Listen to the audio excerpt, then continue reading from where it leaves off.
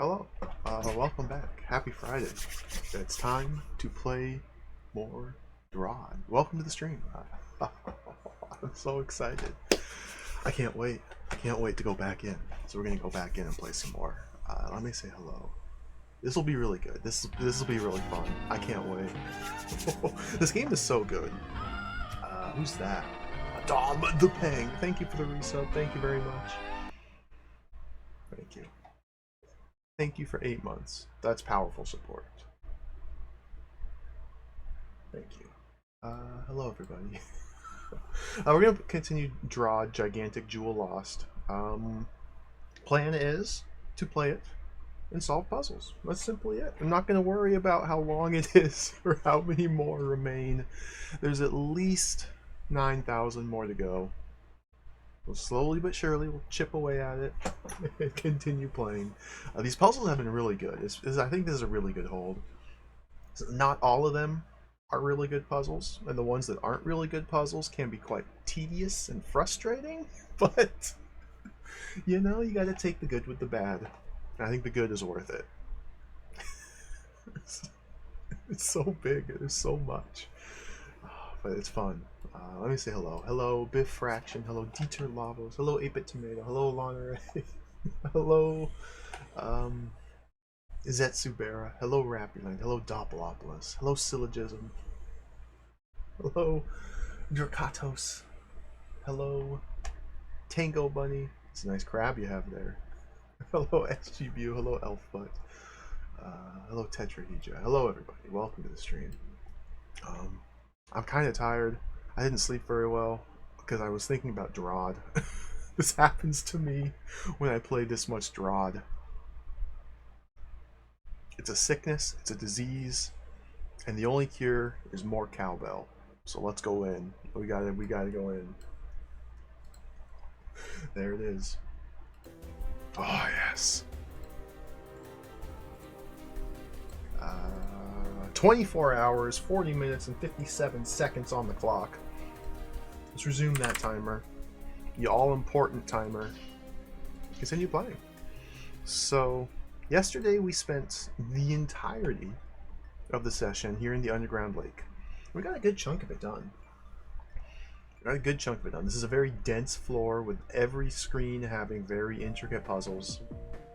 A variety of puzzles. Some cute art. There's a jellyfish. There's another one, jellyfish. The puzzles here tend to focus more on utilizing platforms to traverse water. What else? There's a little slide puzzle, platforms, skippers. Skippers have been really prevalent here. Water skippers and skipper nests. I don't even remember what this was. Getting gel babies stuck. That was pretty simple. Also, most notably, a large portion of this floor has been a sequential series of rooms utilizing stalwarts, working cooperatively with stalwarts to clear rooms. And those are the rooms that have been challenging. A couple of the rooms in particular have been quite disastrous. We got through them. This one in particular, I got stuck for a long time.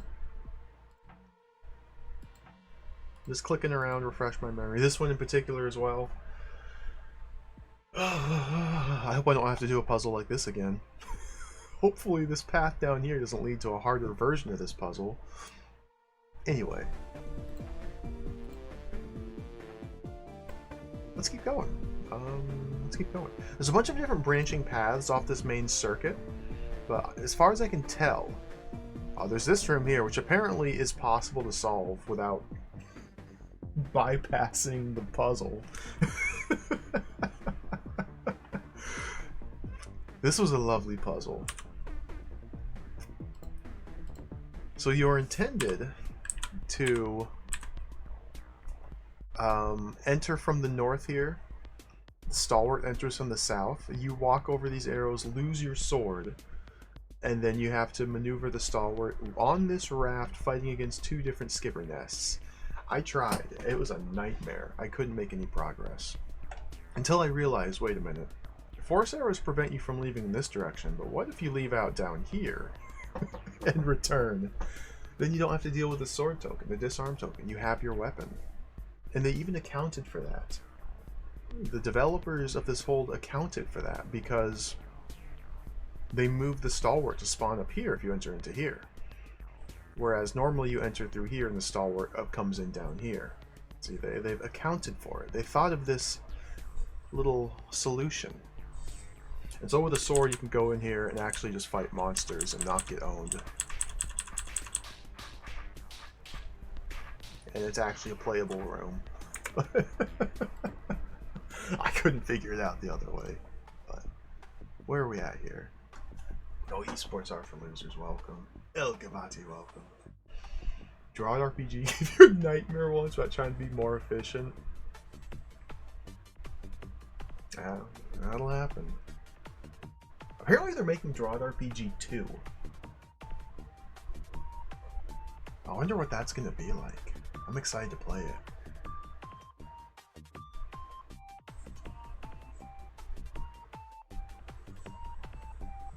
So in this room,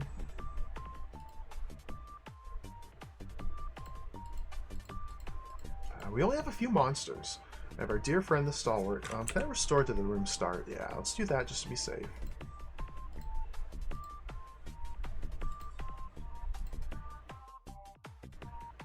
A few goblins in here. There's no tar stuff gate, so don't need to really worry about clearing the tar. In fact, having it there could be beneficial. Looks like the primary puzzle is how to destroy the goblins here.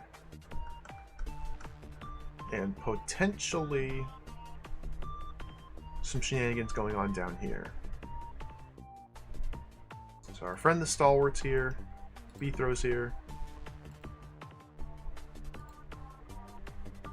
I wonder if I can... No, I'm just not going to worry about those. So after defeating the goblins, Beathrow comes up here, toggles this orb. And then we're going to have some difficulty because these two skippers must be cleared with Beathrow and the Stalwart simultaneously stabbing. But I have to be all the way up here to hit the orb, so that's going to be a little bit tricky to deal with.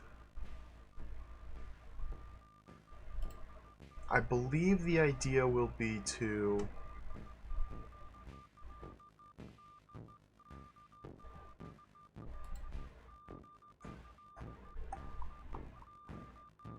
We could probably lure the Stalwart all the way over here after defeating goblins. Holy smokes, that's a loud noise outside. Let's just dive in. Let's start stabbing stuff. See how this plays. So this man has targeted this guy.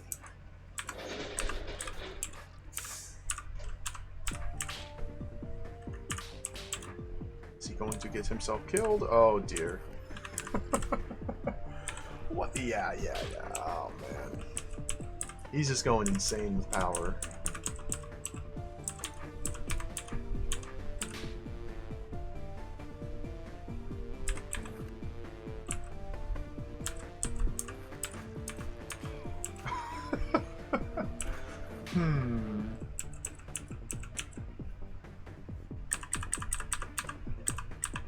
So maybe this is telling me to travel with the Stalwart.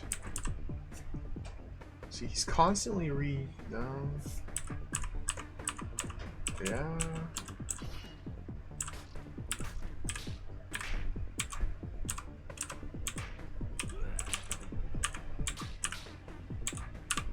Okay. Teamwork makes the dream work. Look at that. Most of the room's done. 3 more dudes. And now the Stalwart remains still. Now, ideally, we could take care of these guys right now. There's a room clear gate here that's open, so once we clear all the monsters, Beather will be trapped up here. I don't know precisely how it works, but clearing the room toggles the room clear gates. If once the room is cleared, a gel baby appears. I don't know if these toggle again or not. Or rather, a tar baby. Regardless, though, the room won't be cleared until after hitting all 4 of these orbs in sequence. Let me try and deal with these right now, I think. So I want to pull this guy all the way over here. See if this is enough.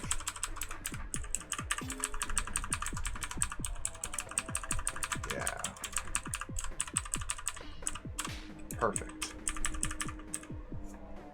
Except for the fact that I can step him through there and then deal with those goblins by myself.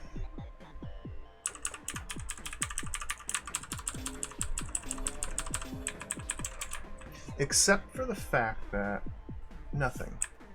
This is just going to work.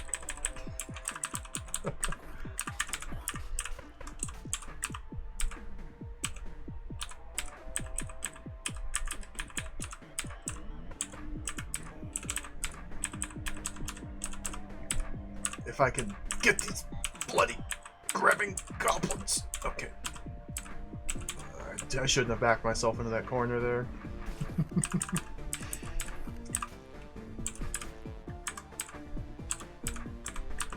I keep waiting for the gotcha to appear.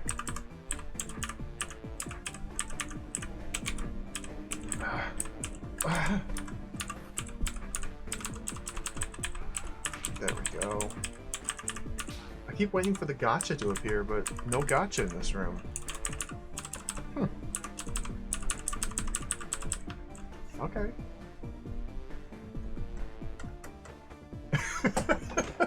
Yeah. I keep waiting for the hole to just end and the message to appear saying we've ran out of energy for the day and have to come back again in 12 hours, or we can pay and buy 35 DROD Kringles and play the next level immediately. I keep wanting to roll for new characters.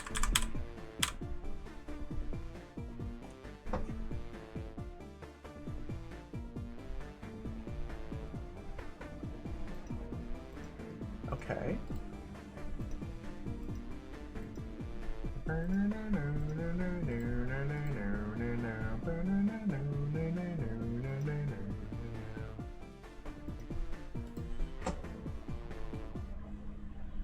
Is this just kill enemies? Is this one of those just simply kill the enemies room? Is there even a puzzle here? I mean, I'm not complaining, but this seems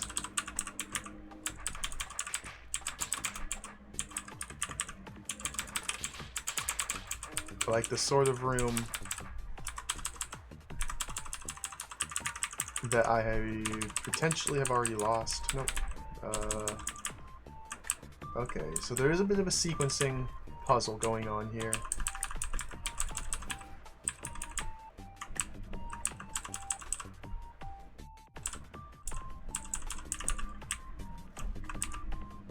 Yeah, I may need his help to pull aggro on some of these or something. Okay. So this nest here in particular, we've got some shenanigans.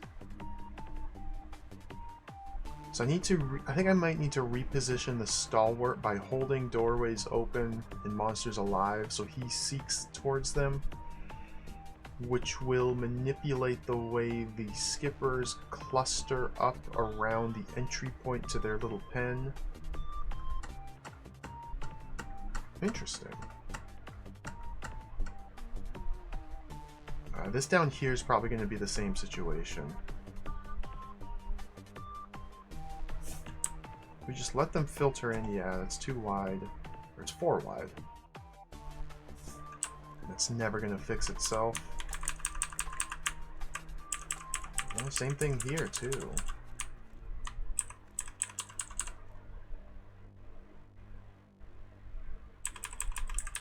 Interesting. Okay. So you have 4 instances, or 3 instances.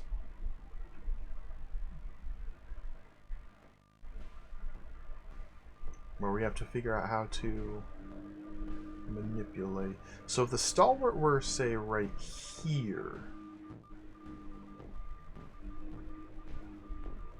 that should attract these guys down to him, and while they're clustering around him, Beethro could come in here, stab the wall, and should be able to get at enough of them to clear this out. You have to do the same thing with this pen and this pen.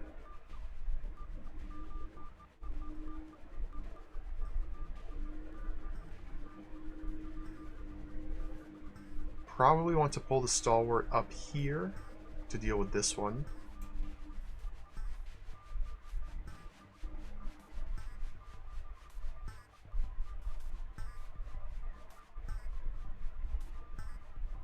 And then for this one,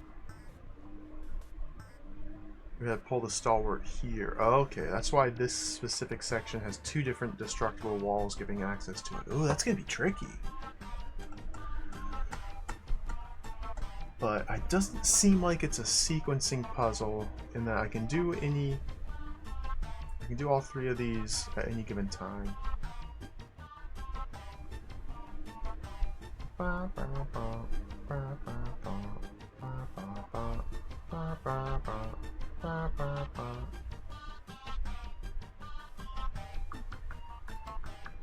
Huh. So if I go like this, let's see, if I were wise, actually, I would capitalize on this opportunity, except... Oh. Oh. This is tricky. Interesting. No, you don't do that.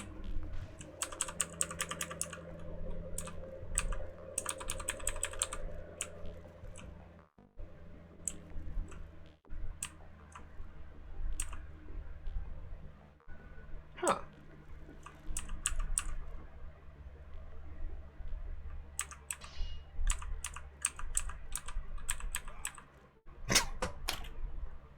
I swear.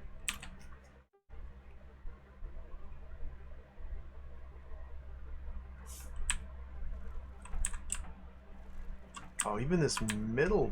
Okay, there we go. Fix that.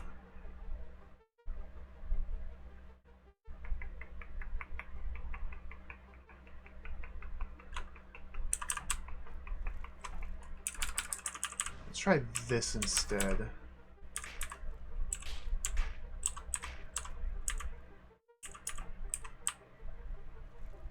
Let's see how this shakes out. With him there... Does that do me any good? Don't do that.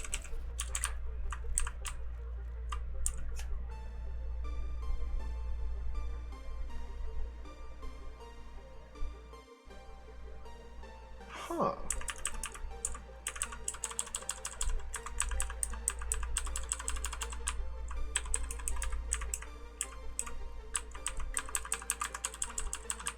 This is weird.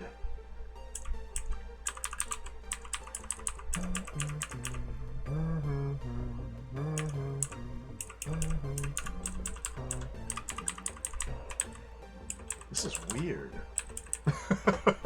So the goal here is I need to cluster up each individual group of monsters such that I'm able to break the wall into their little chamber and stab them without getting killed myself. And the only way that's possible is if,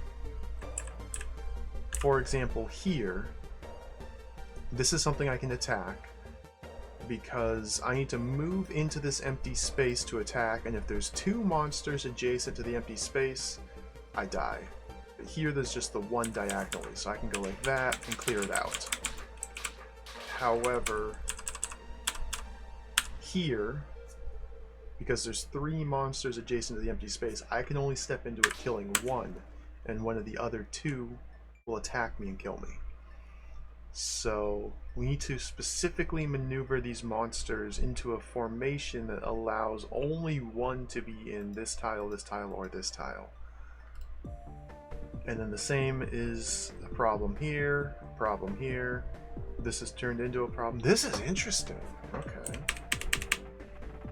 I'm not really sure how to approach this.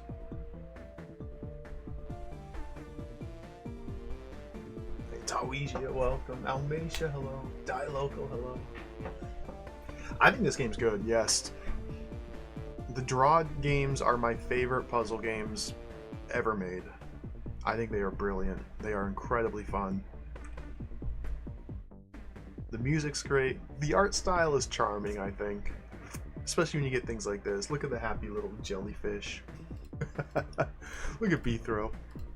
You can touch his nose and he makes funny faces. He even talks to you. My name is Beethro. What? Yeah, I see. What? You got food? Wait, I'm starving. The earlier games were much more punishing. As the series went on, it became a lot more player-friendly. The early DROD games revolved a lot around avoiding death and trying to survive combat more so than like intricate puzzles. And the mechanics of the game kind of played into that. But as the series went on, I think the developers and people realized, man, that's not really that fun. So my name is Beethro. Later iterations of the game are much more about just simple puzzle solving with less punishment for failure.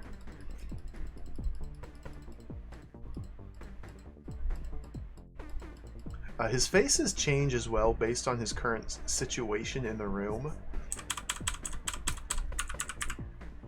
See, he's close to a monster, so now he's thinking really hard about what he's gonna do. He dies, so he does the famous tongue waggle. If he's adjacent to a monster, oh, he's real serious. If you kill him, he makes ah. Oh.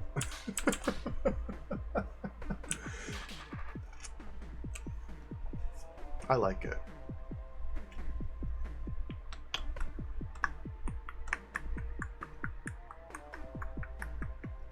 Okay, so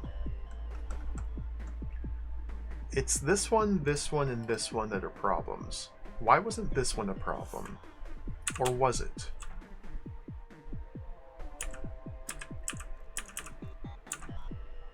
And I can turn some of these into problems. Yeah, so it's... Oh, these three are the problems. Whereas these 4 seem to be ways to position the stalwart into a correct spot to alleviate these 3 problems.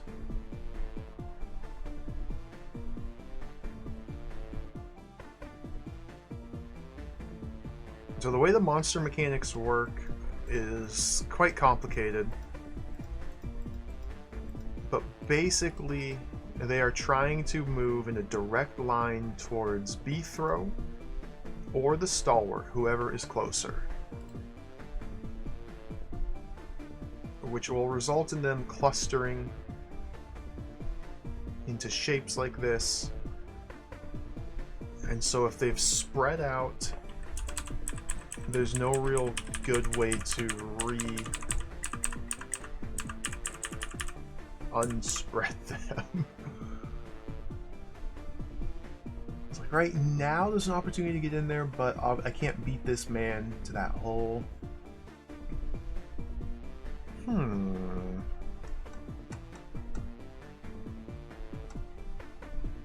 Yeah, I believe if Beethro and the stalwart are equidistant to the monster or away from the monster, they will always prioritize Beethro. Well, let's kind of wander around for a little bit and kind of see how these monster groups shake out. Just because the order that I approach this in is very important.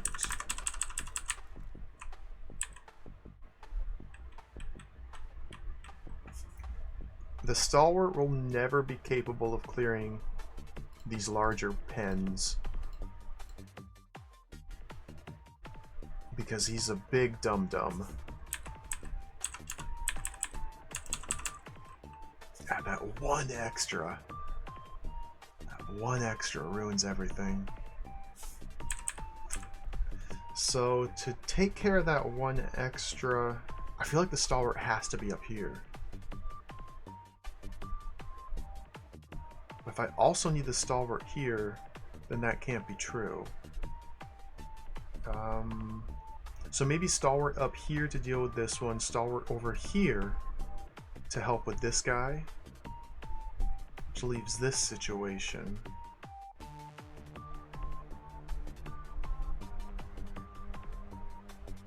This is approachable from two sides. Oh, okay. I'll start trying things. Oh my god. The room is lost.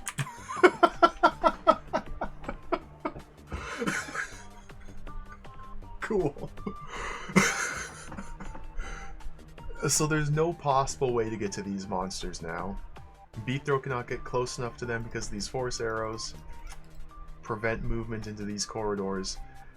The Stalwart does not recognize that if he stands here, the monsters will move to him, so that the game is lost. We reset. Okay. Well, I guess that kind of simplifies me. That kind of shows me the direction to take. Meaning I must deal with these before traveling to these far sides of the room. So...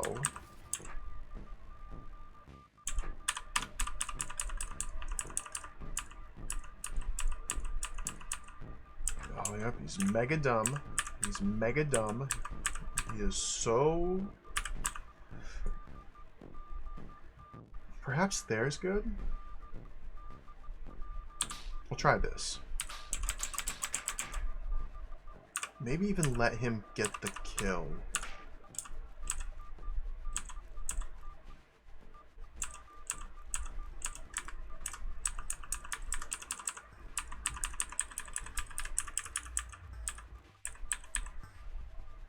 Beathrow comes up here and that ruins it.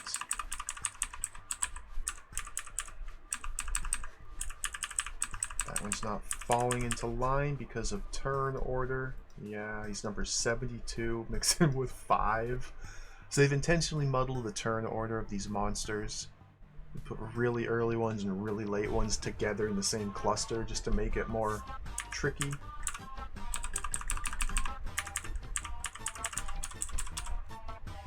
Alright, well, this isn't the correct spot. Man, how do I figure out the correct spot? This is further down here, I guess?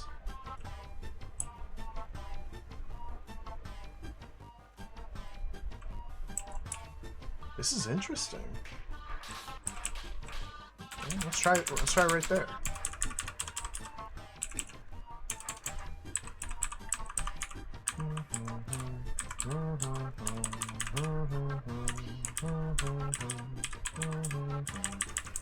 No, don't do that. Take the long way around. Oh, that was close. Like right now it's open. However, stepping forward from here causes this guy to change his target.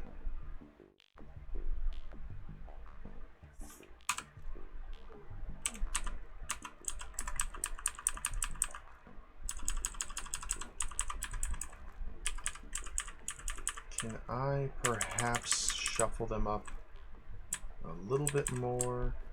Okay, that might be good enough there. Almost. Okay, let's shuffle them up a little bit more.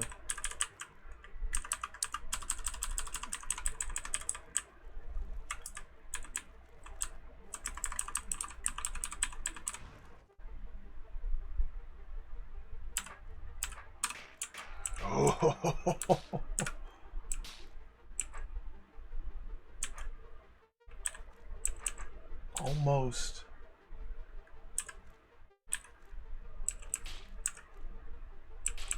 Ah, that's close. That's really close.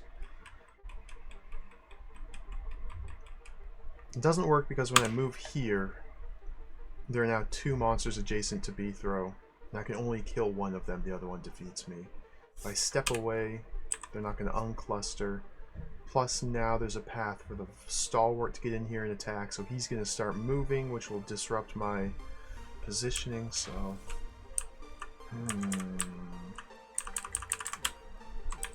Tricky room. Interesting. This is interesting. Maybe just a little bit more shuffling back and forth will be enough to mix things up. So in a room like this, where there's large chunks of monsters you're trying to manipulate, it's kind of hard to precisely predict what they're going to do. Unless you want to spend a lot of time like calculating, okay, this guy moves first, he'll move there, this one will then move next, he'll move there, this one here will wait because he can't move, this one will move. It's just... I kind of just have to feel it out. There we go.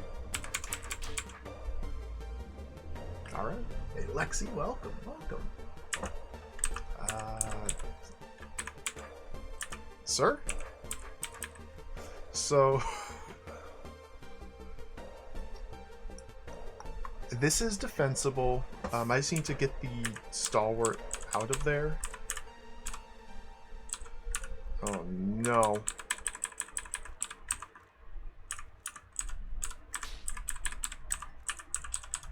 There we go. Okay.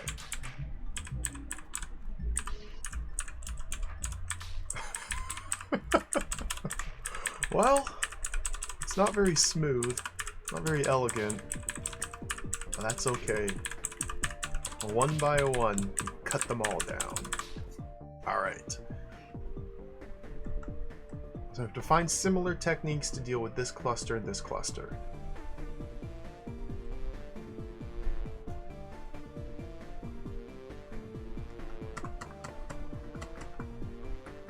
This is a really bad shape here. So the stalwart will stay. I can clump these up into their little 4x4+1. This is going to have to be done here. I'm going to need the stalwart like here. Which makes me nervous about this one. 2 entry points to here. If I can clear this without disrupting these walls, I should be able to do this one with just this wall. In theory.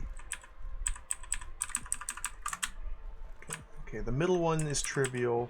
I do not need help. This is probably simply for repositioning the stalwart. To what formation, I can't say. Not every part of a puzzle is...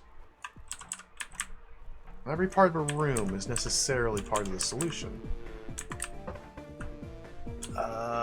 Do we have a problem here? Did this develop into a problem?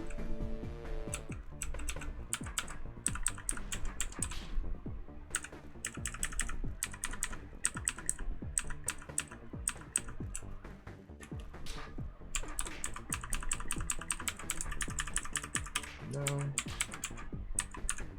Oh my goodness, man.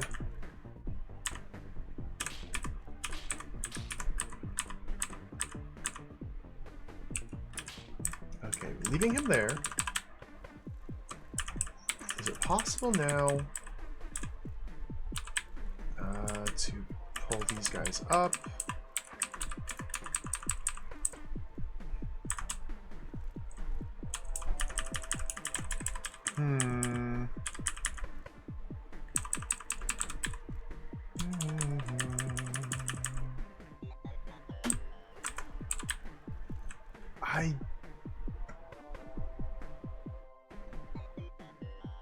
He needs to be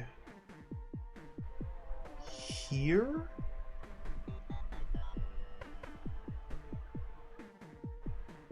holding some in place.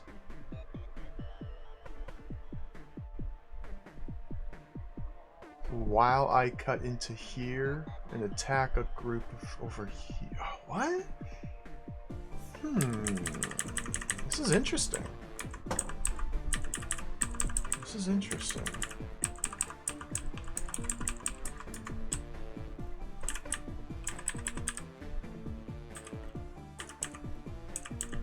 I can only pull 2 off.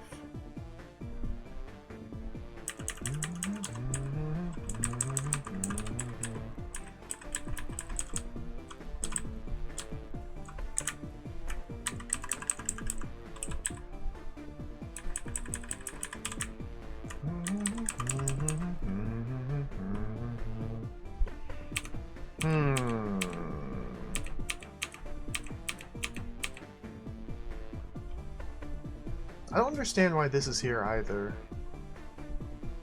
Unless the stalwart being here helps with this room. This is too far away to really be beneficial for here. I think I need to use... I don't know. Let's try using this one.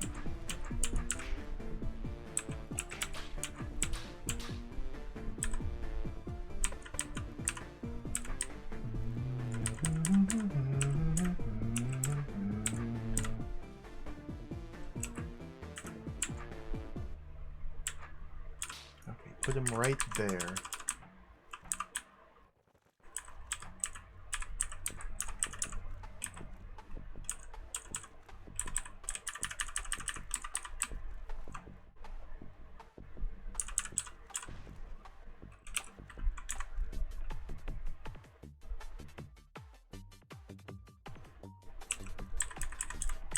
Tricky, tricky, tricky, tricky.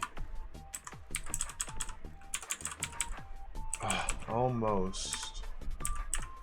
Okay, that one.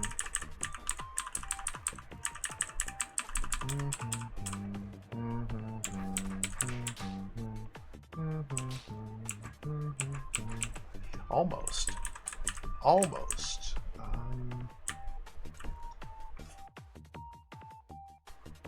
If I could pack a couple more up there, which doesn't look like it's going to happen, because he needs to be standing one more tile to the north. If he's pathfinding into here, it's unlikely he'll ever step up there.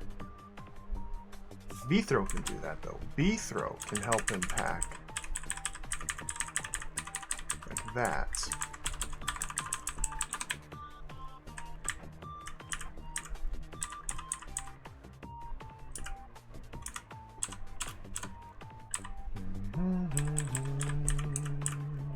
This is a really cool little puzzle. I enjoy this. So stepping there pulls these ones out.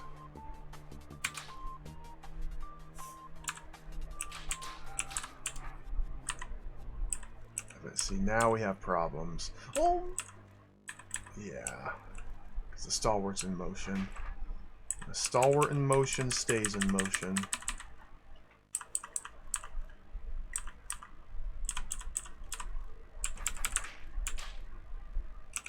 So what I need to do then is grab you and you.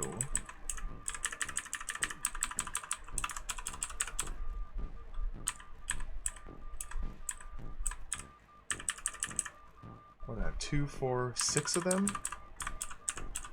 Can I get that number 7, please? Okay.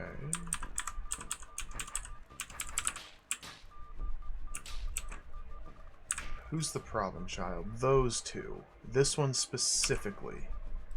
Number 48. Stepping here pulls him to me.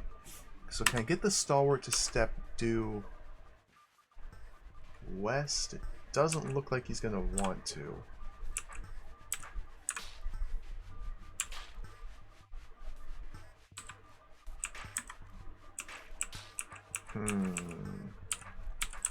Don't think I can pull that one. Well, I did. And he got replaced. This is a very strange and finicky little room. It's an interesting spin on it, like a classic style of DROD puzzle. Monster clumpage is classic DROD.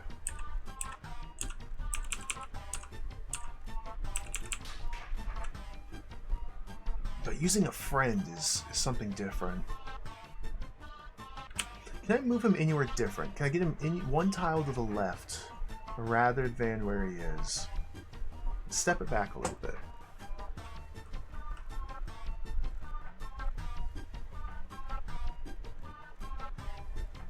Step it back along a bit.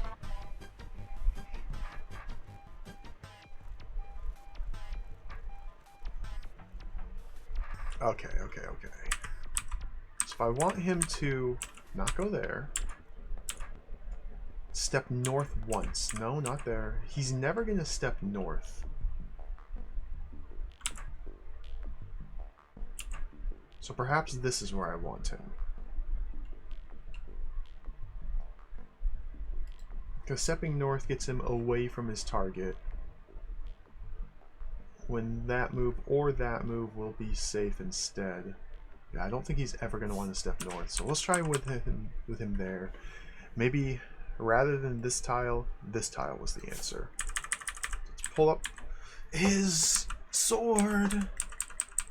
I don't think this is going to work. Maybe if he had a different sword orientation. Can I coax him into changing that? There we go. Dude!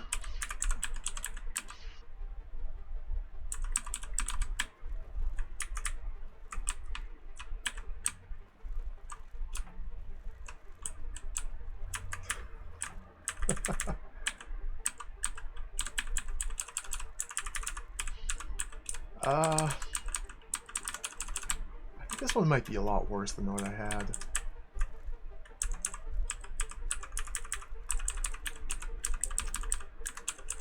Yeah, that's worse. What in the world?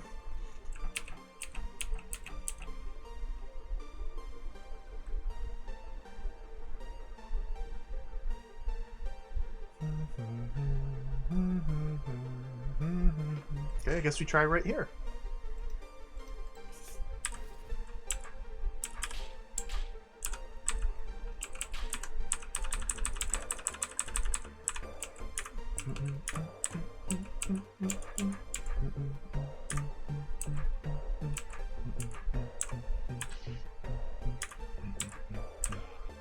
Oh my, sir, you're not moving where.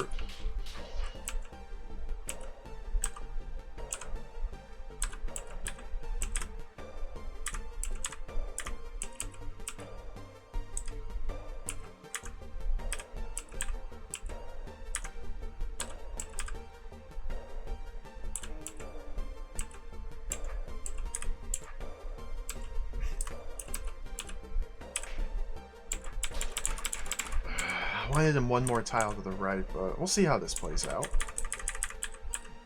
Maybe it's good enough. What a strange, cool puzzle. I like this. This is interesting. Peel off a couple. Gee,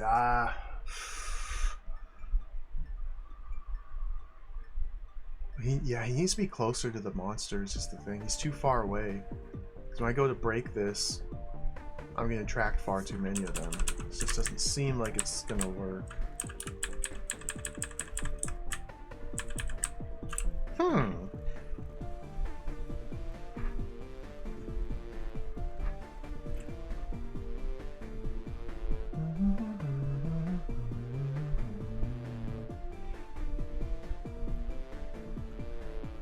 It seems like this is the spot for this pen.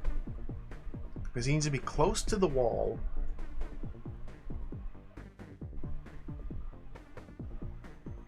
But also far from the entry point.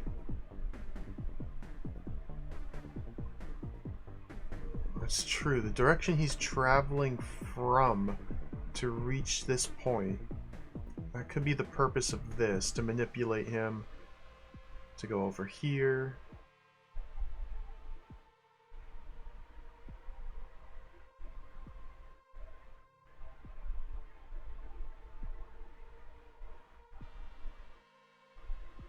Huh.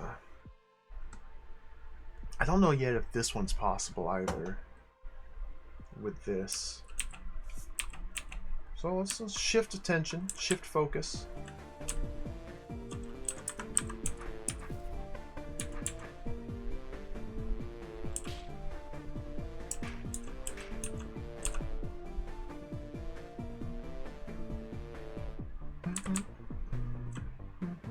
What was that?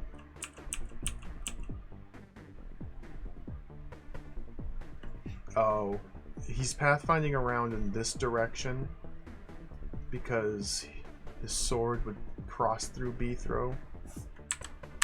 He turns his sword to orient it better for his journey, now realizing this is a viable path. These guys are so goofy. The way they move and behave. It's so weird.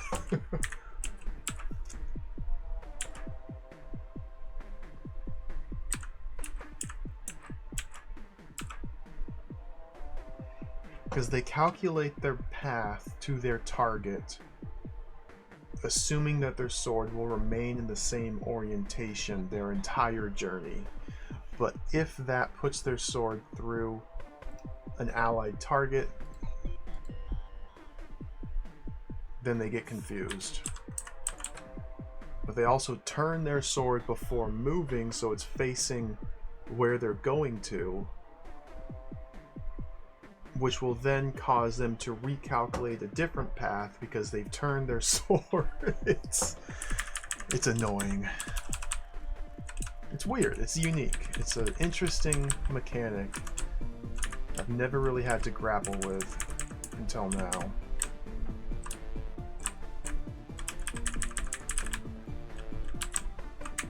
Can I even do anything with this? Like, what?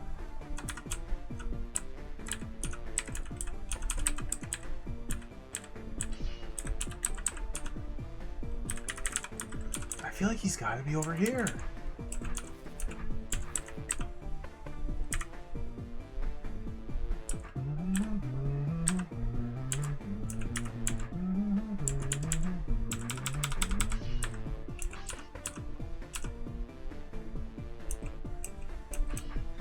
That a little bit bad.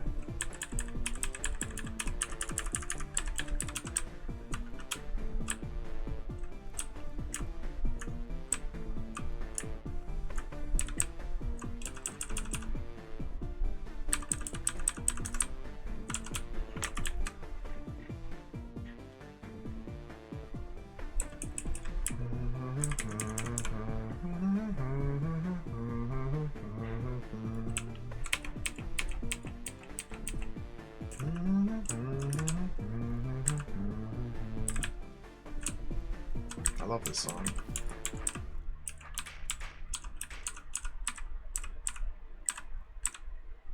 I can also stand right here, Beethrow and sword blocking the entirety of this passage, and he considers this path to be walls, so he will now always go this way regardless of sword orientation. Now he can slip through there.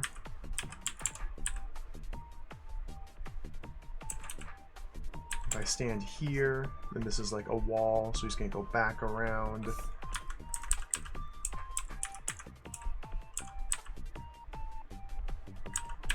Now he will never move again. God.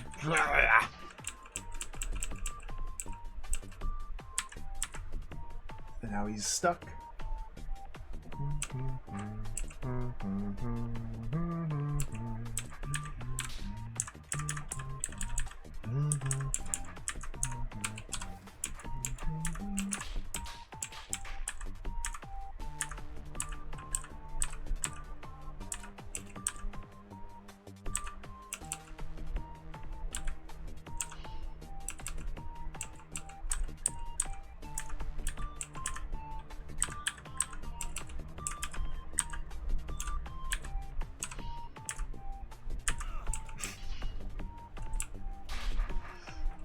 This is weird. I got one of them down. The way I got this one cleared by planting the stalwart over here, pulling as many skippers to him as possible by multiple trips back and forth, and I was able to cut in here and just barely get to it.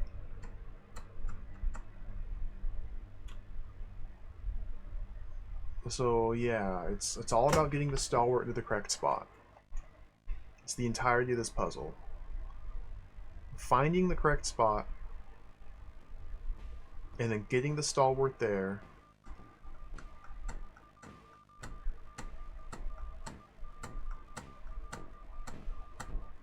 How do I determine the correct spot? Like this pen especially, the secret wall, my access point is right in the middle of this bottom wall.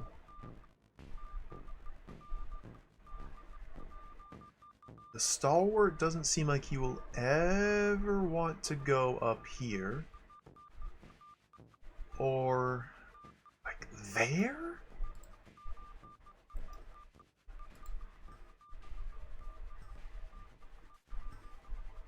I think I tried that but wasn't able to make it work.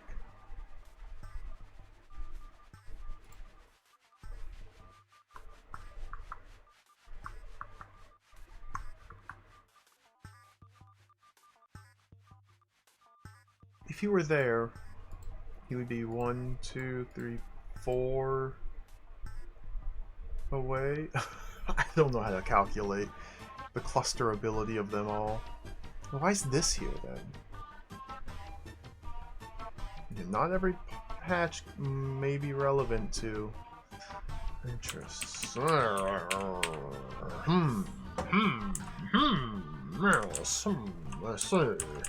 Let's try getting him up here again.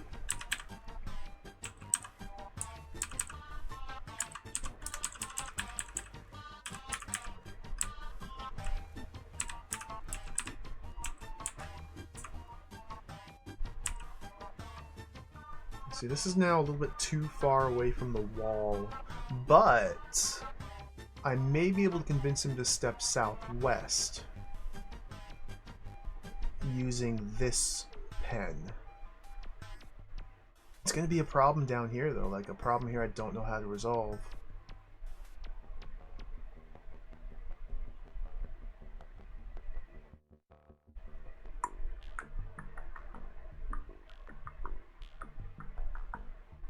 I'm using these guys for this one. I don't have any tools left for this one. We can't position the stalwart south down here. Stalwart must be on the northern edge here. Meaning I need to use that. If I need to use both of these sides, then I don't know how to do it.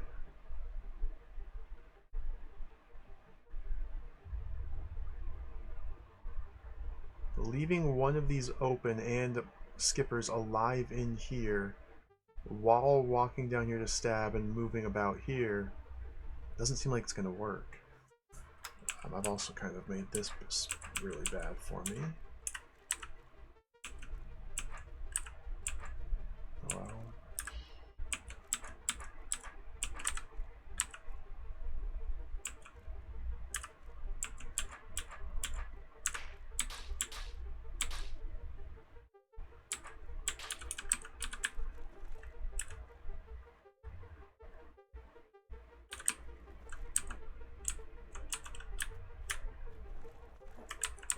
This one's gotten bad.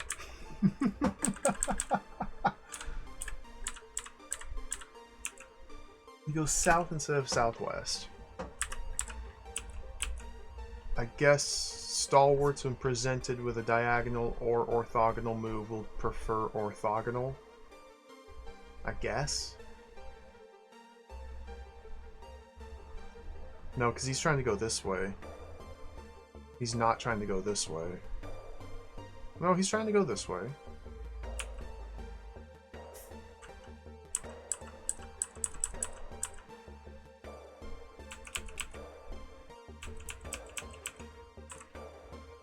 Now he's trying to go left. Now he's going to go right because sword orientation. He wants to reach this guy. His sword prevents him from stepping onto this tile, therefore he's taking this path. These guys are a bit rude. Huh. These guys are a bit rude. Not a huge fan. They're really giving me a hard time here.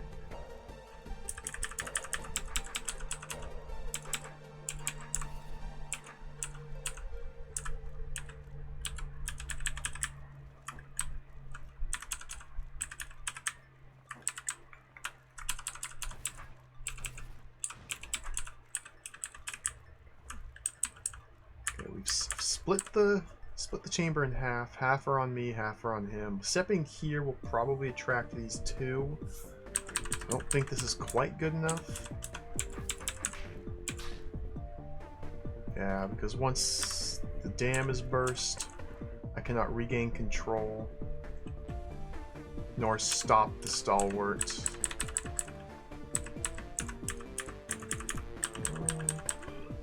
You bloody idiot.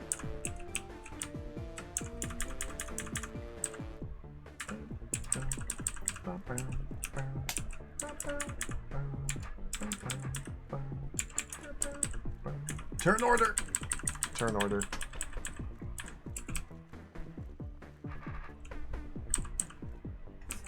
I guess if turn order were a little better, this would work.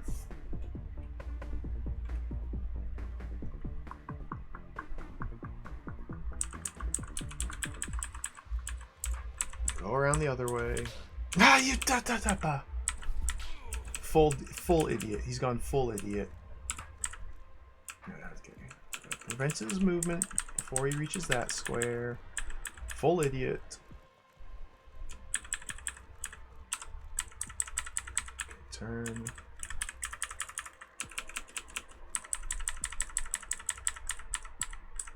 He's dead.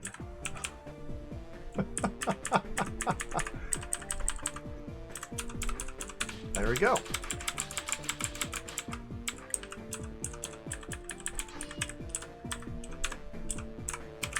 Well, I don't think this is good because I used up all of these skippers to kill these. I don't know how to deal with these ones now. But something. It's potential progress. So the play there was having him stand up here allowed me to kill just a couple of these skippers, which was then enough to, while keeping him in motion down here away from the skippers, Beethro was able to cluster them into correct formation by himself to kill the rest. So in here, what's our number again? It's 16 plus 1, because it was a 4x4 cube plus 1, and that 1 extra was the problem. So I can do a similar thing here, where I simply kill 1 or 2, just 1 actually, killing just 1 of them, and then pull the stalwart away. Beethro by himself will be able to manage it. If I have understood correctly. I'd like to kill more than 1. Turn order could still make it a mess. That might work. Okay, so let's see what I can do about that. The closest I can get him now is probably down here, which might be good.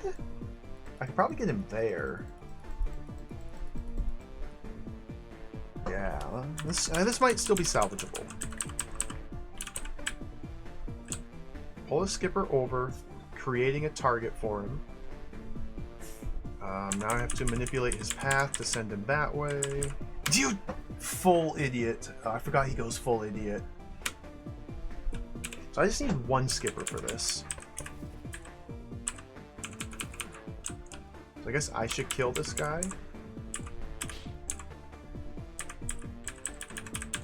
And then...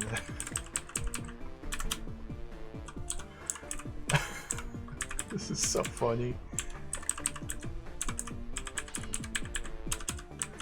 And now they are lost forever. So we have to give him a different viable target. It's getting real messy here. This is... I forgot that this is a problem, too.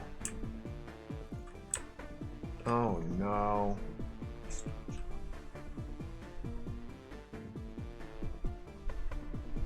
Well...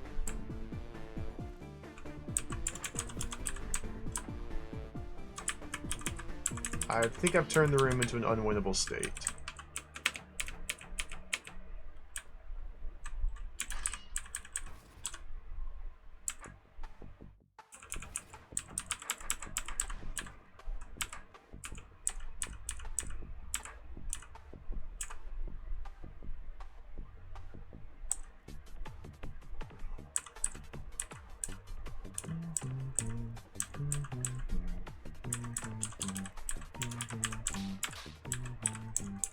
Exact same thing just happened.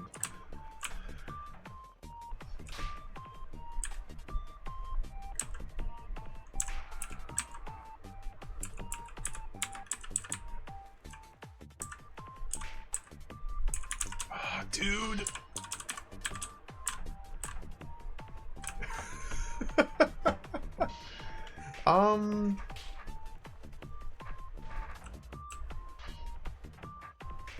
I've got issues.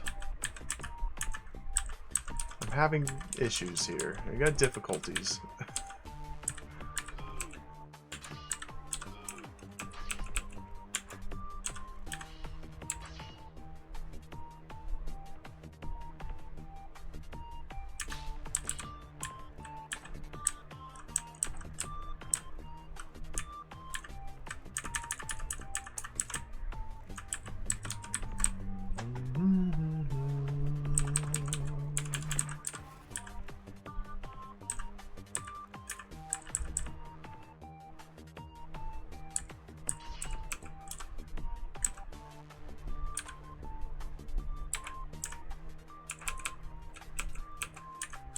I don't know about this.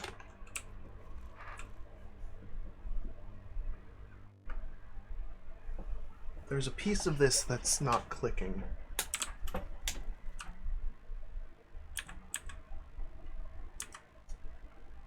This is more of a trap than a tool, to my benefit, it looks like.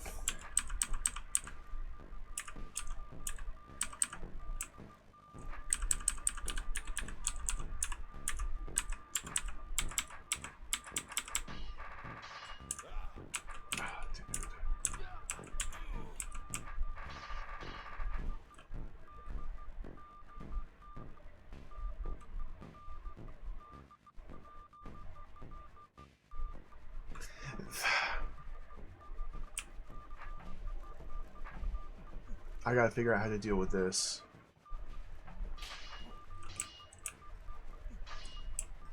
I got a big problem here.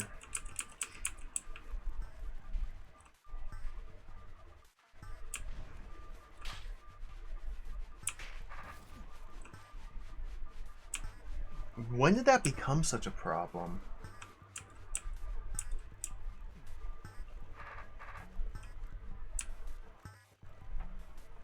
It's been a problem for a long time. As soon as these flatten out, it's a problem. And, oh, okay.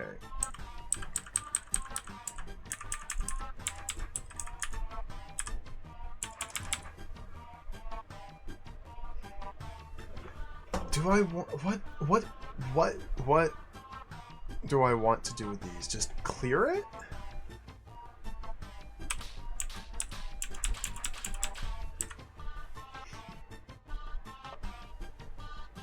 If I simply choose to clear this,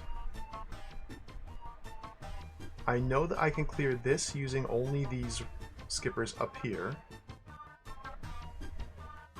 which will then force me to contend with this using only these.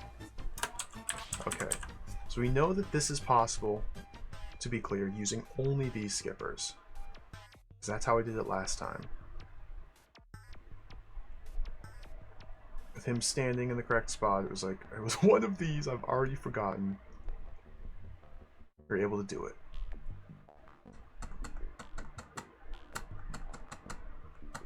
I don't need to worry about these. These were not involved, because after breaking this, I'm able to release him from his spot and send him moving back and forth. So let's see if I can get these using only these. Like, the idea, the principle seems to remain the same.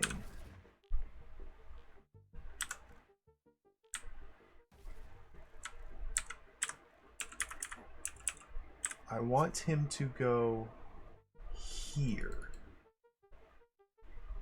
Which will not happen by going like that. I need to pull him up this way.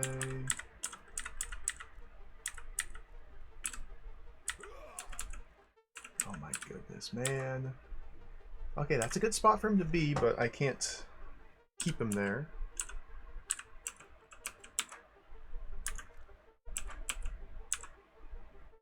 That's like a perfect spot for him to be.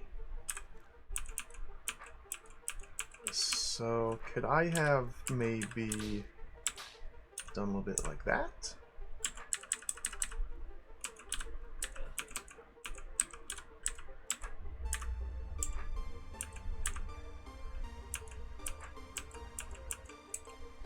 Man. What a fiddly room. Okay, with him there, that's where I want him, I think. I don't seem to be able to deal with the skippers, though, with him so close. I have to get rid of one more. Yeah, I just need one skipper. That's the piece, the missing piece of the puzzle. I just need one skipper.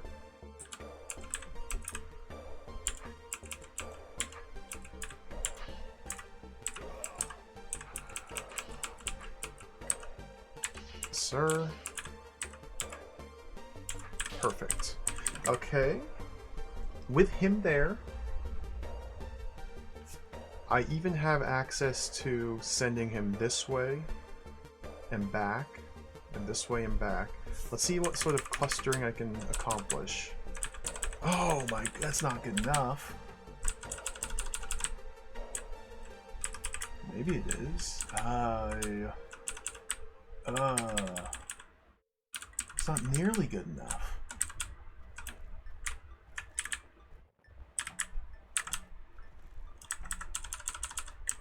No, I gotta use these. Yes, he's gotta be on the sidewall, not the entry. If I'm using these, then what is the deal with this one?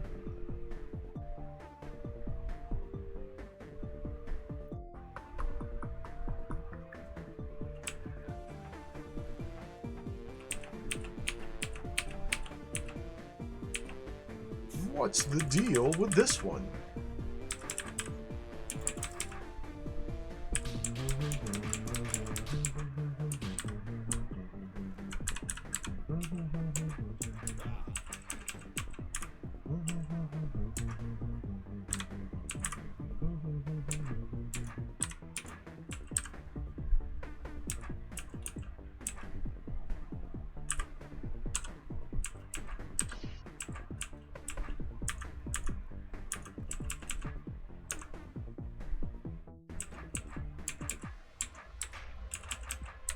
Trying to get him here or here without getting me killed. There we go. I don't think this will be quite good enough for this, but maybe it will just work out.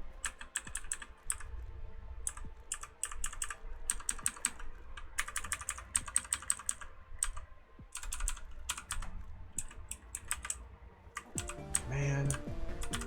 What a strange and fiddly little room.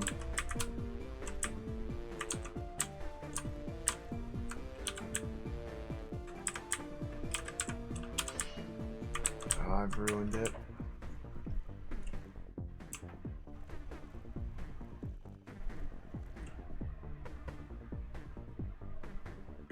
He's gotta be farther north, yeah.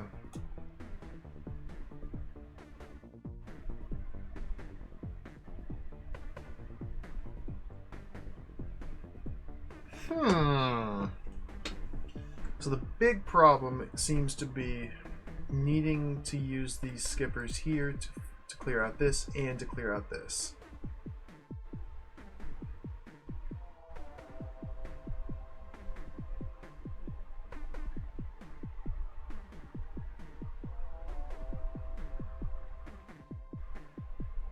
I don't see how I can make that happen. I don't know why these... Oh my goodness. I'm getting owned here. The previous room was so easy. I got my guard down. I gotta be careful not to...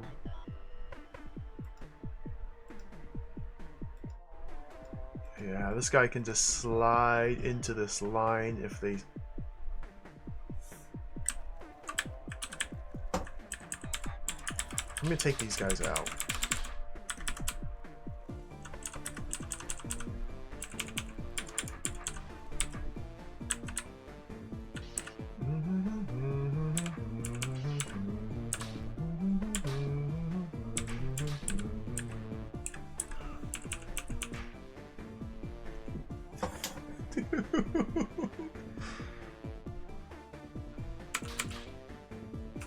Okay, he's where I want him to be. Will he ever stay there, though?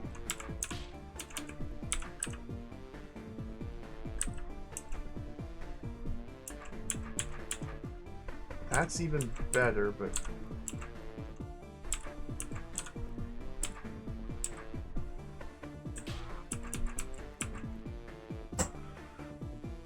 Oh, man. Manipulating these stalwarts is really, really difficult to do.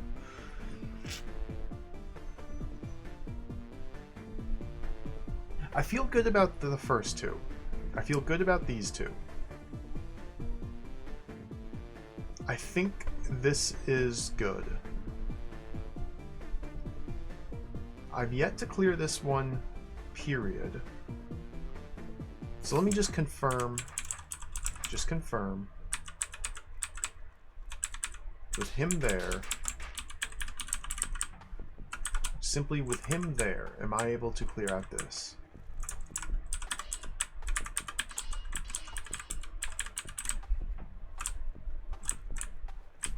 I don't know.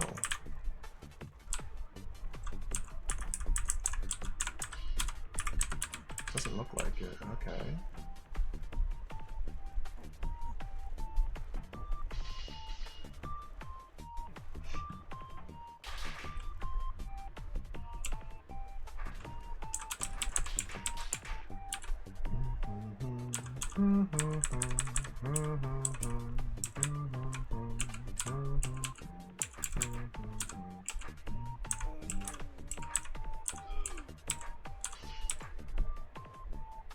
There?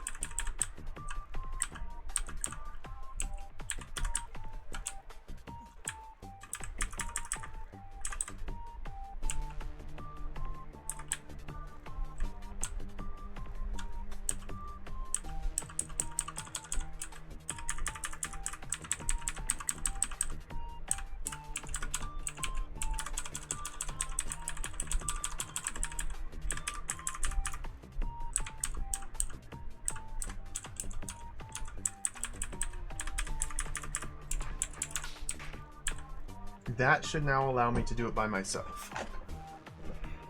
Still dealing, we still have the problem of this.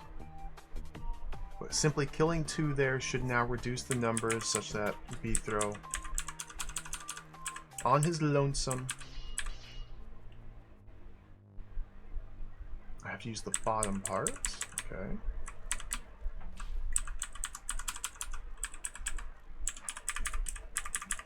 Can go like that. Yep. Okay. So I can clear out this pen using these skippers, and I can clear out this pen using these skippers. That's a conflict of interest. So I need to either find an alternate solution to these guys, or figure out how to preserve skippers in here so I can use this door to reposition him without killing all the skippers, so I can use another one to reposition him up here. That's not going to happen, I don't believe.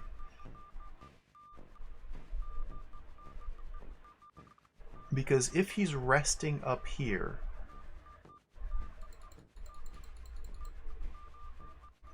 then any skippers remaining alive here will naturally gravitate towards him.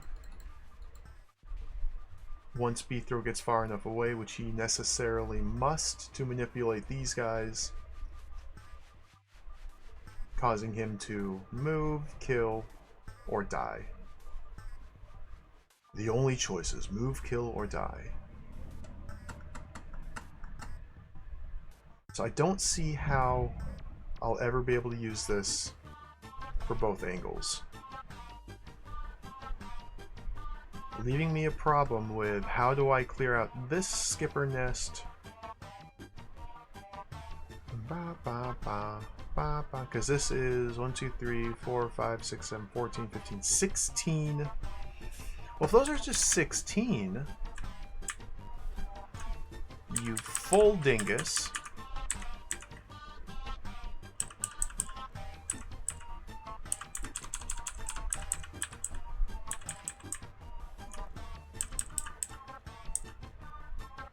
Oh yeah, because it's 3 and 3. So after killing 2, I made it into 14, and then it was doable. Hey, Kagarado, welcome.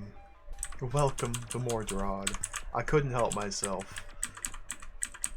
I gotta play more. Just love this game too much.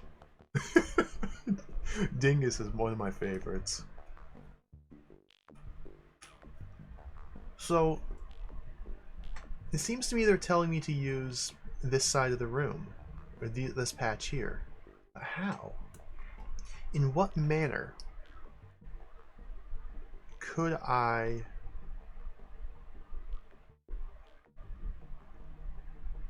move the stalwart all the way up here or here while having him try to reach this? It's just not going to work like that. So yeah, I'm missing something here, obviously.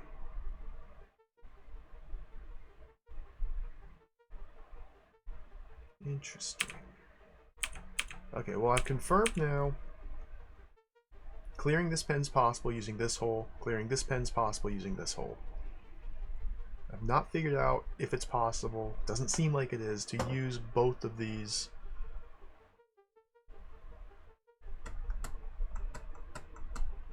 So what are my other tools? These skippers and these skippers.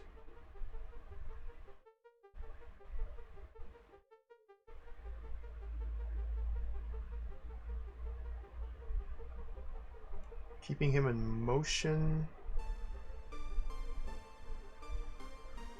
Unless there's some bizarre interaction whereby...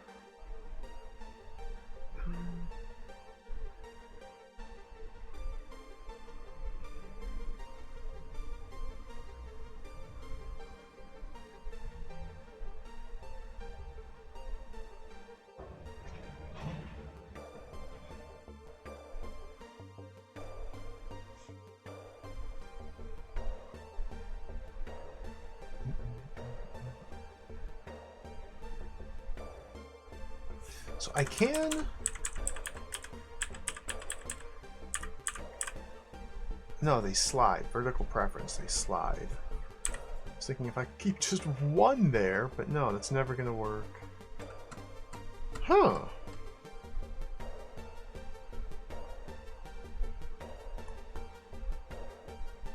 Bloody dingus. Okay, well... Alternate approaches.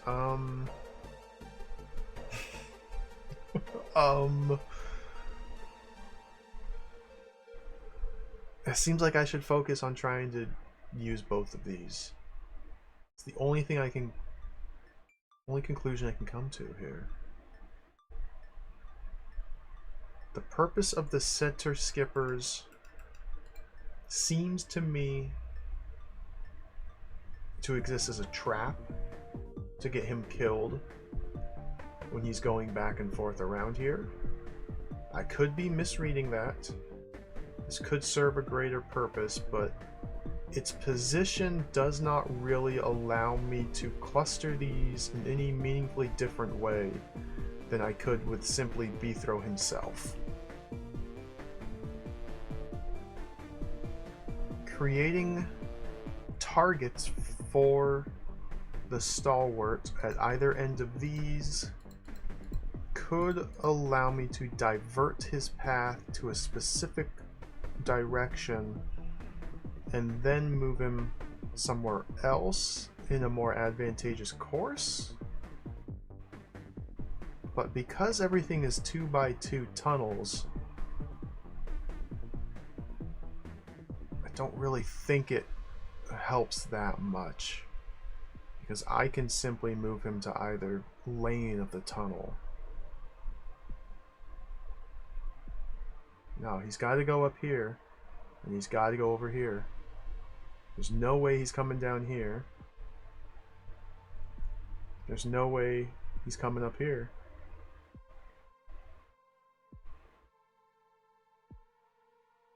At best, I can get him like here. He needs to be higher up.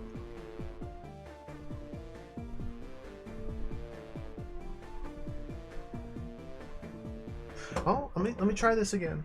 Let me try using these again. Perhaps I have misunderstood a potential pattern of movement.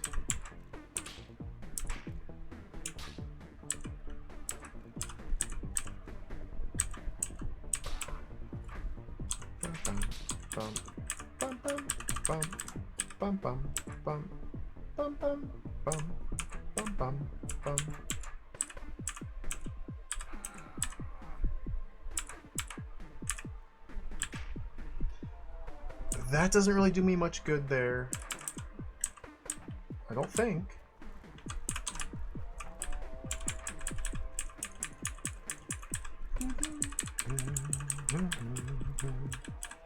Next, when I move here, I grab most of them. Not all of them. Okay. I grab most of them. Oh dear, yeah. Just go there.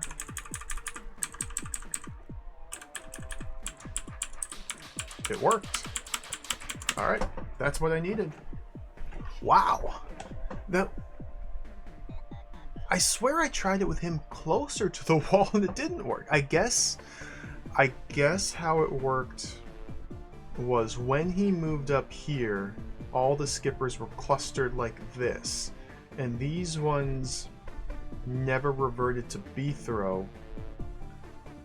Keeping this line here made all the difference. It made these ones never reposition to retarget B throw and instead focus solely on the stalwart, whereas if they were more spread out, it wouldn't have worked. I can't explain. One of the challenging things about these puzzles is it doesn't feel satisfying at times to clear them because I can't really explain why my solution worked. I like to, when playing DROD, feel like I fully understand the puzzle and the intended solution after solving it. But with many of these stalwart puzzles specifically, I don't get that feeling. So it's not as satisfying to solve. Alright, well, we're through. So now I need to get him here.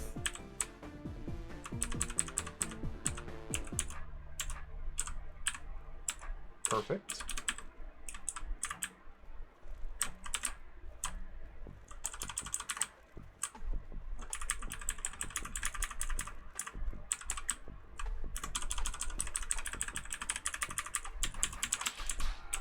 Okay, it's good enough.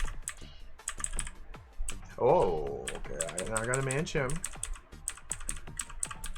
Being careful not to make this unwinnable. This is still... Okay, wait, before doing this, I have to defuse this. Because I'm gonna have to send him on the runaround back and forth, and it could easily turn this into a unresolvable issue.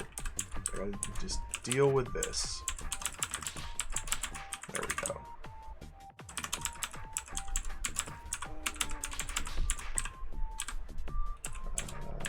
Come here.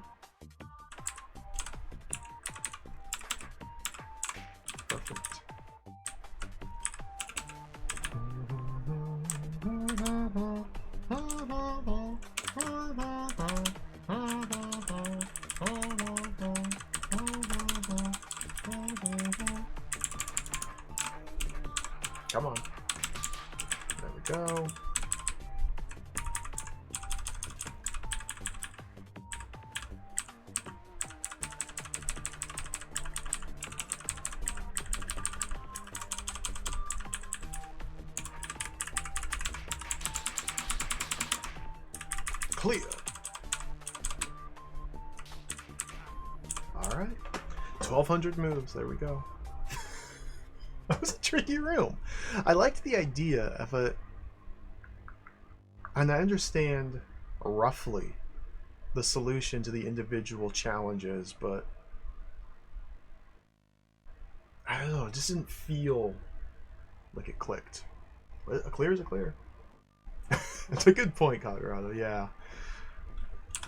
With how difficult these are, any solution, period, is good.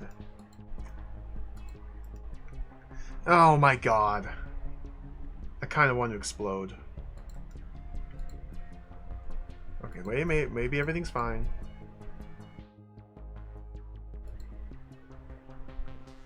The reason I freak out, I'm seeing tar shapes that must be double stabbed, and a tar stuff gate. There's a goblin, there's a mimic. The mimic will be unleashed when... Okay. So as long as Beathrow and the... Okay, we have a sword orientation constraint. There's some shenanigans going on up here. This is a return from a secret. Not a go this way to reach a secret. Unless I walk up through here, stab, stab, stab. Okay, this is a go-to secret. This might finally get us on this mystical track up here. I'm being forced to orient my sword to the northwest, it looks like, to sneak through here.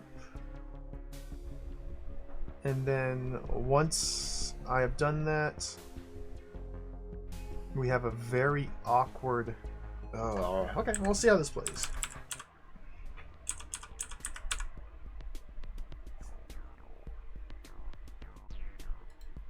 Stalwart's not involved at all. It's me and the mimic. Oh, thank goodness.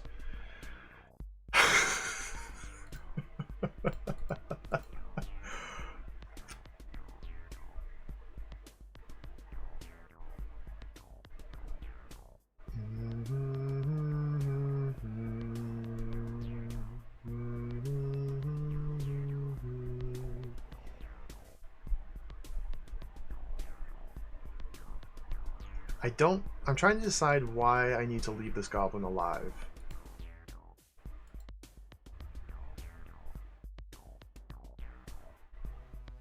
Why can't I simply kill the goblin and leave down here? Because this must be a secret to the east. There's no reason why I can't simply kill the goblin and move on. Re-entering the room from here may or may not be possible. But doing so would allow me to choose a different sword orientation for Beathrow relative to the mimic to make cutting these easier. Because as it stands, well...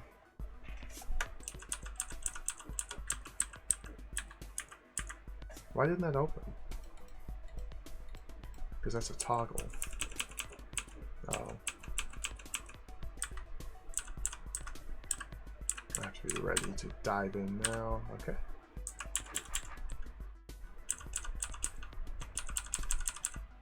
The mimic, or the goblin might be necessary for leverage for the mimic.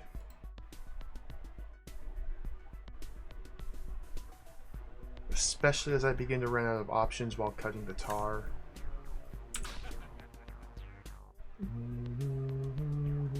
Getting Beathrow up there is definitely going to be no easy feat.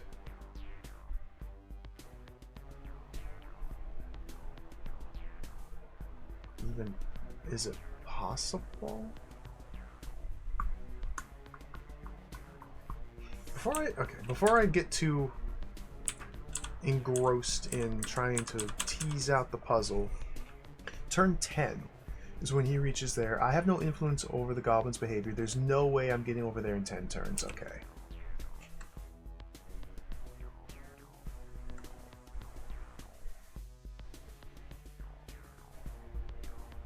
Unless I were to enter from down here.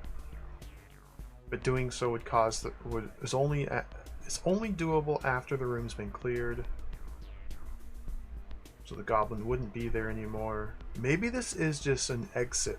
Like, there's all these paths that look so tantalizing, but they also seem impossible to reach.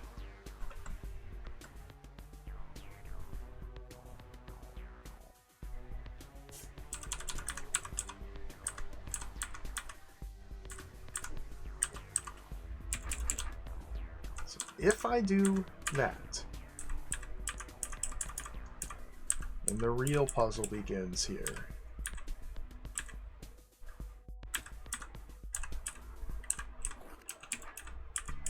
Oh my god. Oh, baby. Well? Okay. So I want to be standing here, take a southwest step to stab that. Mimic needs to be standing here, so that the southwest step would slide him there. So that's 1, 2, 3, 4 south and 2 east of Beethrow. 2, 4. Oh my god, come on, man.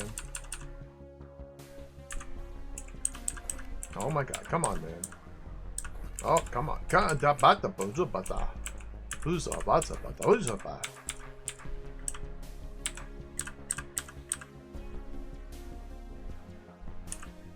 This isn't right, is it? I'm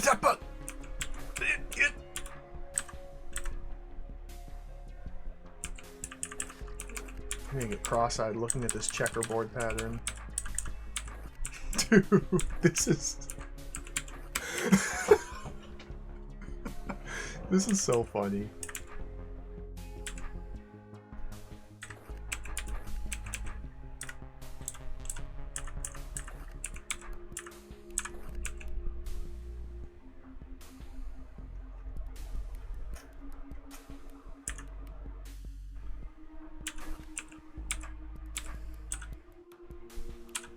It needs to be right there, while Beethrow is 2 more to the left.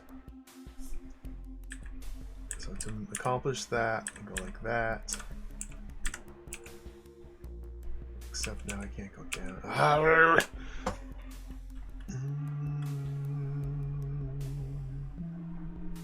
I have a feeling the goblin's going to be necessary in the long run here. Why, I can't say. I just have that feeling.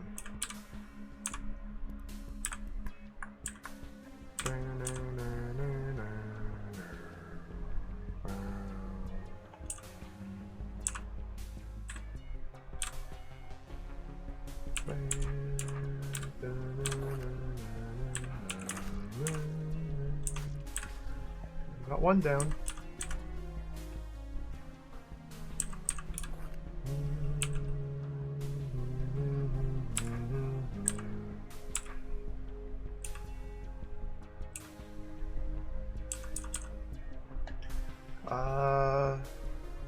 So iterations on that, or rotations of that setup will work for this, this, and this. Oh, not necessarily.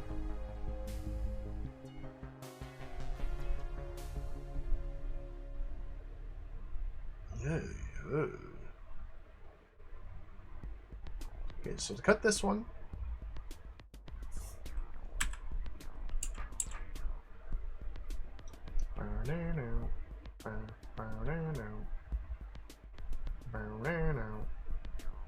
I want you to be there.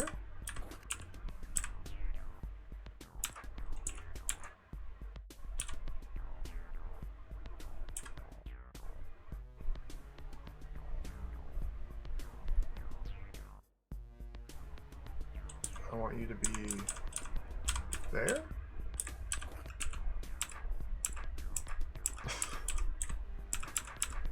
Like that. Okay, so these ones the long ones, we can position them correctly and then spin to cut. The heart shapes, I have to move into place and cut. Based on my experience with that one and this one.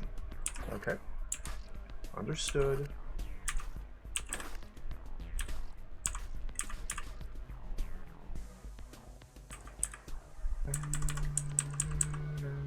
So for here, I need to use these as a backing to slide the mimic into place. So mimic needs to be where? I think I've already screwed up. Yeah, I need to prioritize the hearts first. Okay. So with mimic here and B throw here, it wouldn't work.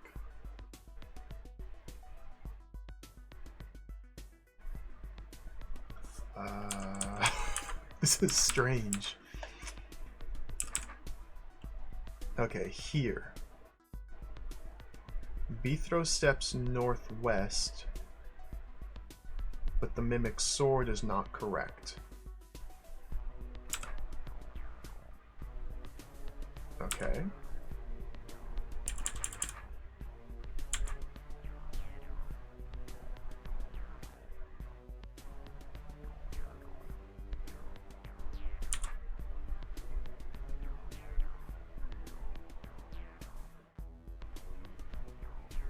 With the mimic standing there and B throw standing here. B throw standing here, mimic standing there with this sword orientation. B throw steps southwest, stabbing. Mimics tries to go southwest, cannot, slide south instead. Okay, so I don't need... I can work clockwise like this. This should still be doable. Okay, so I can cut this. So now we're pushing the mimic there, B throw there.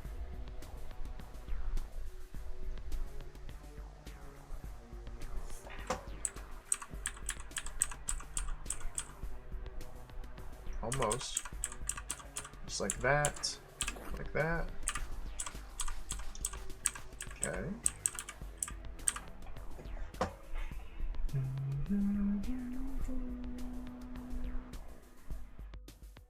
And just rinse, repeat.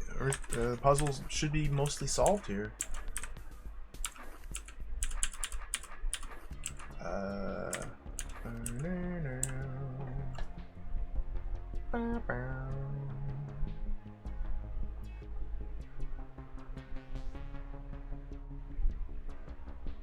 What am I doing? What am I doing again?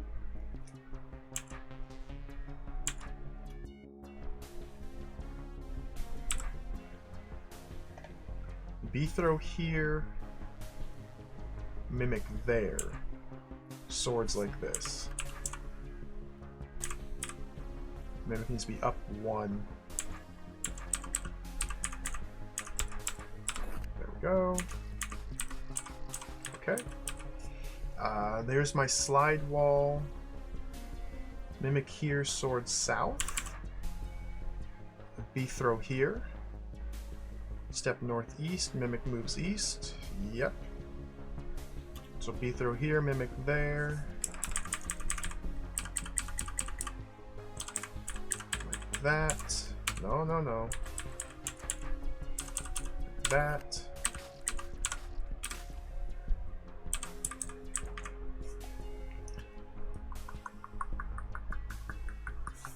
He's always giving me pause here.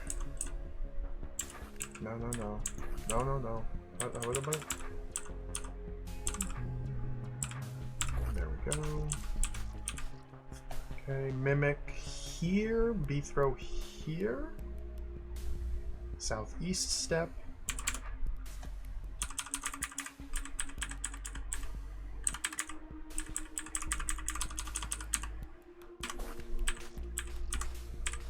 Okay.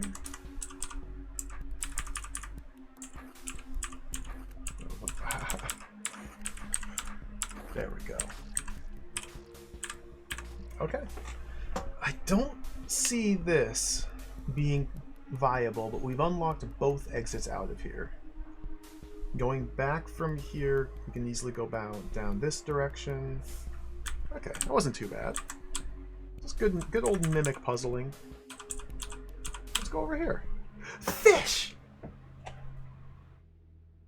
Oh, that was worth it. That was totally worth it. We got fish. Look how happy he is. Fish.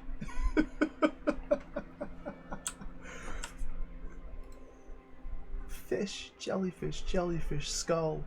This is a cool floor. When the puzzles aren't making me confused and mystified. Oh, I'm confused and mystified instantly.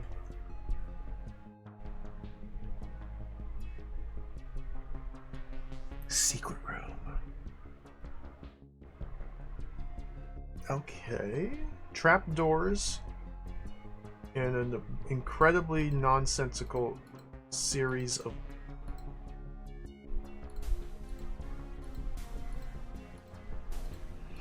of course.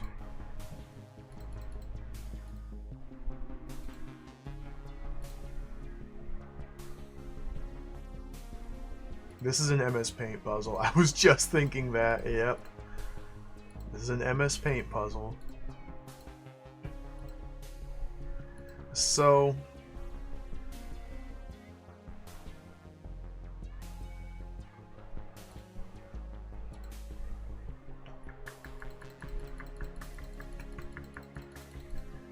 this adder has to reach here and no further. And then the bomb, which I can step on here, will kill it. This adder has to go all the way around and stop here, where I can stab this and kill it.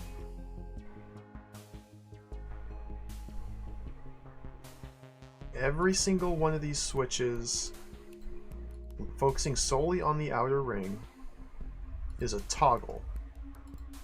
So stepping onto a switch toggles the doors, stepping off of it toggles them again. So the total number of switch presses I can make is, what?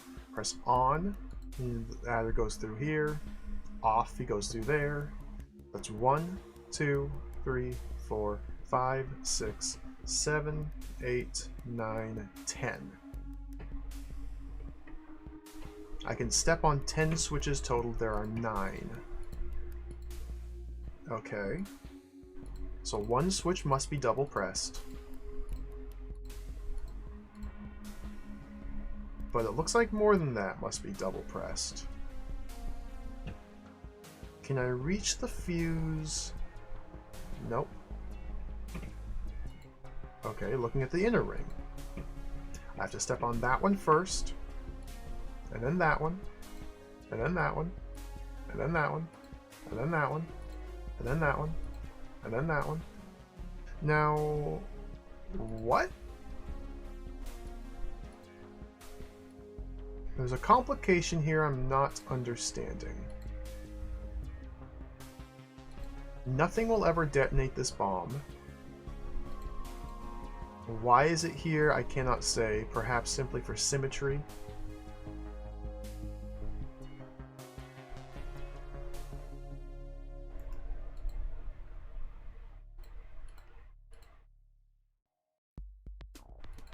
So is this a case of just simply routing?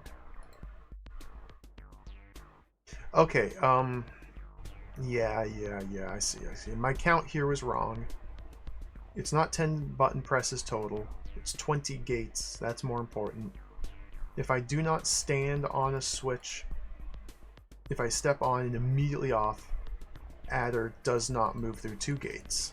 But if I stand on a switch, adder does move through 2 gates. Okay. So I can choose to send this adder through one gate or two, depending on how I move through the switches. That gives us 20 switch presses, well, 20 activations. They're half press? Does releasing a switch count as a press? Shoutouts to TJ Henry Yoshi.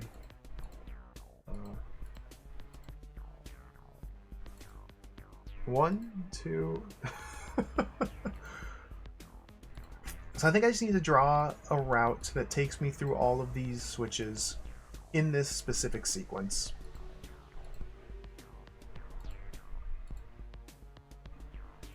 Yum. Starting down here and ending here, but weaving through all of this. We have 1, 2, 3, 4, 5, 6, 7, 8, 9, 10, 20. Okay, yeah, so we never want to stay on a switch. There's 20 doors between the adder and the bomb. There's 20 switches that must be pressed in sequence to get the adder here. Okay. Microsoft Paint.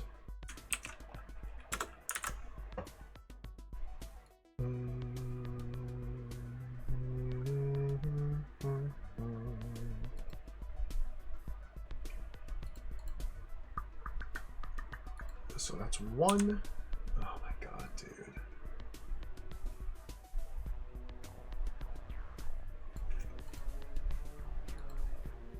2.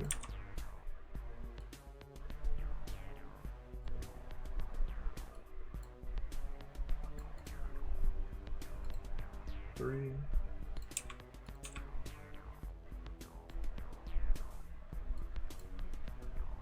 This is a secret room. Not required for progression, but we're gonna do it. 4. I feel like there might only be one path that's possible. 5.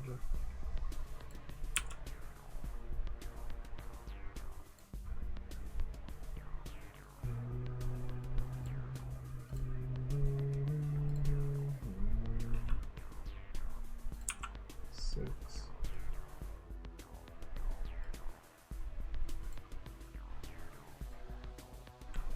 Ah, dude, this is nuts. 5, 7.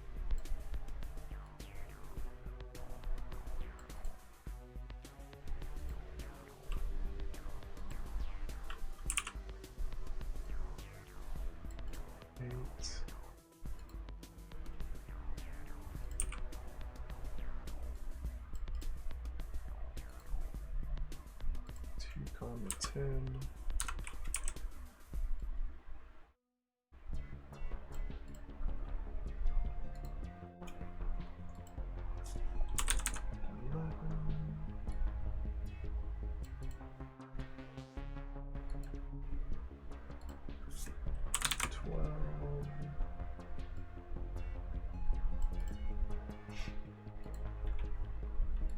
Okay, this is the first time pressing this switch down here is number 13. 14.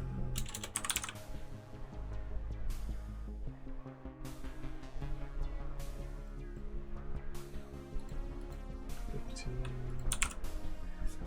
This is a lot of back and forth.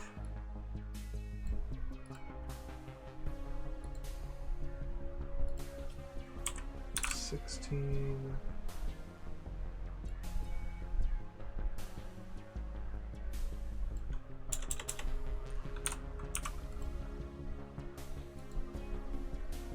I haven't pressed the switch on the left at all.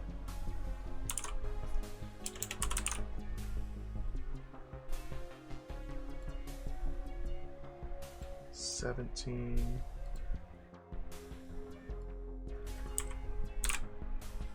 18.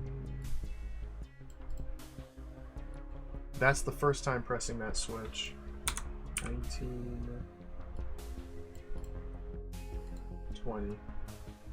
Center switch gets pressed 4 times. Some of these are 3s, some are 2. We press this one a single time. Well,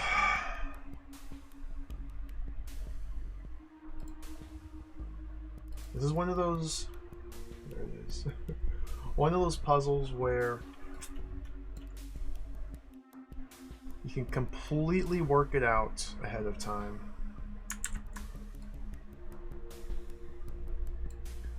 Fix the capture here.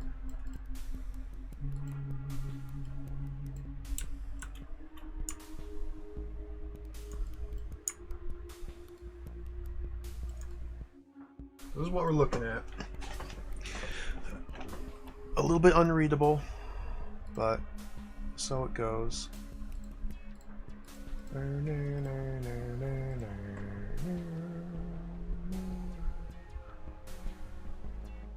Where's one?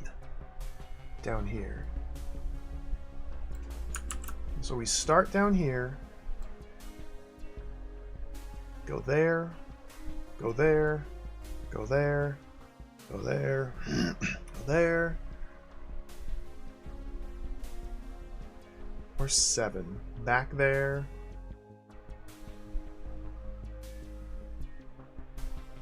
Down here. Over here. Up here. Up. Back down. Down here. Up here. This way. Back in here. Up here. Back here. Over here, up here, and out. Simple. And just follow that path.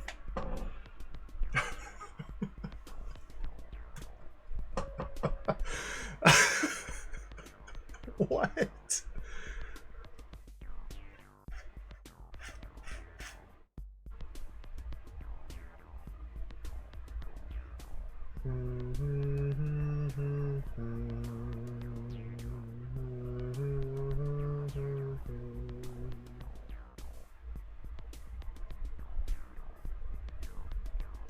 Okay. What if we just go in?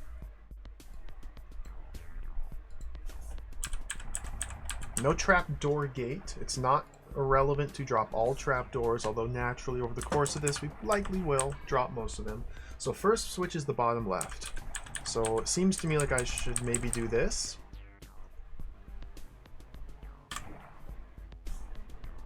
And now I need to head to this one.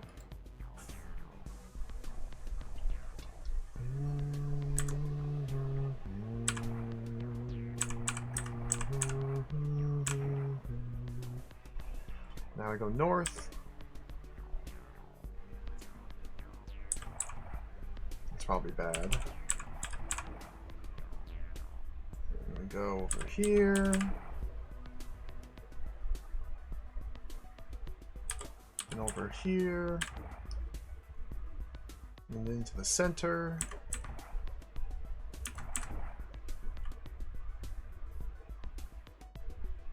And I've lost. I have to go back up here, okay?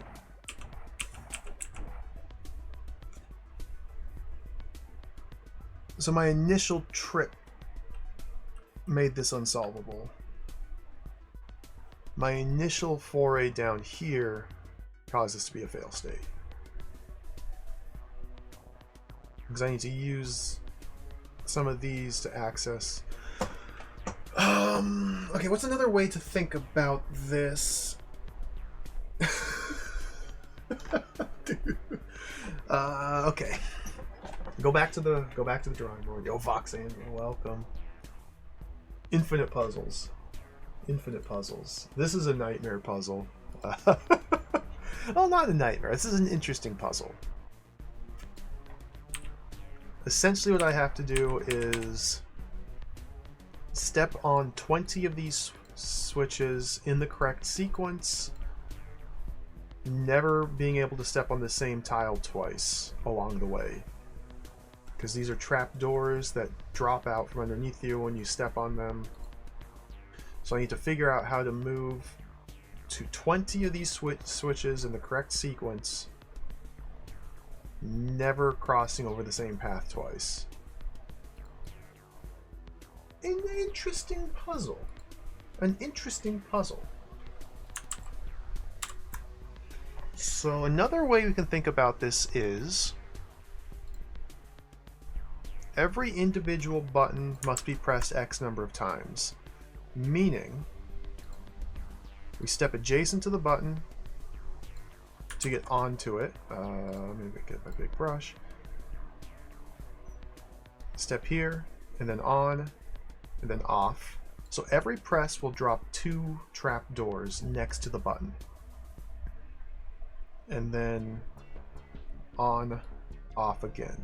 So I can burn 3 of these in movement, but I need to preserve 4 trap doors around this one.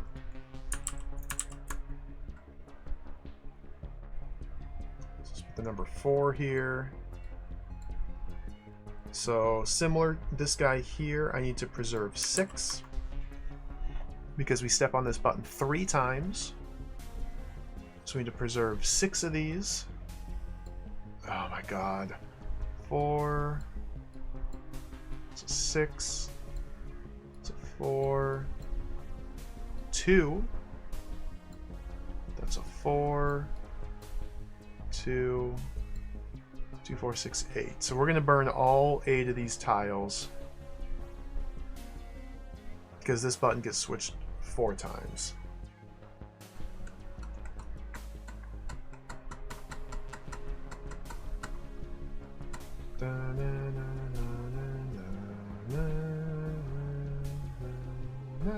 So when I did my initial trip, just running in recklessly, I walked this way like that to get to this one because this is the first one pressed. Doing so dropped 4 trapdoors, leaving me only 3, thus failure. Okay. Let's try and approach this differently. I definitely will not, Vox. Solving these puzzles will make you feel exhausted and tired, but fulfilled and satisfied, and you may get rewarded with a funny little song. If you're lucky, you get a funny little song, maybe some cool artwork. Like, I got a little fish here. I got a little fish. We got a little fish here.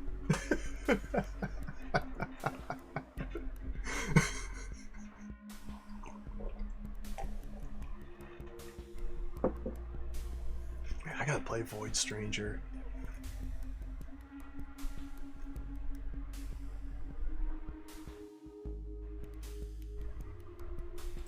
Little fish.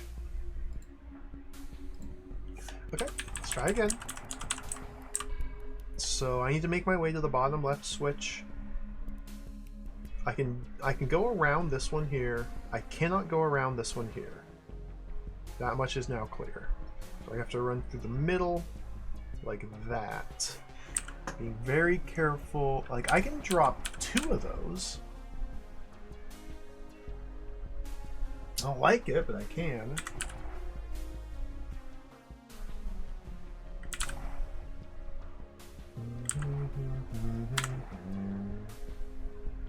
Now I gotta head over to this one. I can go around the bottom of this guy because this switch only gets pressed once.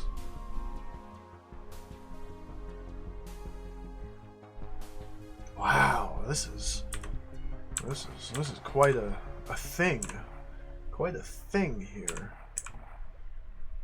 The switch here gets pressed 3 times. Now we go north. So I guess we just go like that. Now we're hitting this switch. I need to make sure not to drop these trapdoors because that's my way out of this chamber. This is the final switch pressed. And from here I need to be able to get out here. So we have to preserve either of these 2. So I can burn this one now. And now here.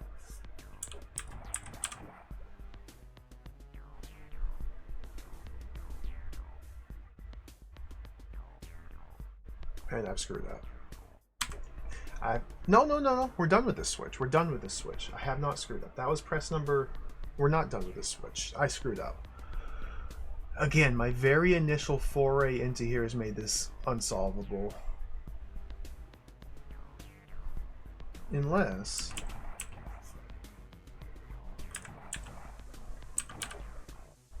Yeah. So I really don't want to burn these. One or the other would still be doable. Like here, I can't press this switch twice.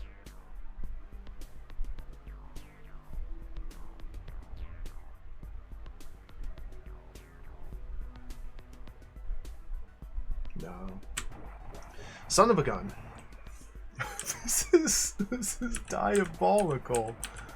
Let's try that. Maybe this is a better pattern. 1.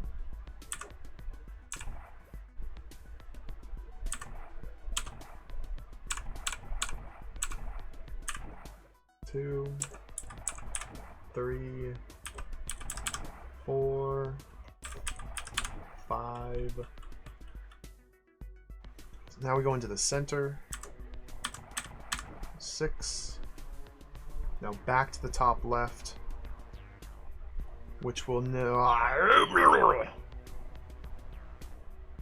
Okay. First sticking point of the puzzle right here.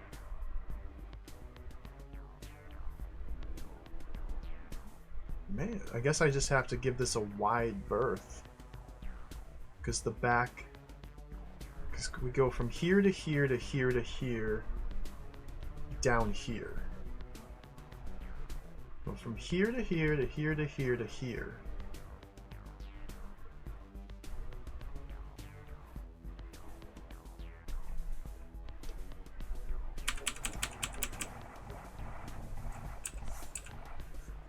This switch must be pressed 3 times. Wow. Like, I feel like that's not good. And burning trapdoors near the center is very risky because we're pressing this switch 4 separate times. We'll see how this shakes out. Maybe this is good. Let's hit that. 1. Go around the outside.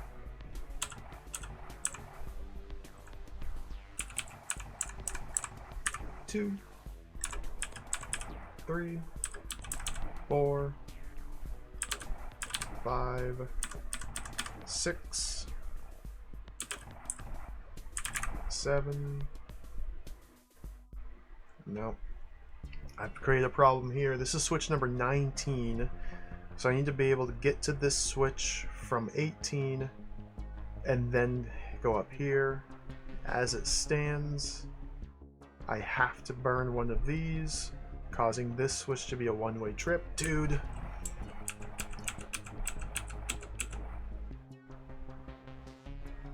Tricky stuff. Is that better?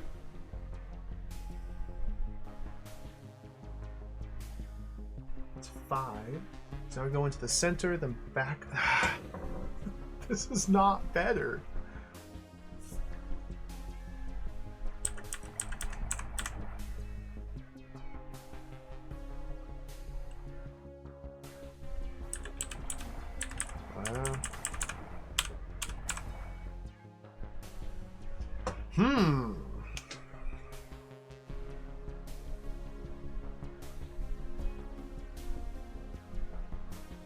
I've almost made it 1/3 of the way through this puzzle.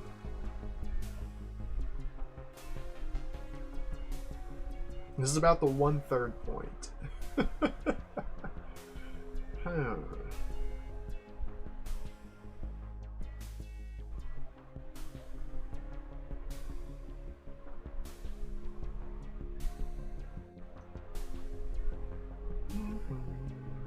Tricky stuff.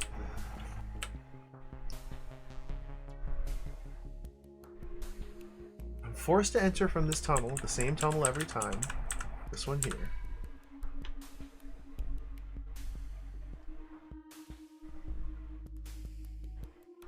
Forced to go there. I only have 3 options here. Boom, boom, or boom. And because this switch here needs to be pressed a total of 3 times, I need to leave 6 platforms adjacent to it. There's 8 total. So if I go there, I will be burning 2 of them. Now I have exactly enough platforms, which seems bad. That seems bad, but maybe that's good.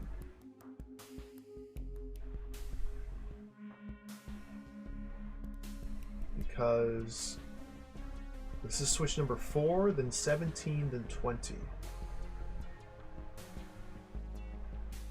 Switch number 4, we're going from 3 to 4 to 5. Boom, boom, boom, boom, boom. Switch number 17, we're going from 16 to 17 to 18. Boom, boom, boom. To 19, 20. I don't freaking know. We'll see how this works out.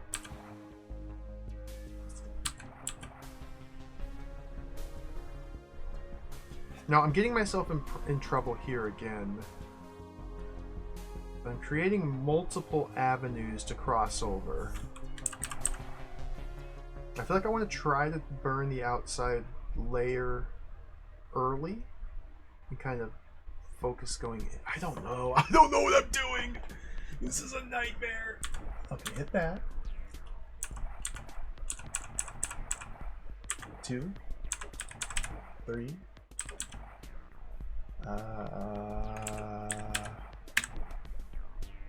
4, 5, 6.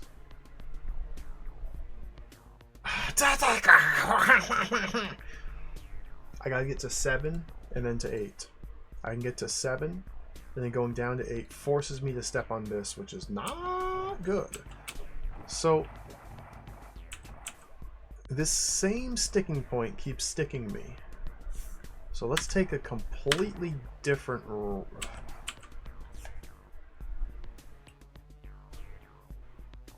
If I press the wrong button, what happens is the adder ends up past the bomb explosion and is unkillable.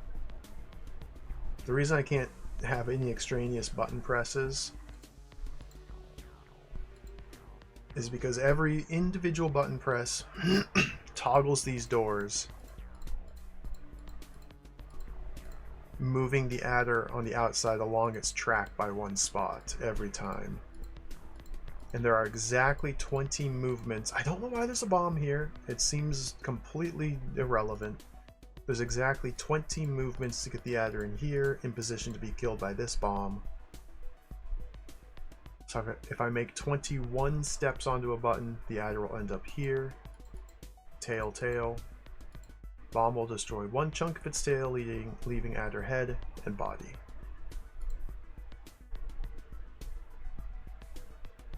There's no way to get from one button to another before the adder has reached its next block, its next wall.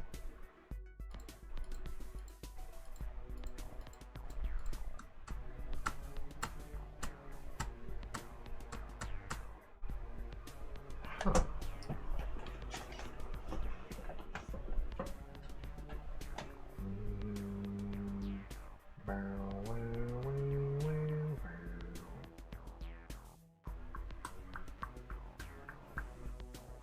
Like I could just try drawing this, but it's functionally the same as just doing it. Since I have unlimited undos, I'm drawing it with Beathro's body. So we're having trouble getting to this one. This is switch number 5 and switch number 7. By the time I get to switch number 7, I'm getting stuck. So we need to allow for more passages from here leading south without going over this button. What the heck? We can't walk in straight lines here, or as little as possible. Movement should be in straight lines, because this completely seals off areas, whereas diagonal movements allow me to diagonally move through them again.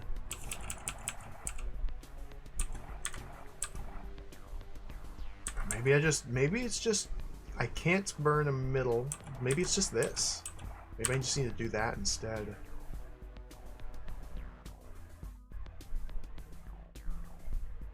Maybe I was too hasty to burn this outside lane. And this is where I go from 7 to 8 along the outside lane. And 8 to 9 will be here. And now we're going to here. 8 to 9 could be along this outside lane. So I should go on the inner. There's only one more press of this button. So I can burn both of these. So we'll hit that one, I guess.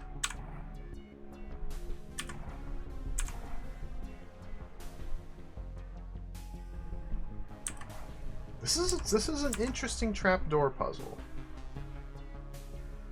I like it when they're interesting. We may have a problem up here later on. I have my outside lane still alive. Take that one because we're going this way. Now to this button is number 4.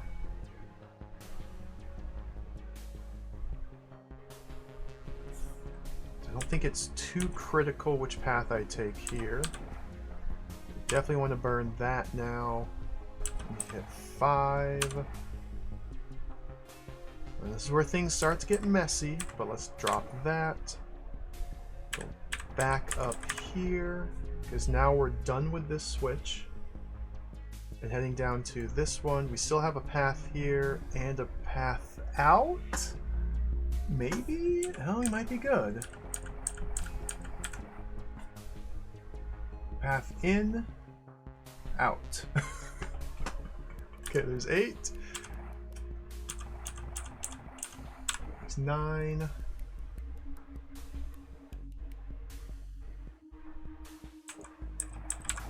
10. 11. We're done with this switch up here. 12. Now we have to do our singular press of this one. This one's done. But we still need to get to this one and back in, so I can't drop either of these. So this is a fail state.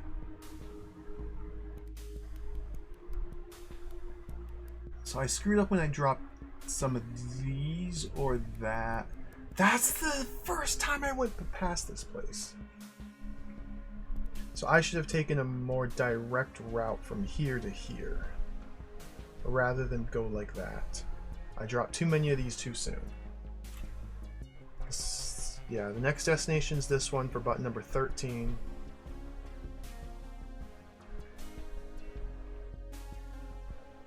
But getting to button number 13 blocks off button number 15. I can get to 15, but I can't get out. Okay? Understood. This was a mistake. So instead, go like that. 2, 3, 4, 5, 6, 7, 8, 9, 9, 10, 11, 12. Alright, what do we have here? Now I need to get to 13 without sealing off 15.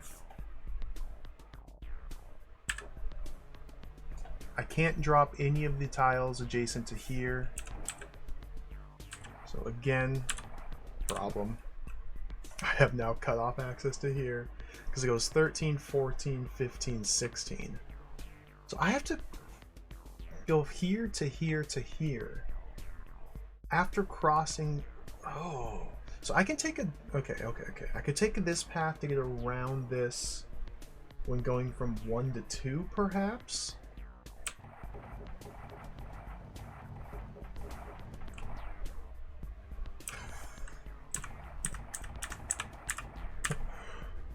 Nope, that's... What is this?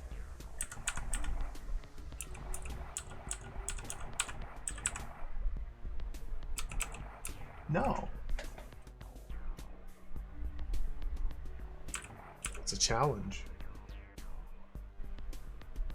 1? This seems good for the start. Now the next destination is here. I have to get here without dropping any of these trapdoors.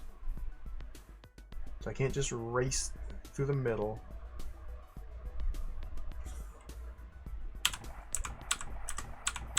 Try that, I guess? I don't feel good about it, but this needs to be traversable from here to here to here to here. As it stands, it is, but I'm taking another pass through here, which is where we... I don't know about this. Okay, let's try this pattern. 3, 4, 5, 6, 7,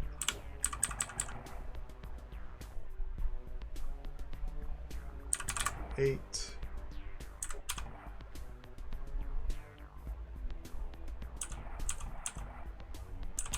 9. Why didn't that work before? I think it 10, 11, 12.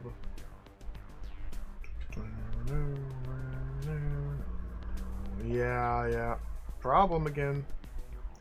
Now I need to go 13, 14, 15, 16.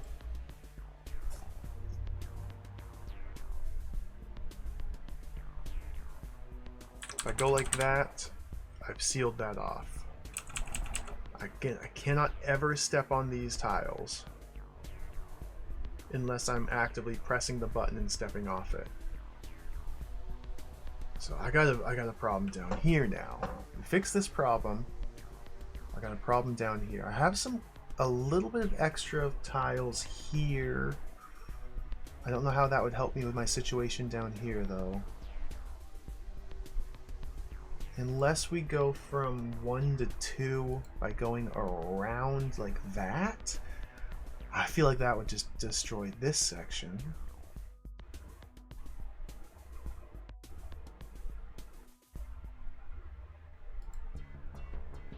Huh.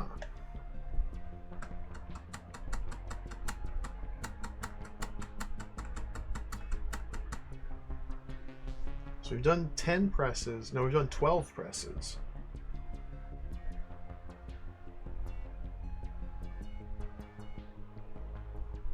We're done with this button. So I have a couple extra here to burn that don't really help me, I don't think. We're done with this one. We're done with this one. This is the second to last button pressed. It goes from 18, boop, boop, boop, 19, boop, boop, boop, boop, boop, boop. It's a fail state there as well. I can't get from 19 to 20 because after stepping off this for the 18th button press, there will be none of these. What the? This is a very demanding and exacting trapdoor puzzle. I almost feel like it's shaping up to be precisely one set of moves will get you through this.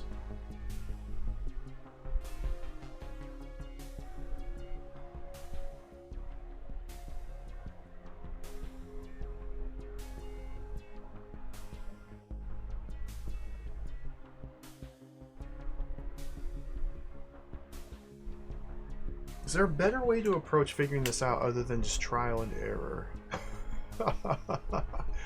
Not really that I can think of. I can't hold any of these switches down. I can't set the fuse off early.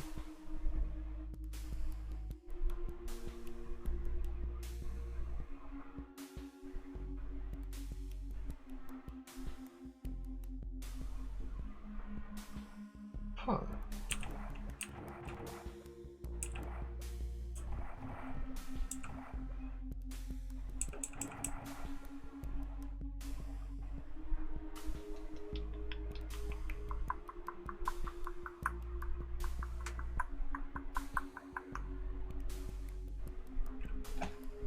It's like just not quite enough real estate for all of these movements. I mean, there is, obviously. Being unable to touch these 8 tiles while also requiring frequent trips back and forth makes it really tricky.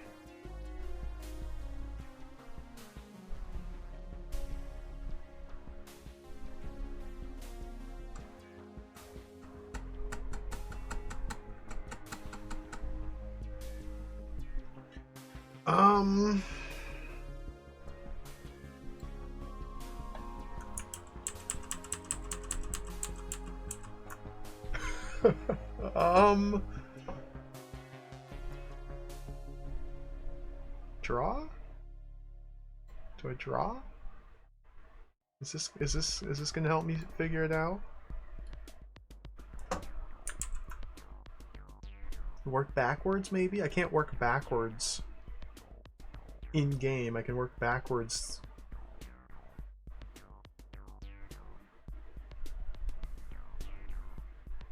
But working backwards is so hard because you have to take into account the trapdoors for the earlier sequences. So for example, this is number 20 here and this is 19. We're almost definitely not gonna be able to just go like that. But maybe we can. Maybe if we plan to save these 3 trapdoors.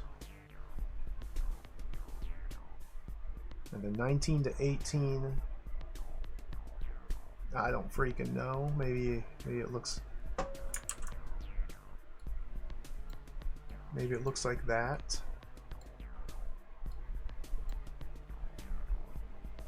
And 18 to 17 could be like that. And then 17 to 16 could be like that. And then 16 to 15, you know, maybe it works just like that. And 15 to 14.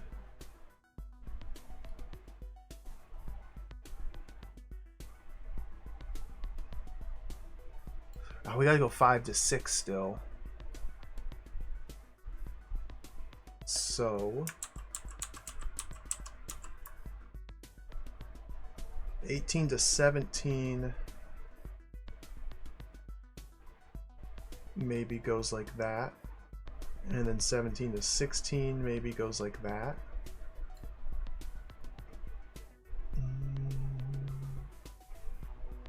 And then 16 to 15 if we're pretending that this is viable. 15 to 14 could be, you know, maybe just like that. Oh God, my hand is shaking. And then 14 to 13, straight shot. Almost definitely not going to work out. I prioritize diagonal steps whenever possible.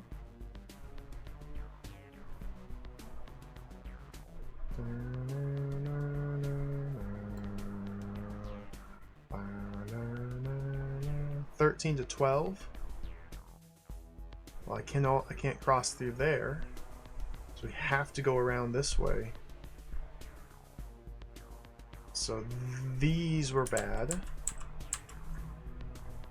If we go boom, boom, oops, if we go boom, boom, boom, boom, boom, boom, boom, boom, boom, boom.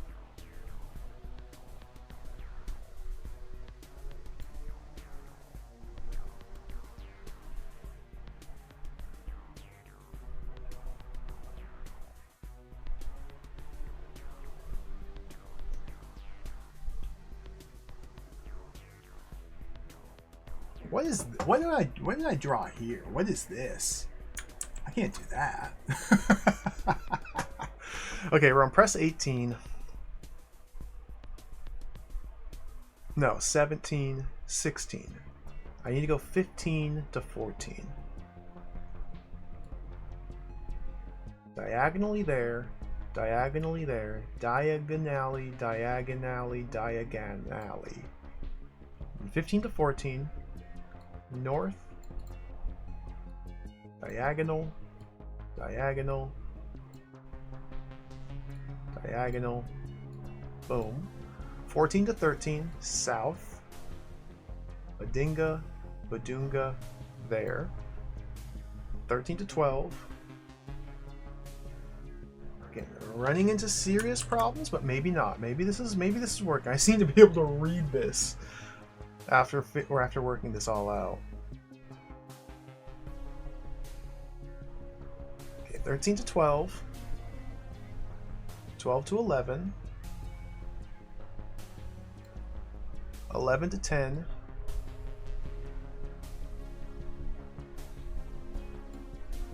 10 to 9, which is down here. See, this is where things get tricky. 10 to 9 to 8. So, boom, boom, boom, boom, boom. And I have no way to get out of here. What the heck? So my 13 to 12 trip was flawed.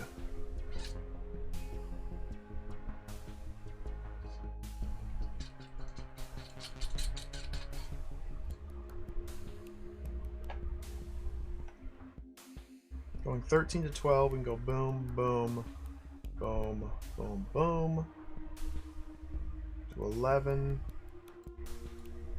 To 10. Down to 9. To 8. To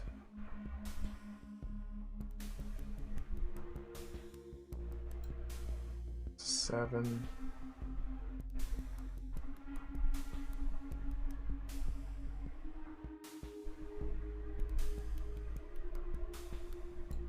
To 6.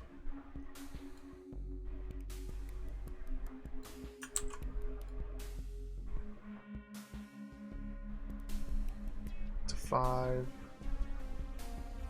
I'm stuck.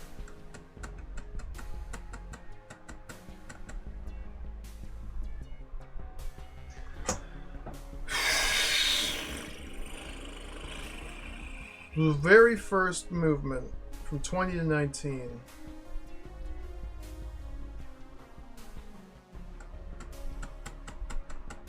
Cause this to be unsolvable.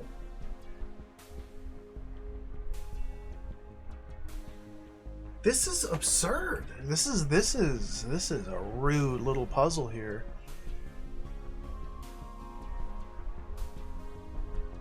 If at the start I would have instead gone boom, boom, boom, boom, boom, boom. Ignoring that line, that would have what? Allowed me to go boom, boom, boom, boom, boom, boom. This is now illegible.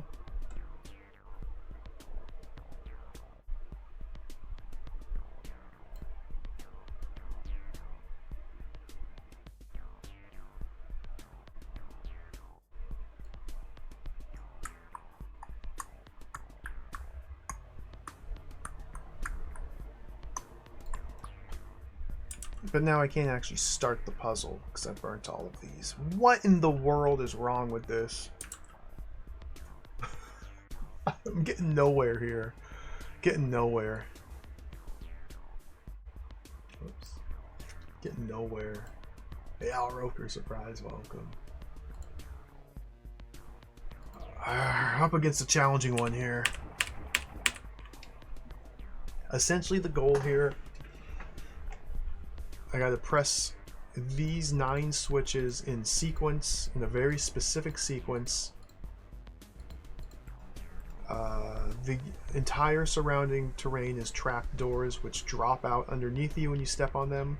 So I have to basically trace a continuous path through all 9 buttons. We're doing a total of 20 presses.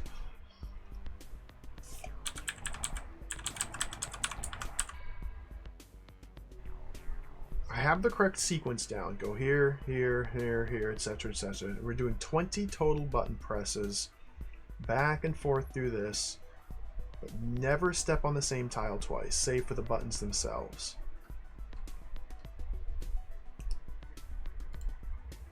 And the problem I'm running into is oftentimes a set of moves I make at the start of the sequence renders it impossible to resolve, you know, towards the end of the sequence.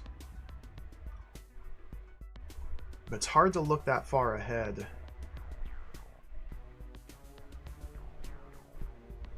So the first button I need to press is this one down here. Let's just take it from the start again.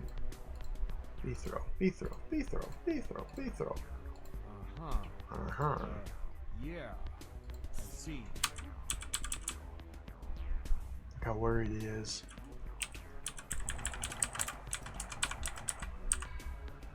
So how do I get from here to here? What's the best way to do it? I mean, obviously this lane here seems good.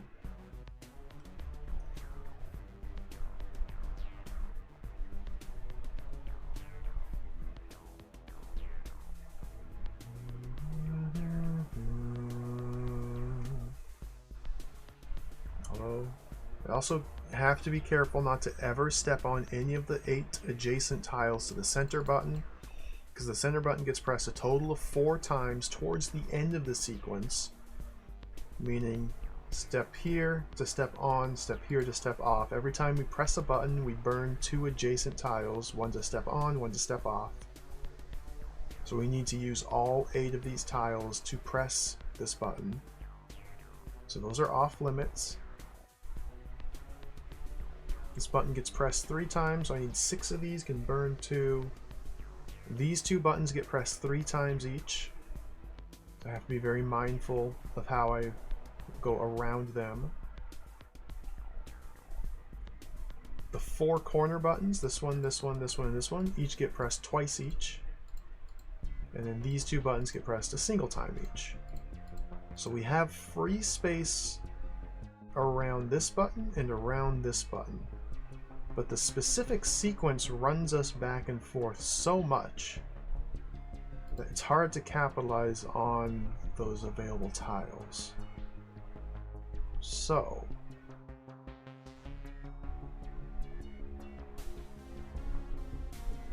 what gives?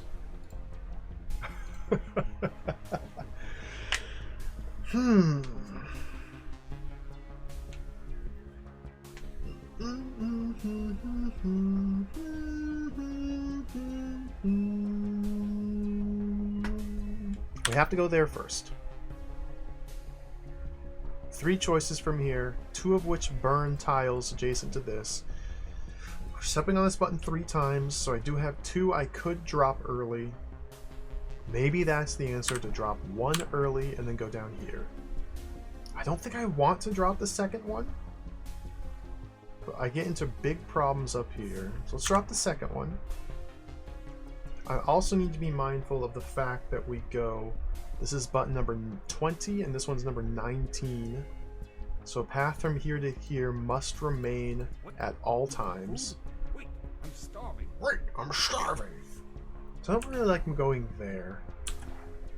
I'm more a fan of something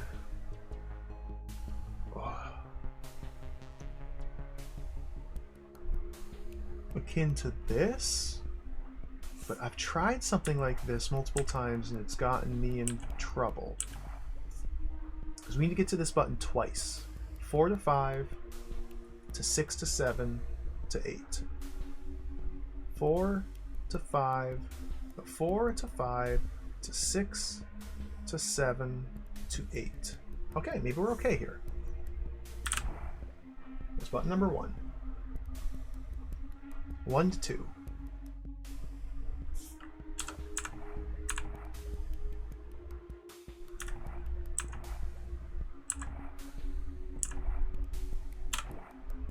Two to 3.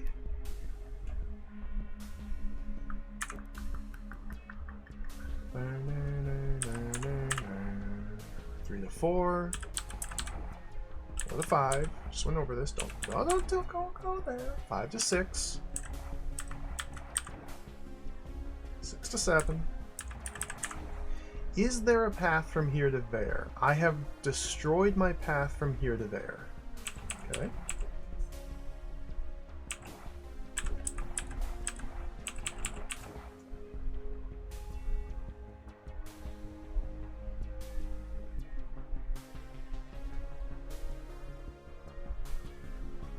at the end of the sequence we go from 18 to 19 to 20. See, this is a big sloppy mess here.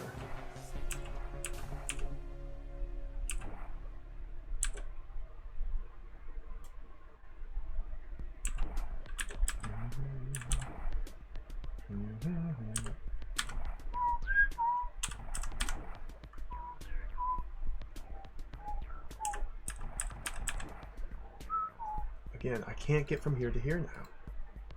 Unless some miraculous way I'm able to go all the way like that, which is highly, highly, highly improbable.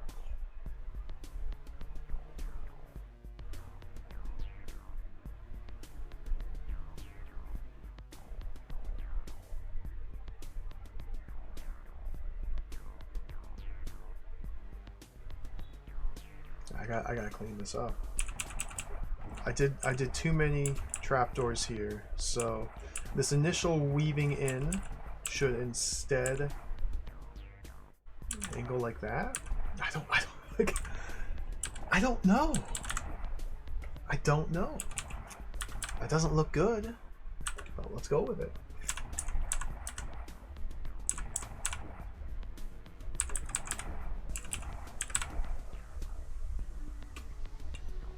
Beautiful music. 4 to 5 to 6. And again, I'm sealing. Going back and forth like this is really messing me up.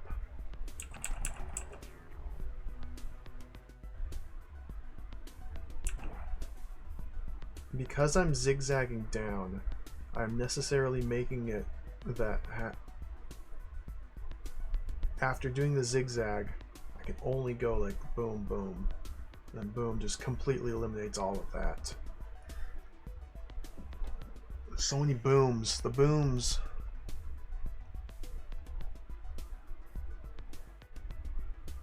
This is ridiculous.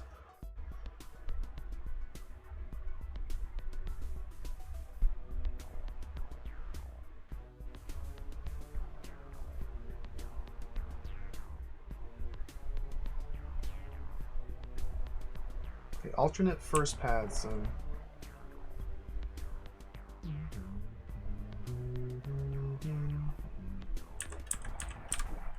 Is this unresolvable? And you go across it once, and then across it twice.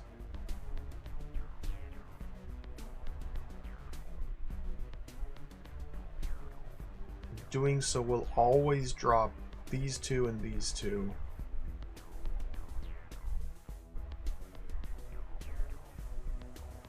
And when we, at the end, when we go from here to here to here, stepping off of here will drop the last of these. So this pattern here is flawed.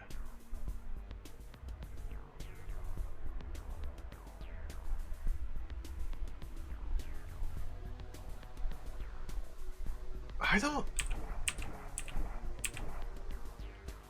really know what to do differently.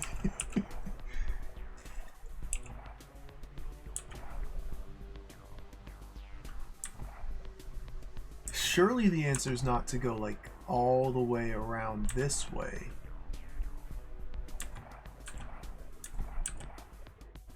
Surely this isn't the answer. This seems foolish. Because now from press number 1 we have to get to number 2.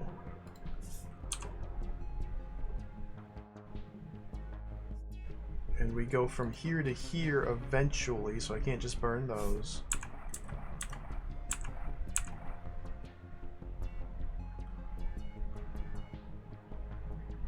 See, I need to go from here to here later on. So I've screwed myself. Oh my gosh!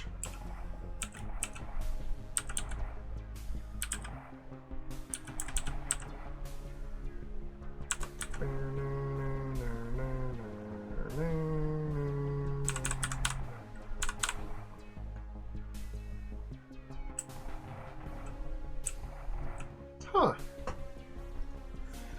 Quite the conundrum. Quite the pickle. Quite the pickle.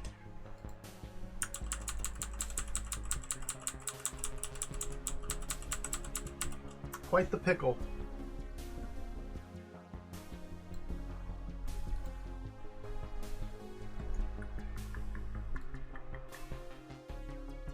Quite the pickle. Those are no.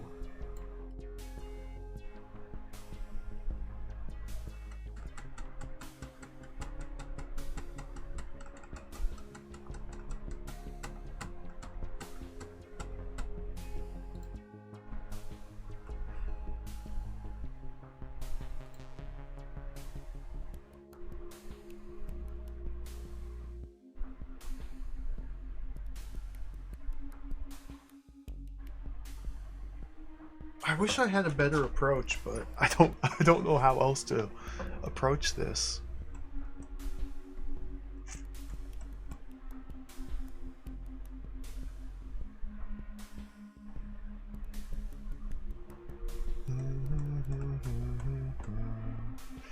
Ideally, we would end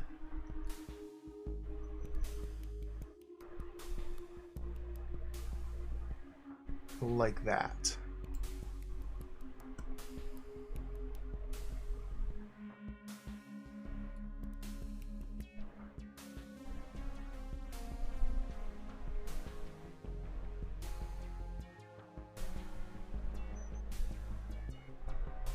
Ideally, we would arrive at the penultimate switch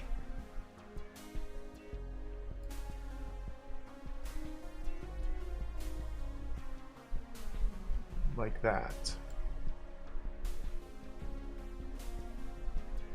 Ideally, we'd arrive at the anti-penultimate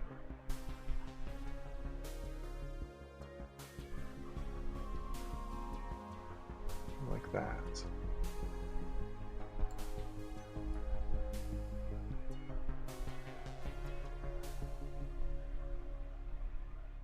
I don't know the fancy words to say the 16th, the fourth to last.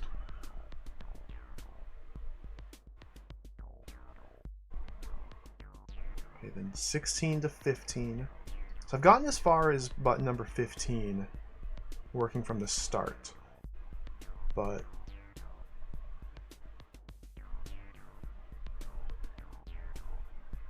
we have a couple extra paths.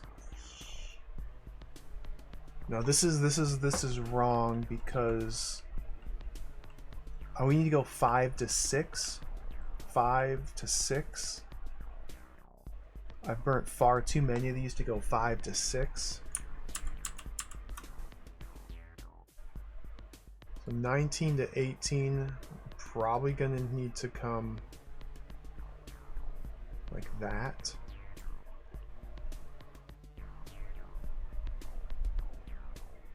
'18 to 17.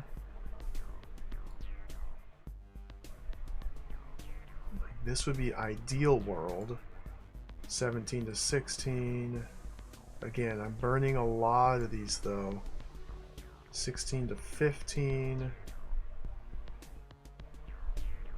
That's ideal. 15 to 14.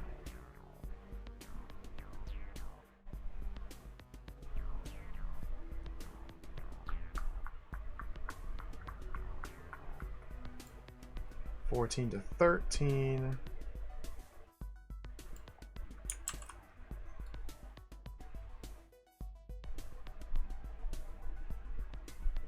'13 to 12. And this is where things get real sticky. But maybe not, because we can just jump right through there. 12 to 11. Take the out path. 11 to 10.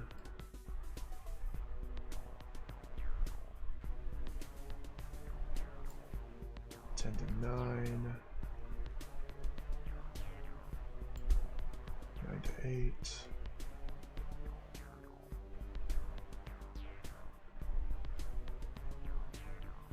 8 to 7. Don't like this. Don't feel good about this. 7 to 6.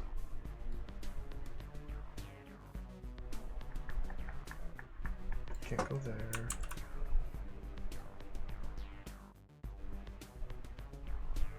Six to 5. I'm stuck.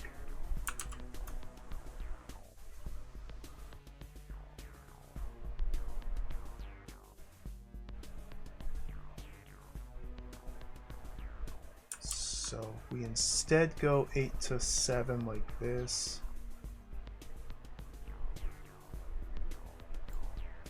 7 to 6.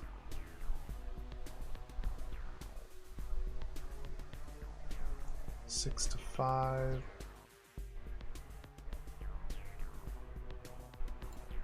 5 to 4. Now I have a serious problem. How am I going to get to 1 to 2? There's no route from 1 to 2.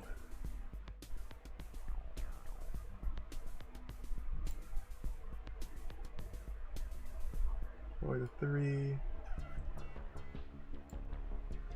3 to 2. 2 to 1. Also no route from 2 to 1.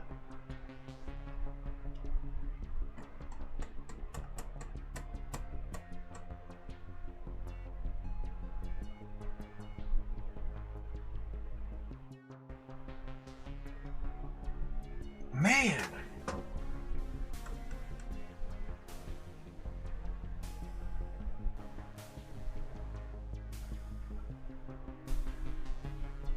So I have excess tiles unused here.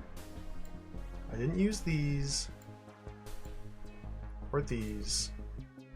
Got a cluster of 3 here. These 2.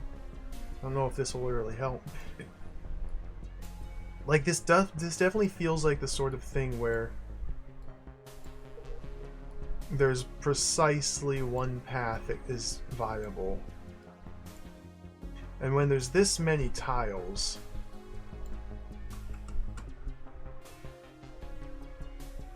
yet only one viable path, we got problems.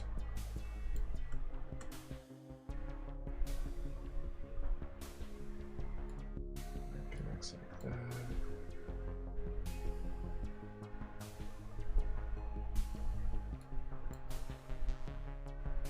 That one wasn't used. It's okay.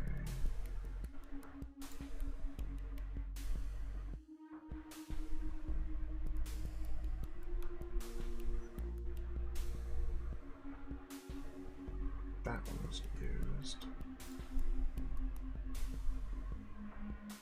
That wasn't used. So a large chunk here, a little path here.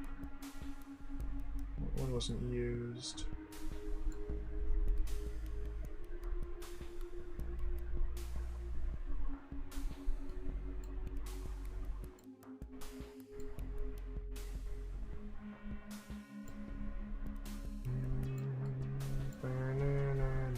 I know this looks like just doodling. It really is. But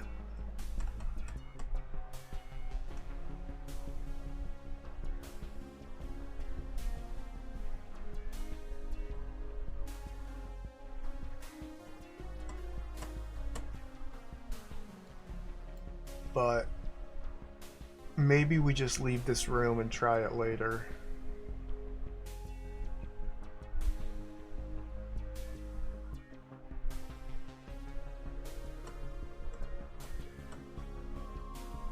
I don't know about this. This is ridiculous. Because again, we start here. We go all the way here to 1. Over here to 2. Up here to 3. Over here to 4. Over here to 5. Into the middle for the first time for 6. Back over here to 7. back down here to 8, over here to 9, up here to 10, up here to 11, back down here to 12, down here for 13, up to the middle for 14, bottom right for 15, back to the middle for 16, top for 17, back to the middle for 18, left for 19, top, and then out.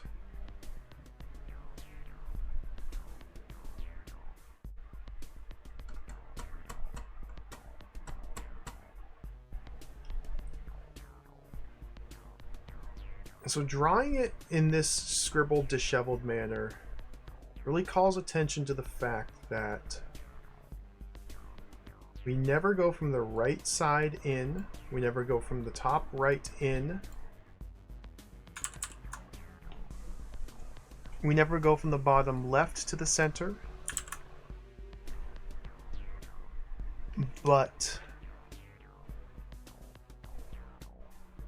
everything else needs to have a path to the center. How can I use that to help me, though? Like going from here, the far right switch always leads here or here. This is a big unused area that we could burn for something. If I could shift some of these over here, doesn't seem possible. But say for the sake of argument, rather than doing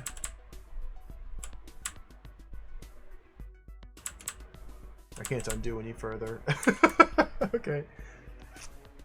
MS Paint. There we go. If we say, rather than my blue color back, trying to go straight back and forth at the end. Yeah, I don't have unlimited undo in MS Paint, sadly. Because I know that these tiles here are unused or unimportant, or I don't know what the correct word I'm looking for is. 19 to 20. I'd love for that to be a straight line. That's probably wishful thinking. In fact, it's almost definitely wishful thinking. 19 to 18 will never cross from here to here. So we want to make it so that 19 to 18 tries to burn some of these. 18 to 17, I want to try and burn this area here while I go from 18 to 17 to 16.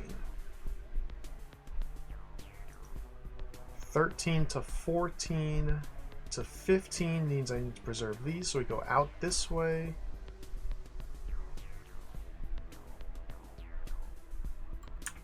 Draw helps if I draw better lines. Boom. Let's just use this tool.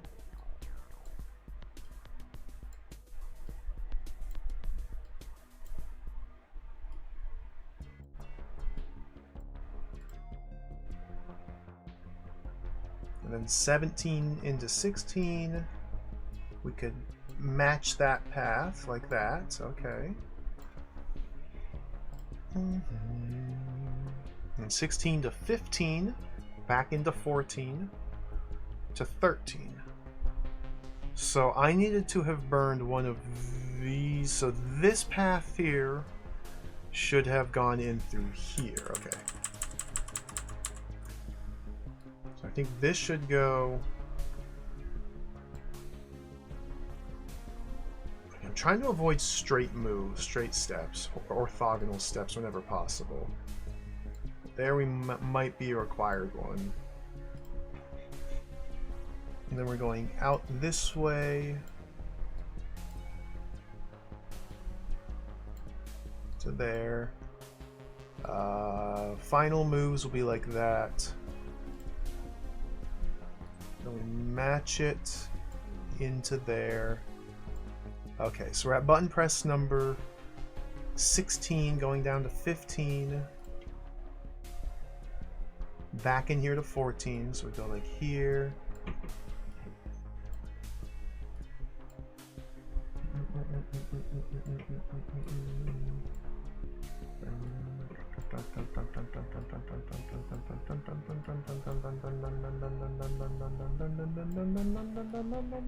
Now, obviously the big problem here is I have used all of these, and I need to make this journey twice. I need to go from here over here and back, and here over here twice. And if I were to try and preserve these while going from here to here to here to here twice, it's simply impossible. So, one of those paths can go around the outside, the other has to cut through the center. So we need to leave a path through the center here. Like that. So now this is traversable like that. Okay. It's 14 down to 13, so we're going down here. 13. This is the only time we're pressing this switch. And now I need to go up here. So I skipped these two.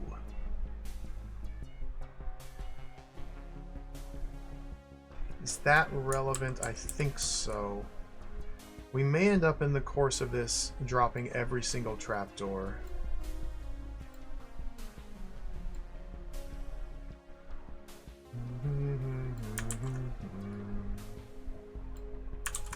Maybe like that, like that, like that.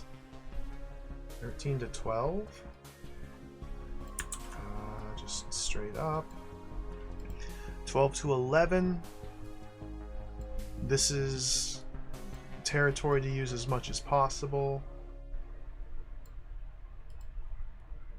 Nope. It's already, it's all over now. Because 11 back down to 10 now has prevented me from going 2 to 3. What the? So I need to use some of this space because this passage here is traversed 3 times. Once going this way, once again going this way, and then back down this way. So these stretched too far out here. But if those were over a little bit,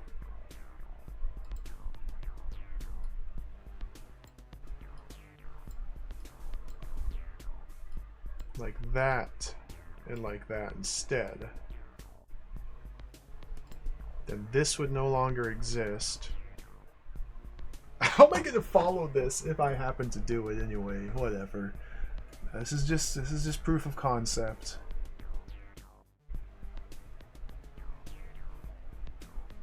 Where am I trying to go again? So these are now available. I'm at 10, going down to 9. And there's another big problem here. Because going 1 to 2 can go like that. Okay, 9 to 8.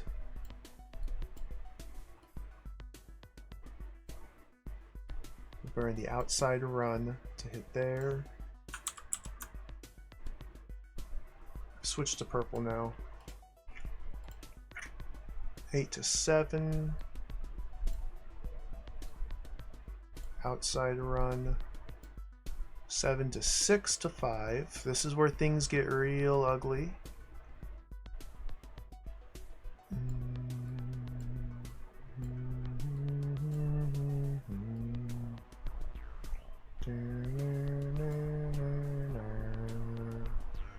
But that's my only... Okay, so... Modification again. That's got to go down and in.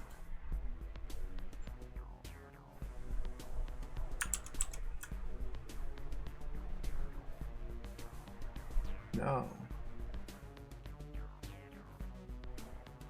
That's got to go down there and in. Making this into a situation again.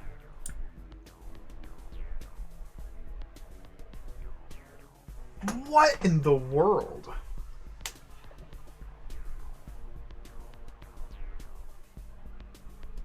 There's too many moves! There's too many moves, Captain. She can't take this many.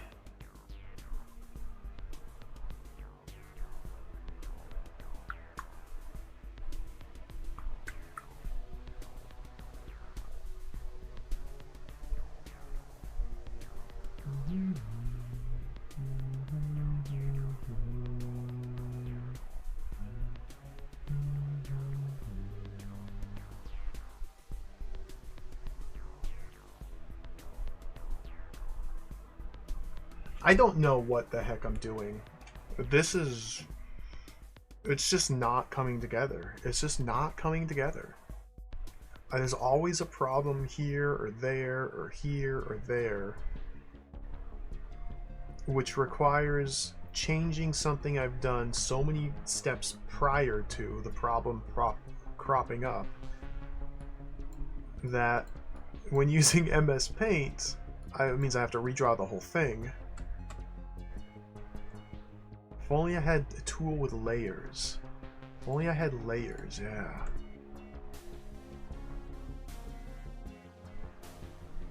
Then I could do 20 individual layers.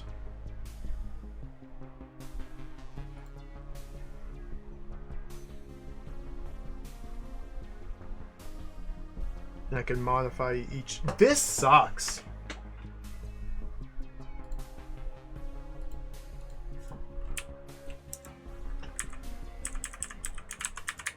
Let's go somewhere else.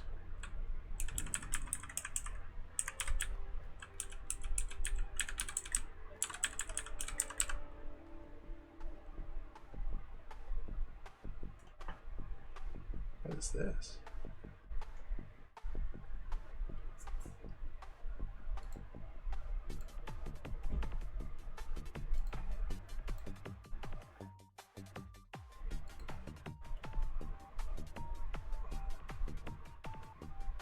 I can't help but feel like whatever the solution is, it literally involves dropping every single trapdoor in a very, very, very, very specific sequence.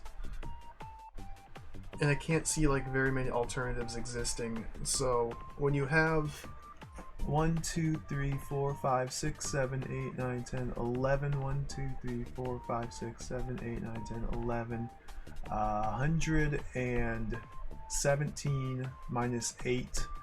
When you have 109 steps that you must make in the very specific sequence, then that's just messed up. It's just messed up. That's messed up. I don't know how I could solve that. That's messed up. That's messed up. That's messed up. That's messed up. This is a secret room. It's not required for progression. I'll just let that percolate in the back of my brain for a while. Maybe later on we'll come up with that. We'll come up with some fresh approach to take. I just don't see what to do though.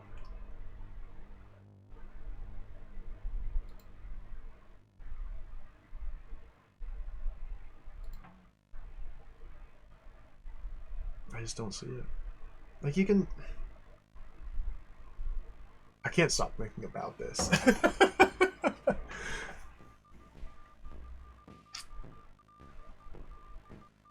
Like, you can notate that this path from here to here, whoops, must be taken, you know, 2 times. This path never gets taken.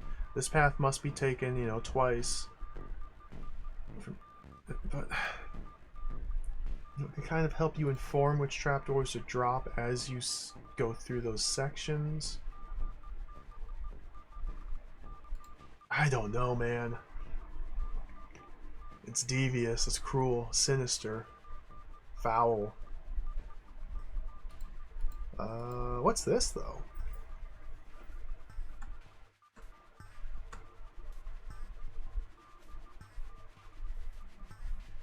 This is a puzzle. I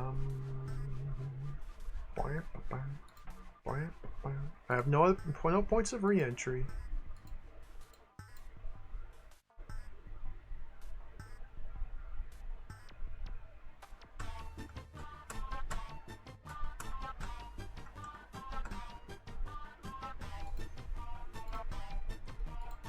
cracked orbs, meaning I can only strike these orbs one time.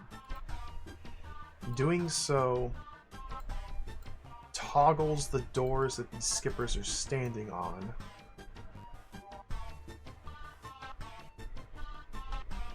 Huh. I come in here.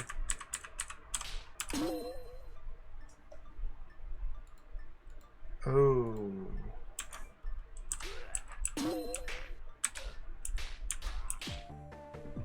Why did he... What? Because, okay. What? Because... What? Okay, so these are cross sections of death. Crossroads of death that must be cleaned out. They must be approached multiple sides. So this is a routing, sequencing sort of puzzle. I have 2 decoys available that will be hard to get to. Some of these orbs are on broken walls, meaning when this orb gets struck, the wall breaks, revealing floor, which allows, say, B-throw to stab that, or mimic to, or a decoy to be placed here to defuse some of these threatening spots. As it stands, though, this sort of situation here, where the 2 of us side by side, and there's 3 monsters ahead of us, this is unresolvable. So, to redirect the stalwart elsewhere, I have to close this door. Now he wants to target this one instead. So, to clear out any given intersection, we must approach it from multiple sides, is what this is telling me. And striking this orb will only open that door. Ugh. Striking this orb opens that again. Well, that's not terribly good, because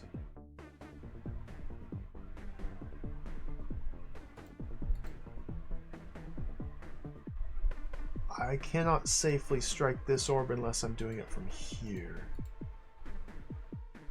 No, this is okay. It's still fine. Let's see how this shakes out. He wants to go there. How? Does he not recognize decoy as being a... He walks through the potion. Oh.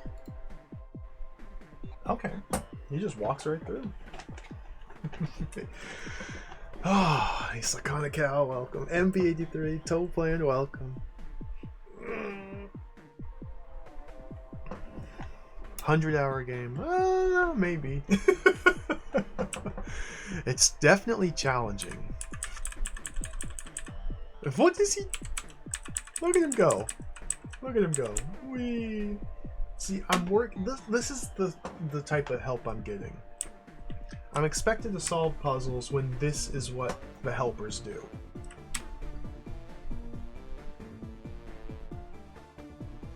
Come on, man. Be serious for a minute in your life.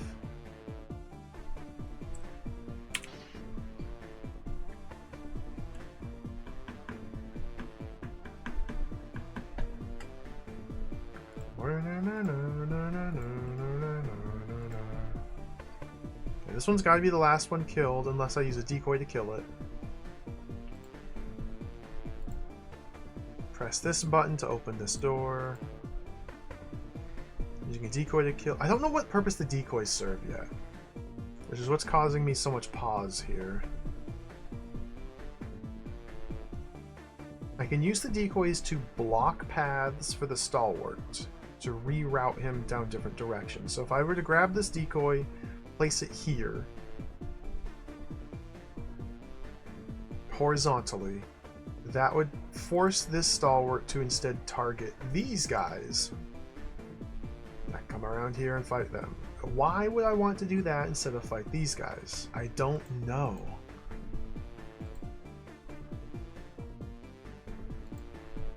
I'm being forced into grabbing the potions now. Because if I reroute the stalwart over here, I can only do that by standing here with sword facing north. And I have to continue standing there until he gets closer to these than he is to these. But at that point, I can no longer catch up with him and help him. So we have to use these decoys now, it looks like. But why? And where? 2 cracked walls, 2 decoys is very suspicious.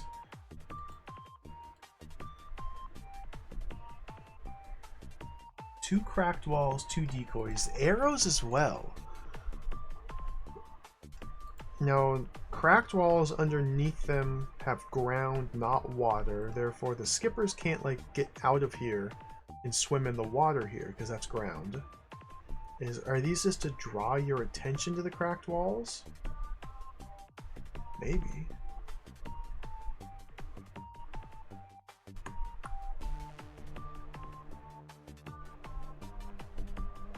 I don't know what to do. Let's start trying things and see why it doesn't work.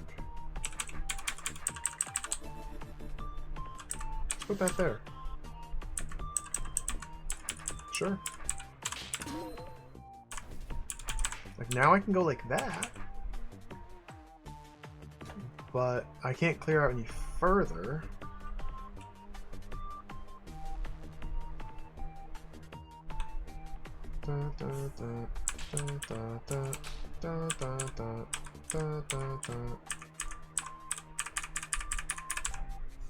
He's going for these guys. See now this is a path for him to take now, the stalwart to choose to take.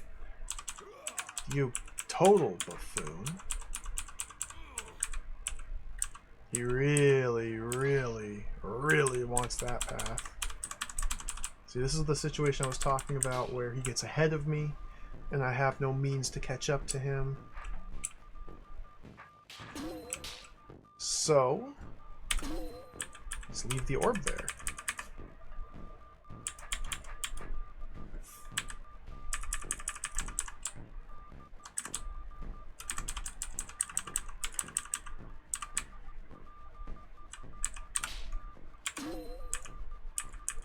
And now he has no viable targets. According to the stalwart, there is nothing to kill. Which gives me... Well, this is... okay. This is when I need to have created an opening using the decoys. So from the entry point, I have 3 attack vectors. 3 lanes. I cannot approach any of these intersections from different directions. Except for this guy here.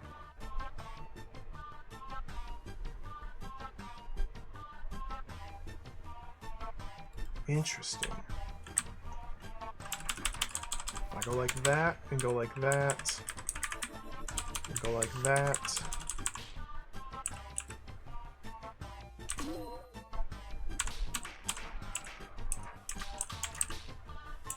Go like that? I'm just kind of playing it by ear here. I don't know. Don't have a plan.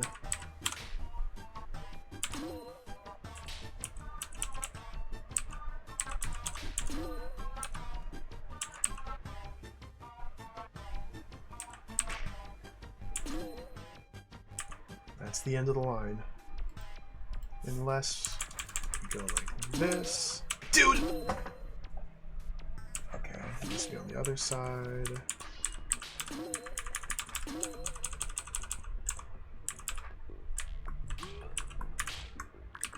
I gotta go over here.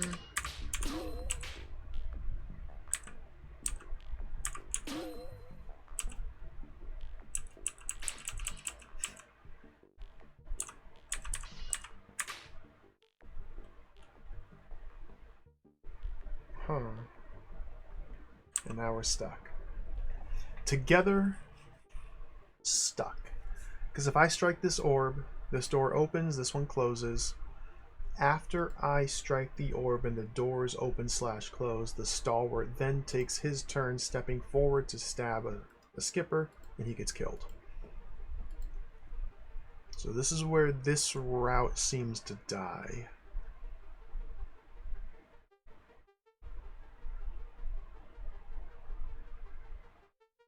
Huh. Interesting. So again, this decoy did me nothing. Serves no purpose.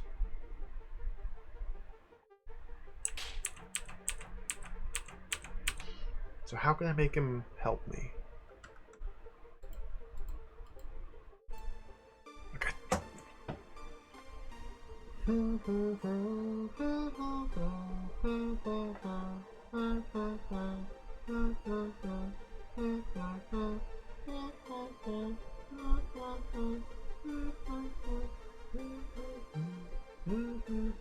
There's a number of purposes the decoy could serve.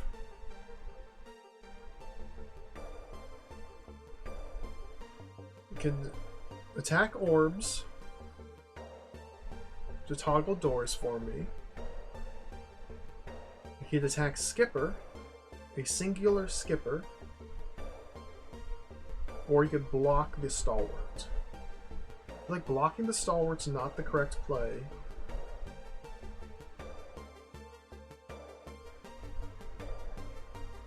If I were to use a decoy to attack a Skipper, say here, or say here,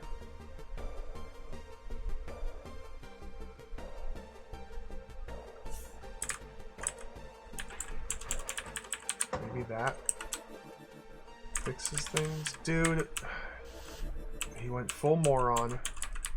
He's gone full moron. Thank you. Come this way.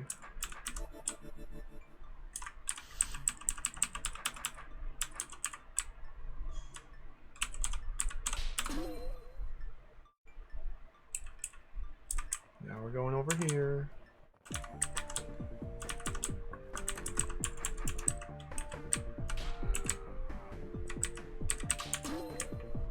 Now he's in place until I create an opening here.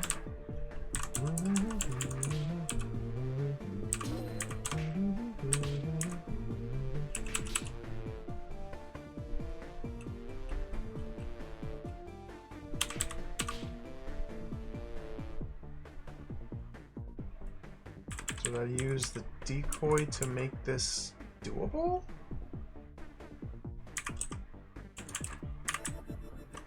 I don't know what I'm doing. Sir, would you? Thank you.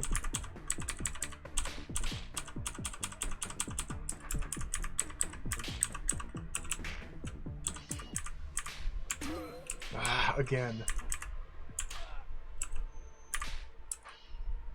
I have no way to redirect him unless we go like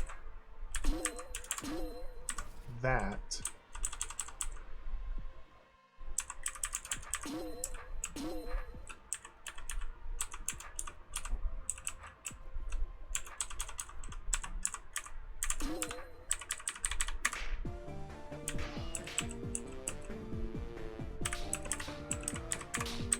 Oh my, no. I think my, I don't, the decoys are key to all of this. Effectively using the decoys is the key to this.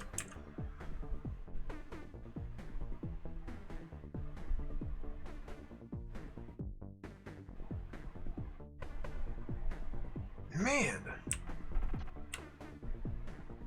Tricky.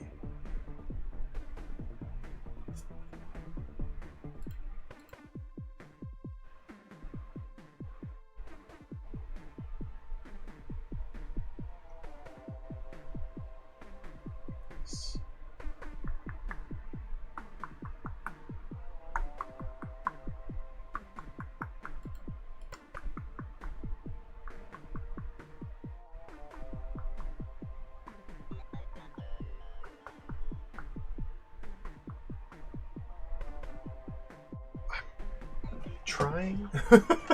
This has not been a very eventful session of DROD today, I must say. I've not solved very many puzzles.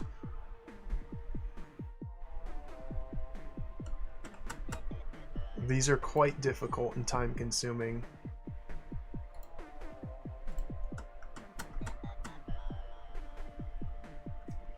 Like, it's hard to even understand how to approach a puzzle like this. So the way I'm reading this... My name is Beethro. ...is each of these intersections must be approached 3 separate times. And only on the 3rd time can we fully clear it. Now, because of the layout of the map, I am only able to reach these 3 intersections 1 time. If I want to reach this one from the south, I must have cleared this and traversed through it to reach it from the south. If I want to reach this one from the east, I must have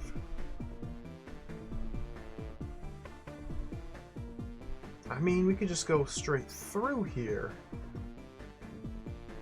We can approach it from the same angle, but it must first be attacked. There's a minimum of 2 different angles of attack.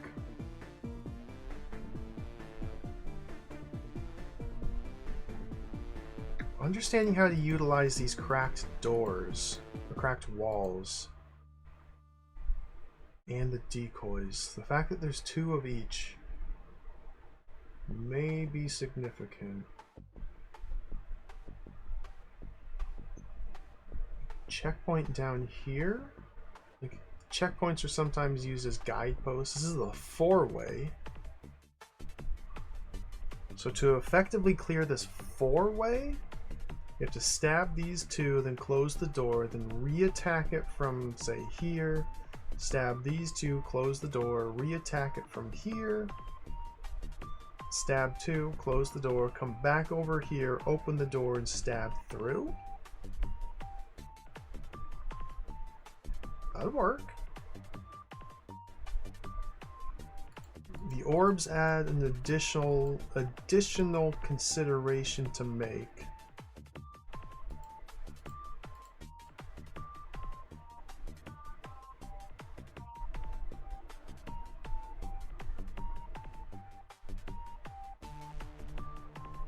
Huh.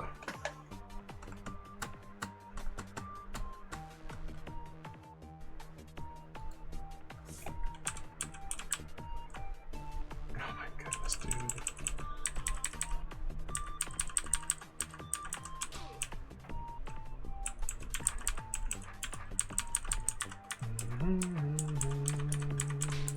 That doesn't work. That does. See, now he's gonna route through the decoys, but I don't know where to use them. Okay, where would be the best places to use the decoys? I gotta figure that part out. So I'd like to travel through here to get to this now, to kill these, then come back around and go through here to attack these.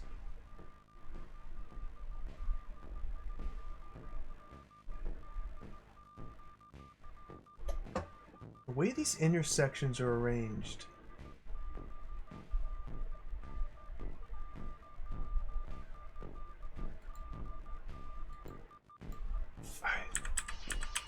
Makes it confusing. I'm so confused. Where do you go? Where do you go, mister? Mister? I don't know.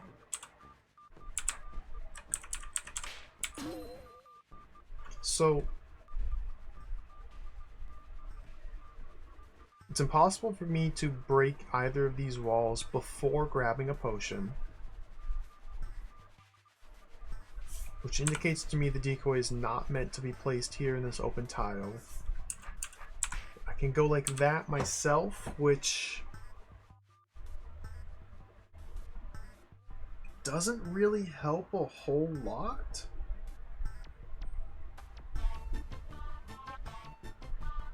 Or does it?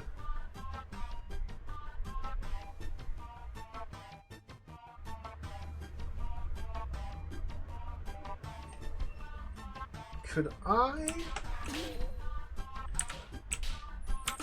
No.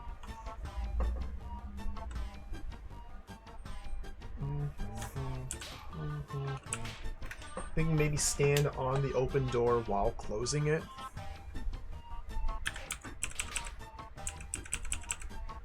I don't know how I would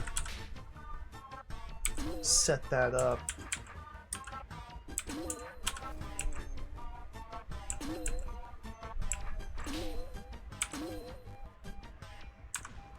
Why does that break? Is this simply for better stalwart management? Because now he's going to pathfind into there.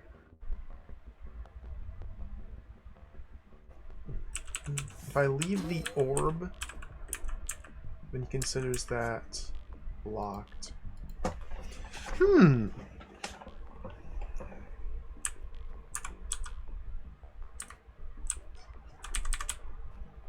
come around here.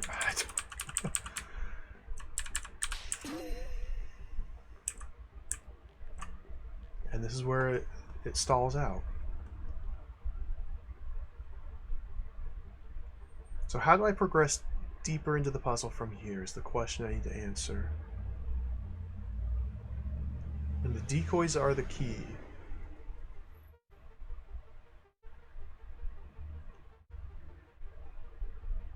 Okay, if I just put both decoys here and here, stabbing these two, then that would allow me to travel south through here.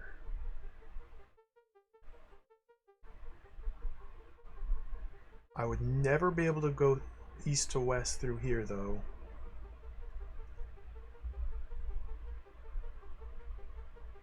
Because decoy here, sword there, decoy here, sword there.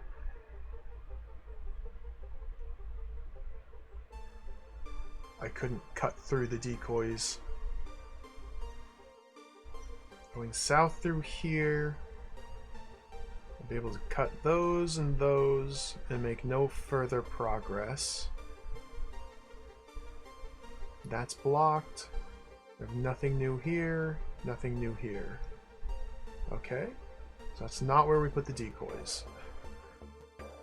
I don't think I can ever turn a corner while it's filled with enemies. So I put decoy here and here to kill these two. It would not work because when me and him step south, I could kill that, he could kill that, this one would kill me. Or something to that effect.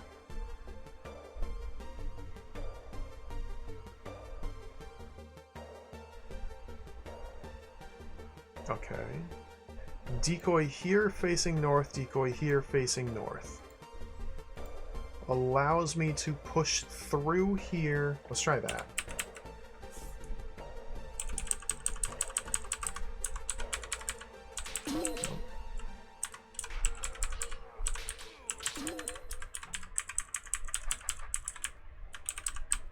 Dude, don't go that way yet. Does it matter? Maybe I want him to go that way.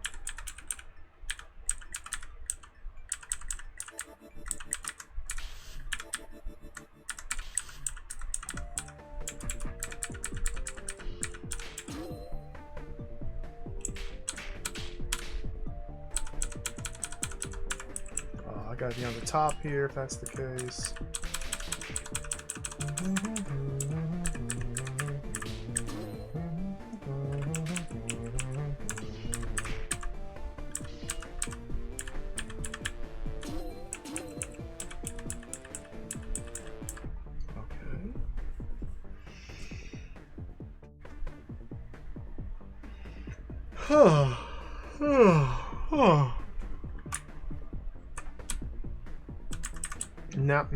Now the path ends. No, it doesn't. No, it doesn't. because I attacked that from there, this has now become accessible.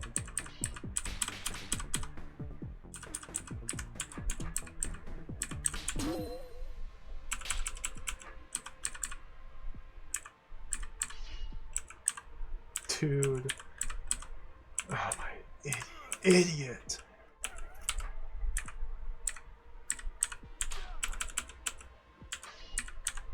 Okay.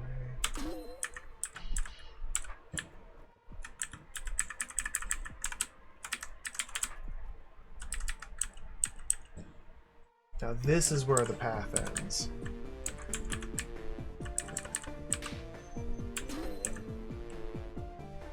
And thus ends the adventure. Unless there's something I don't understand and I am capable of using this.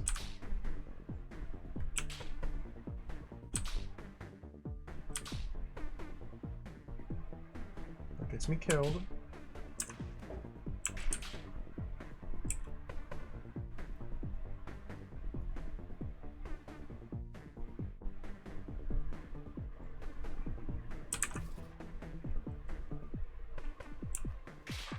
I haven't used the other orb here. I think I tried it and didn't work.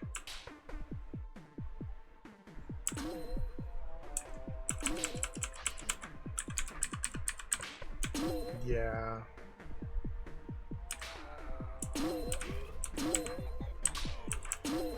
Huh.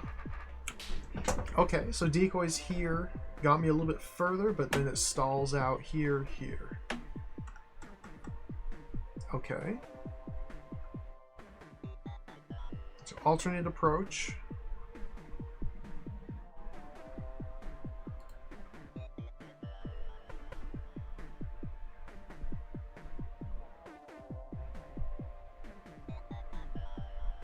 I don't know. What's the alternate approach?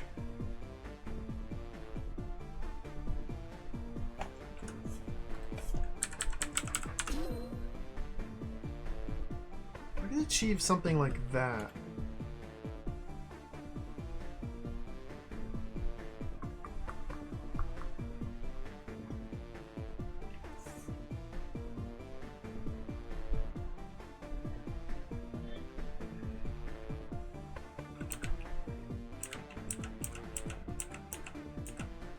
That might be the alternate approach.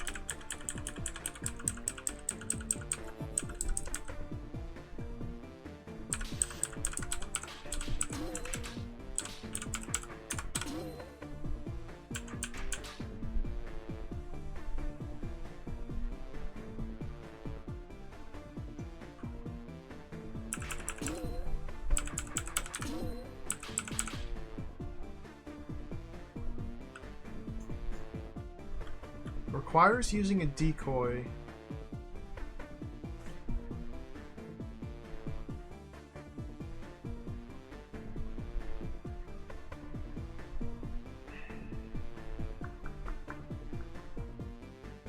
Huh.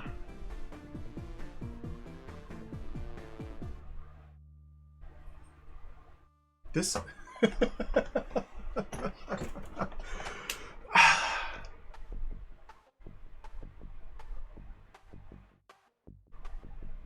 This is tough. Guess the big part I'm struggling with is the significance of these cracked walls. There are arrows pointing to them, arrows on water that will never be stepped on. These arrows only serve to draw your attention to these cracked walls. Broken wall, crumbly wall, whatever you want to call them.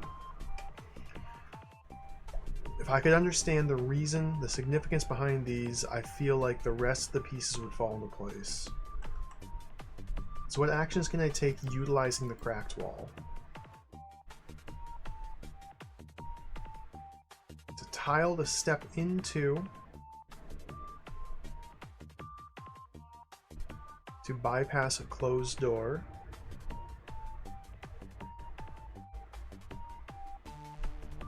But unless this chamber has already been cleaned out, I guess it's a passage only? Unless the chamber's already been cleaned out, then I cannot pass through it. Because I will die if I step into here.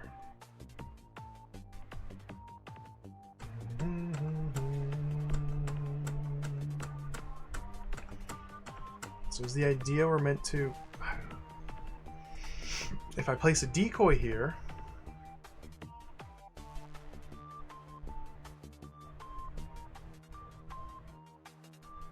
Place a decoy here with its sword facing southeast, it stabs this, and then I have a decoy there.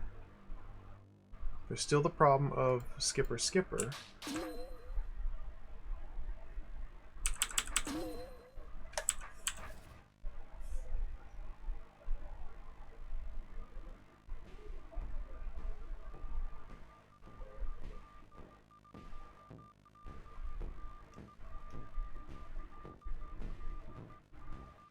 Confusing. Why is this here? Maybe this is only here so that when this door is closed, I still have a path through this way. Maybe that's the only reason it's here?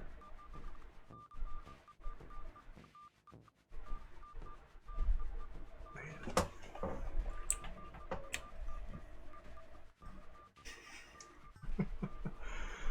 I had a couple gimmies earlier, but I guess that's it. Oh, I had one gimme, two gimmies. Although there may have been more complexity with this one that allows me to travel north. It doesn't look like there's any other way to go north. There may be more complexity with this one that I did not figure out. This one stumped me. I'm stumped here. The next room looks pretty simple.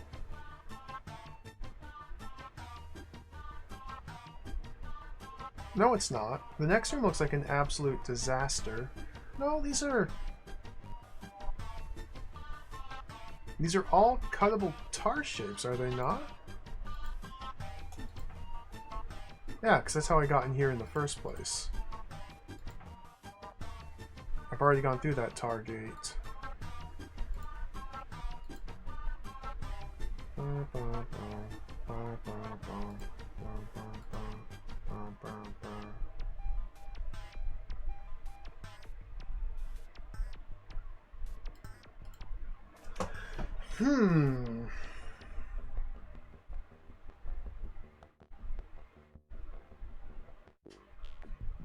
Okay, what different actions can I take that haven't been taken here?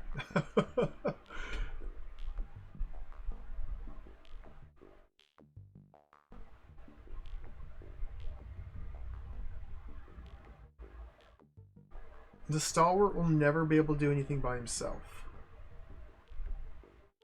I believe that to be true at all times in this room.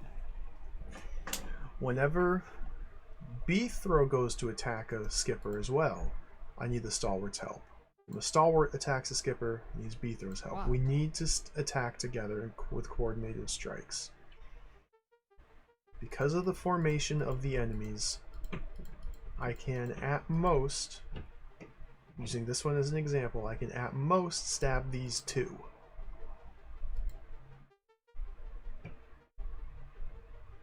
And then I must toggle the door to seal the path to force the stalwart to leave. If we try to go any further, one of us will die. Closing this door that these ones are on would not help.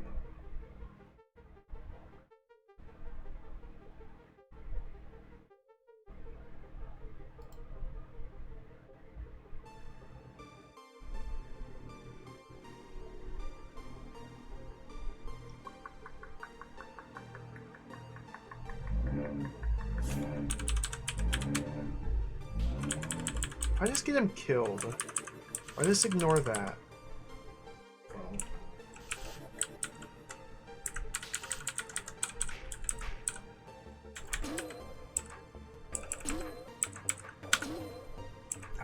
I got the potential to do something like this.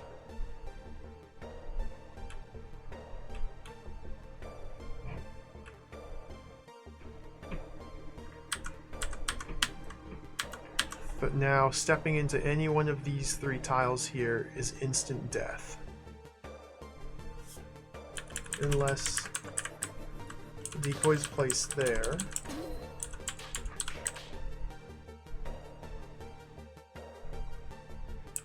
Now I cannot go further. Used both my decoys. Oh, I couldn't have done it with one. Use both my decoys. If the stalwart were alive, this is now a path. To here only, no further. Which would then allow me to come back through here to hit this. I can't use the same double decoy technique to clear this out anymore because I don't have them. Why is the cracked one? It's got to be the key to the puzzle. It's these guys here. But it just...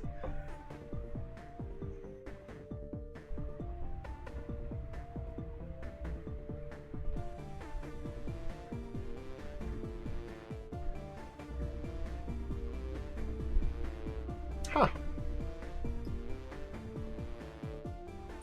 One of the really challenging things about this hold, in particular, is how linear, at least this floor, has been. The only other puzzle I can go back and try and solve is this one here. That didn't work out too well. I could reverse back to here and try to make my way up through here.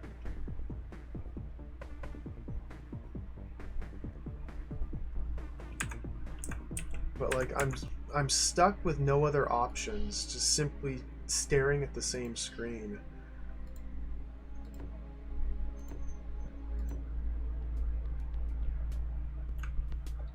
Whereas a lot of times in other DROD holds, it's not the case.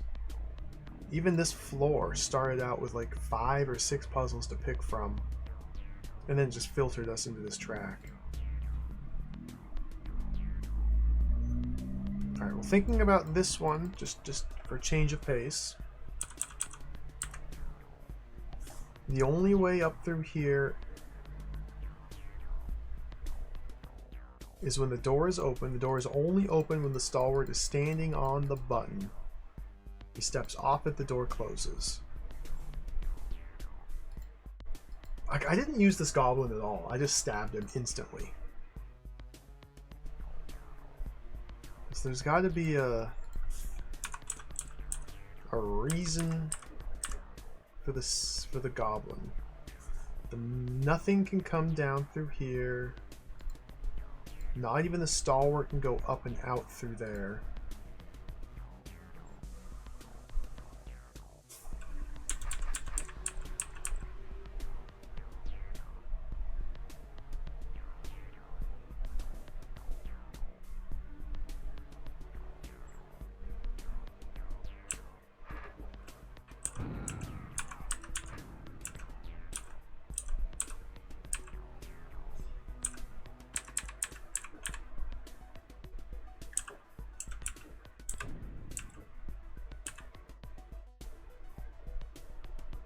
I can momentarily hold the stalwart there.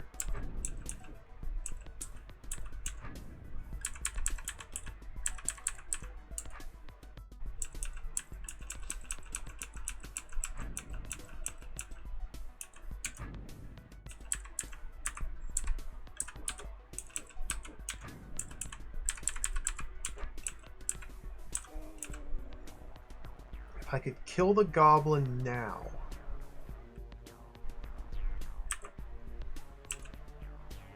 So I need to somehow stall the stalwart on this switch. And while he's stalled on the switch, kill the goblin.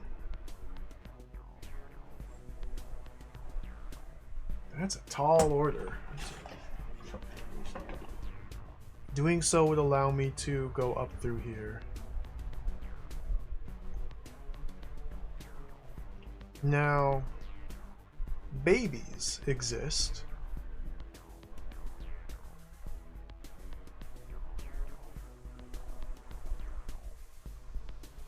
But I can't ever send the stalwart to the south. Once he has begun this journey, he will never walk south. And there's only 1, 2, 3, 4 turns, then he begins his journey. 5, 6. I can stop him. I was able to stop him right here.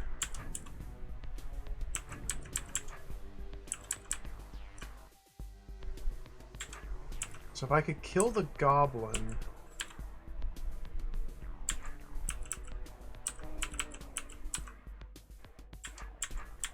before the stalwart reaches the button,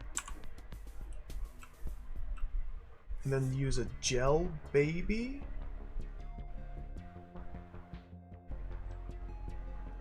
to stall him on the switch. Seems like that might be the intention here.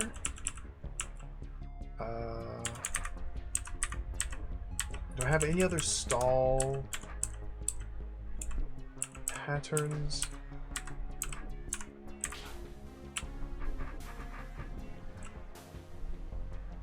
My sword must be northwest to get through here, or northeast, or northeast. Rotating my sword ever kills the mimic. I'm presuming that the mimic is unnecessary to travel north from here.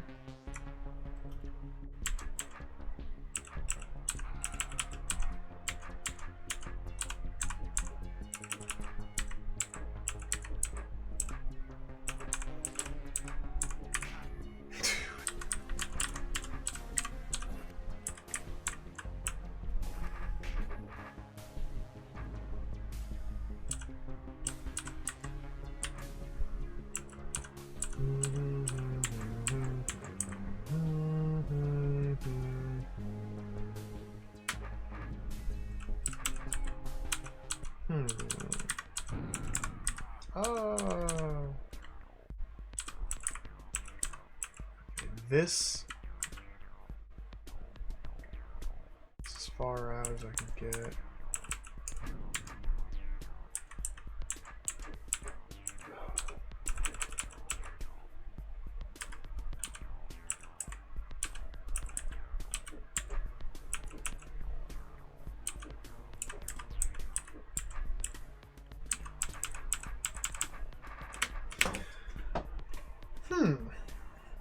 I'm stuck. Like, I'm I'm completely stuck. I have no idea how to progress in any direction. Oh no. This seems like it might be doable. And the room down here, which I have deleted from existence, is definitely doable. But I'm just stuck. That's not a good feeling. I don't like being stuck. I'm just stuck. Stuck.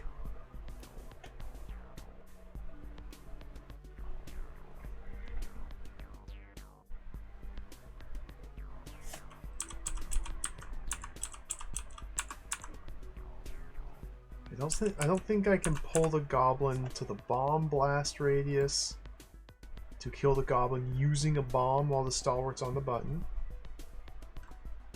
Because even with optimal movement, he wants to path like that.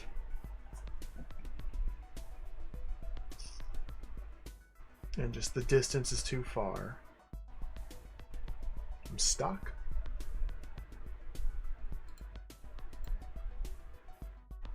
This is an opening to get the mimic out to clear the puzzle the normal way. It's interesting how to just simply move on from this room. Literally all that's necessary is to stab this goblin and leave.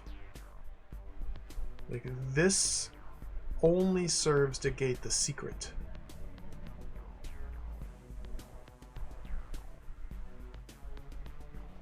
I could somehow kill the goblin.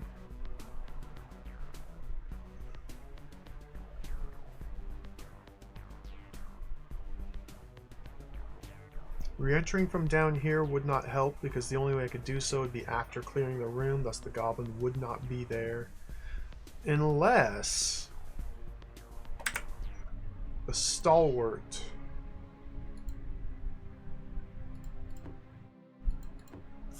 reappears, which he does not. Okay.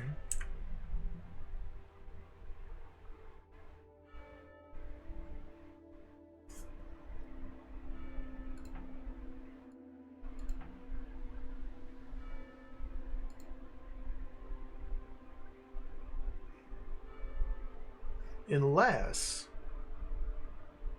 Oh. Oh. Oh. Oh. Oh. Oh. Well, that's delightful. Okay.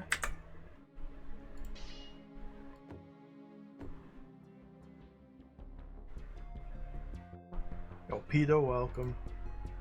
That, yeah, we cleared that one. That was this nonsense down here. That was a disaster of a room. That was a headache nightmare, but we cleared that one. We made significant headway afterwards. We're still on the same floor, however. I'm currently stuck in a couple different positions, but I think I just now understand how to access a new room. The idea, seemingly, is... or the answer lies in the gates here.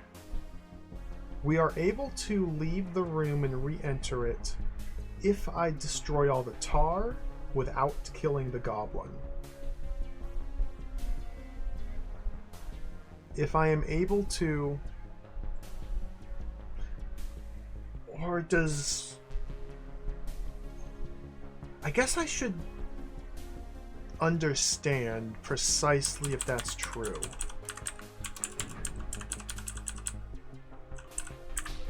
Okay, we kill him. I create babies. If I re-enter the room with babies alive, the room... okay, never mind. We can kill the goblin. I can create babies with the final tar blob. I can leave out this direction while leaving those babies alive. Re-enter from here, giving me a chance to kill the goblin before the stalwart reaches the button. I can then move up here, create babies, kill them while the stalwart is standing on the button, keeping this door open, allowing Beefthrow to come up through here to the next area to the north. Okay. That's the answer. So,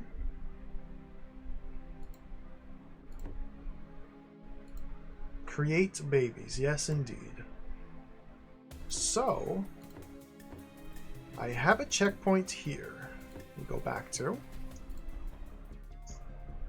Just gotta clear these out. Just gotta create some babies.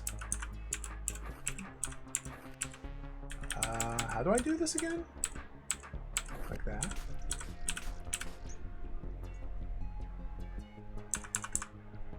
Okay.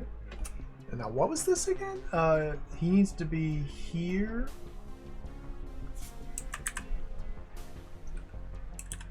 Yep. And Beefthrow needs to be here.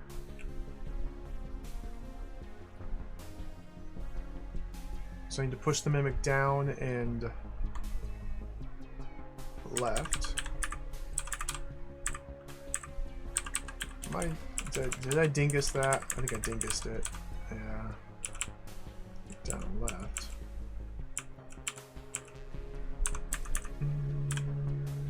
Okay, yeah, the mimic needs to be down and right. Down. Up. Right. There we go. Okay. No. No. No. No. No.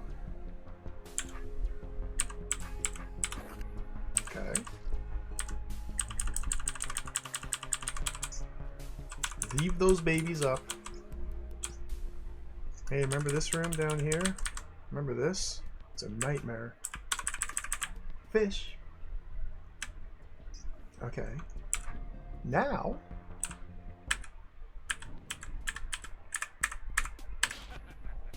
the power is in my hands. Let's go like that. Secret room. Oh, we got more puzzles to solve. All right. Our reward for solving that puzzle in a more challenging manner. Well, it wasn't really that much more of a challenging manner. Our reward is more puzzles. What is this? Oh.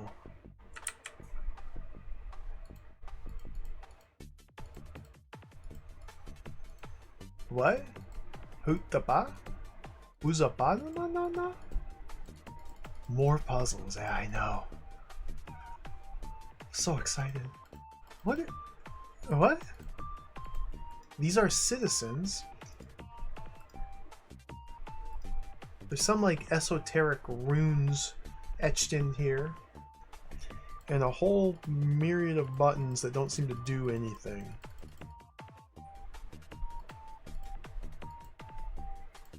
What?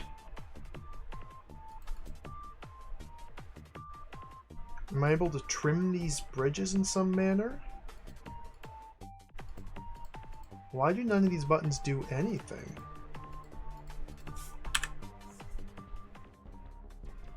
Okay, this is frightening.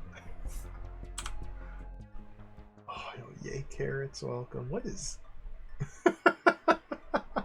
Beautiful.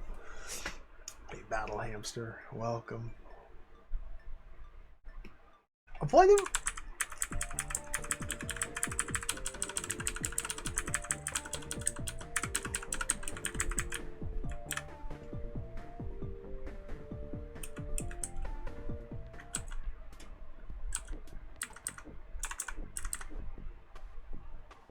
What?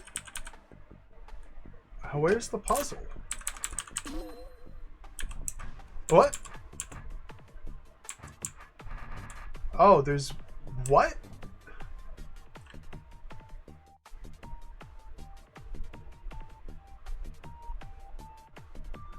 Binary. Is this binary again? This is binary. We are programmatically creating rafts. Oh. Okay. There's custom scripting in this room that's unclear. You can't tell at first glance, but striking this orb causes the citizens to construct to reshape these platforms into different numbers. The numbers that they're reshaping them correspond to the numbers I am creating by pressing these buttons.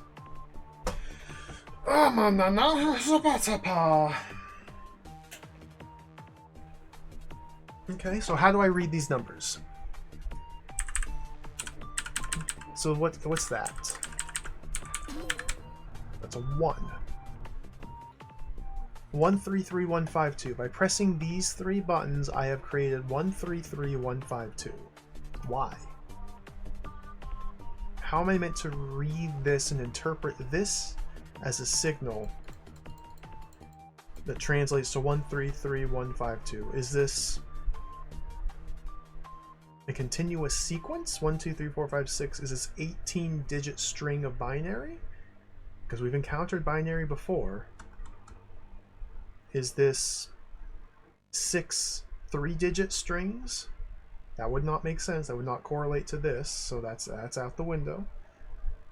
Is it 3 6-digit strings? 13, 31 to 52? No, 52 would take far too many numbers. Maybe it's not even base 2. Maybe it's base 3? What? Okay, well, this is something new and interesting and weird. So now I'm excited again. So our objective is create platforms. I don't even really care about finding out which correct platforms to make just yet. More so, I'm interested in learning how I can, or how these buttons correspond to the platform creation. So let's just hit the one button there.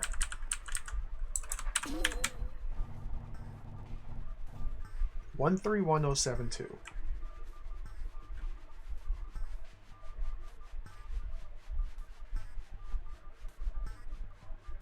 Surely it's not completely arbitrary. Is it this one? 002048. There's colors.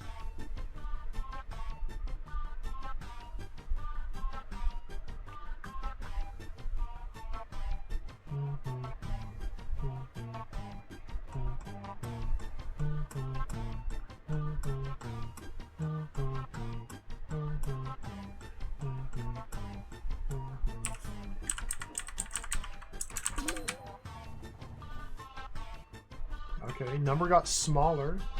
The number seems to be increasing as we ascend. Okay.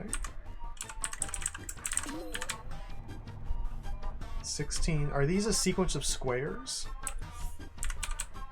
So would this be 1? Okay. And then 4? Just what? 1, then 2. Now 4. Now 8.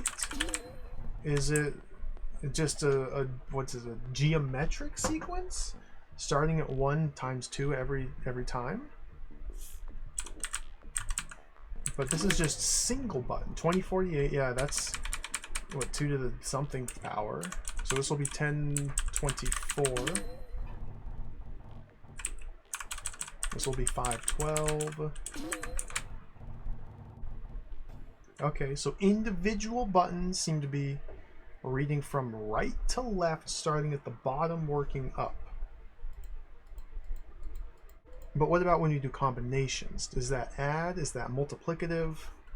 Well, let's find out with the small, nice numbers. This was 1, that was 2. 3, so it's additive. So this is 2, 4, 8. This should be the number 10. Okay. So it seems simple to me. Well, straightforward. We bring up our dear friend MS Paint. Come back to me, MS Paint. I need you. I didn't mean those bad things I said earlier. Let me save this previous image.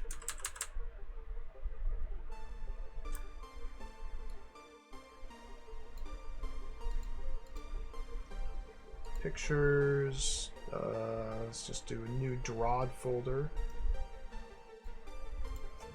DROD folder. I don't remember the name of that floor. Underground Lake. That would be 1N3E. Okay. New one. Crop this image. Okay, so first order of business. My dear friend MS Paint, we're so back.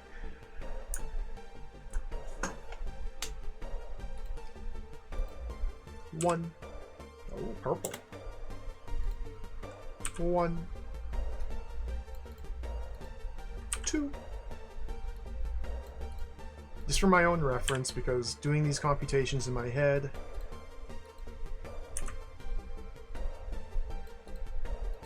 not going to be very good. 16, 32, making this 64, 128. A giant nerd made this hold. It's awesome. 256. They were mega nerd. I approve. I approve. Like, puzzles like these are so cool because they're just so out of left field when it comes to DROD. This is not what I expect when I boot up DROD, and I like the surprise element. And you know, numbers are alright too. It's okay to crunch some numbers.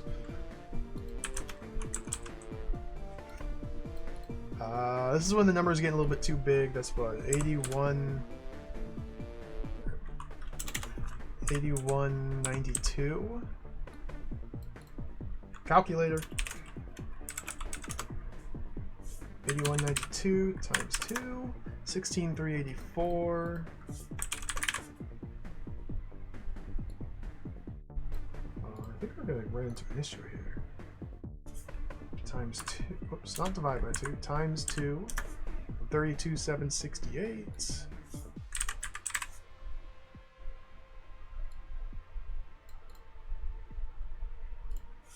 Times 2, 65,536. That's a familiar number. You played a lot of video games, that's a familiar number.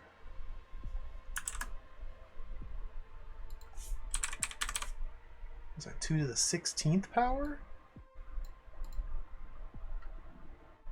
So what? Wait, what was this final one then? Because 65,536 times 2 equals 131,072. Does it just truncate the first digit to make it 31,072? Is this 31,072? Truncates the we have 6 digits to work with. Okay, well, no, of course not. We have 6 digits to work with. For some reason I thought we had 5. Okay, so now we know what each individual button does. So now the next determination is which numbers do I need to create? Well,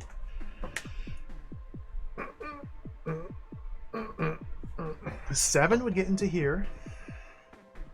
1 would get into there. I'm going to need a 1. I'm going to need a 7.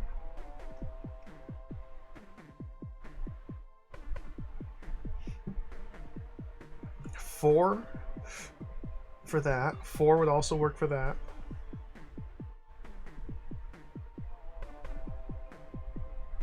Seven would get one of those, but not the other.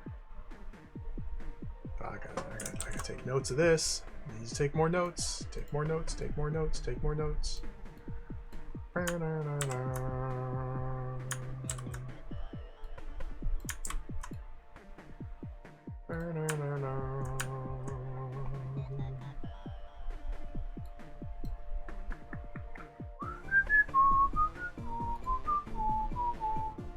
love this song. Okay, so this goblin here is accessible with the number 1, and I would say nothing else. Now it's also important. Okay, yeah, 3 digits go up, 3 digits go down. So first we need to determine which digits we need, and then figure out the correct sequence of digits we need, and then figure out the correct combination of buttons to press to create that sequence of digits. Simple, really. Straightforward, I should say. Not simple. It's straightforward, which I appreciate. I appreciate it being straightforward. So a 7 would work here. A 2 would not. A 3 would not.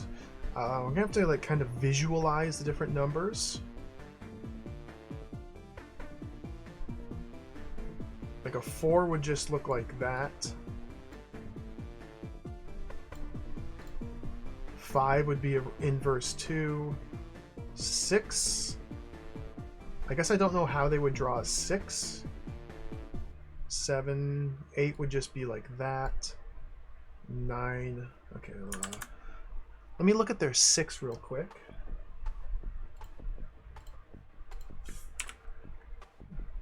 Simple enough by hitting the 16 button. Okay, so that's the 6. Okay. Yeah, Tetrahedra, I agree. It is a big relief. All of the games have consistently had incredible music. All the way back to the very first DROD, they've always had excellent music. Okay, so this must be a 1. We need to have a 1 going up. This must be a 7. Nothing else could work there. The 7 wouldn't work here, but we could slot in a 3 coming from above. Over, up, in with a 3. I guess it would be more like that.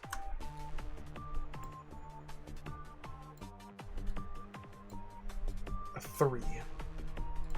173 goes up.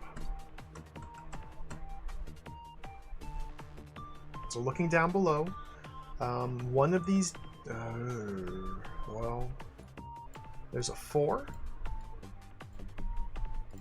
That space is 4 digit or 4 tiles, so a 1 couldn't squeeze in there. 2 wouldn't work, 3 wouldn't work, 4 would work, 5 wouldn't work, 6 wouldn't work, 7, 8, 9. It must be a 4, okay? The 4 would also work for this.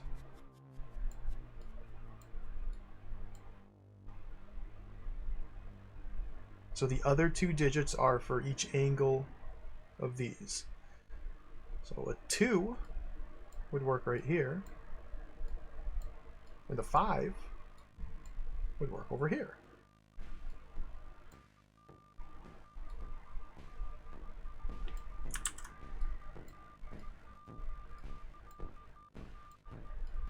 Okay, so there's our number.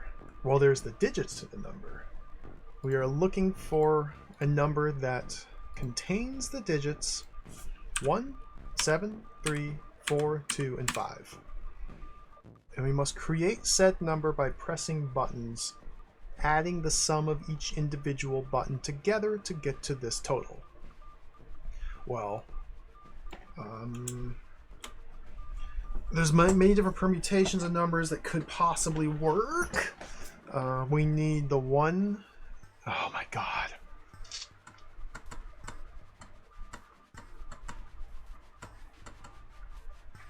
The first digit, the 100,000s digit, must be a 2.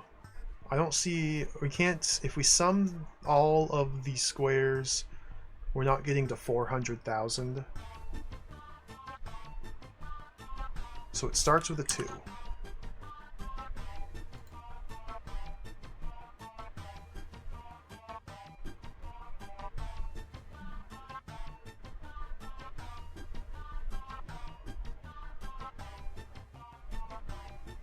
Can I even get the 2 over here?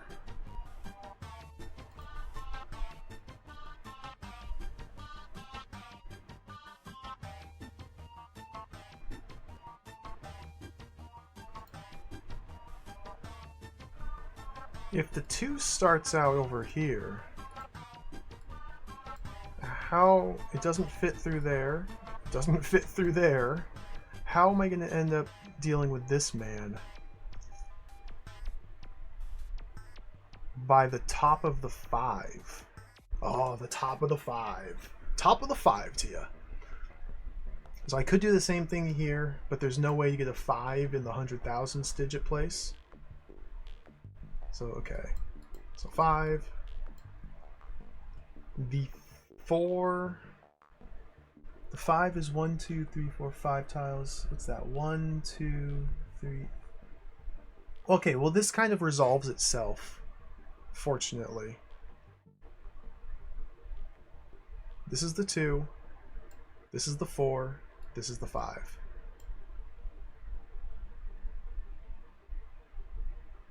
Because this gap here is only 4 tiles long.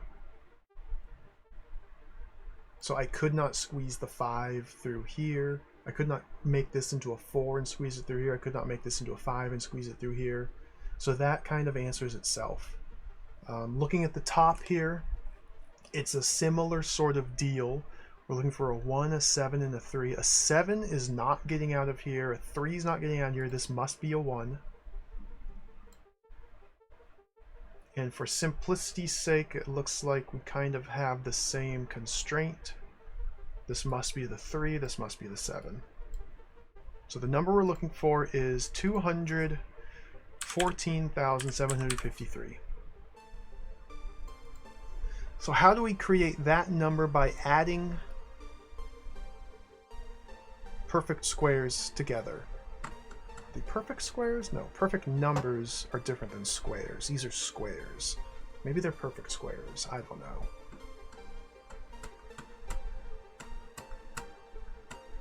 Powers of 2. That's a better way of expressing it. Yeah. Hey, Hosanna, welcome. I love these puzzles, man. This is what it's all about. This is full nerd nonsense. So it seems to me like we're going to have to use the 131072.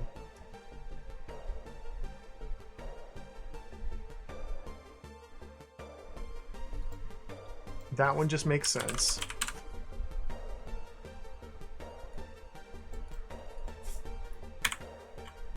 Leaving me... if I were able to do simple math, I would just do so, but I have a calculator instead. 214, 753 minus 131072, 83,681. 83,681. Okay, so we have to create this number using buttons here.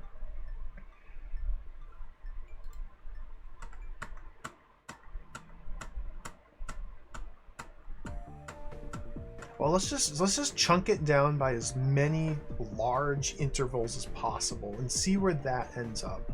We can kind of fine-tune it a little bit using the smaller numbers. So say we want to subtract 65,536. This could be the wrong approach, but I feel like it would be probably good. Minus 65536. We're looking for 18,145 now.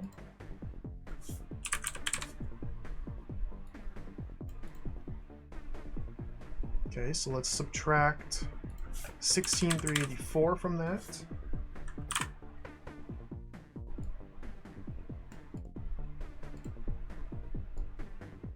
I might get myself into a bad spot here. 1761.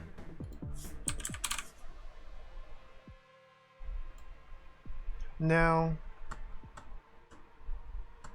I am realizing a problem. No, there's no problem. We have a 1 to make it even. So let's take 1024 out. Leaves a 737.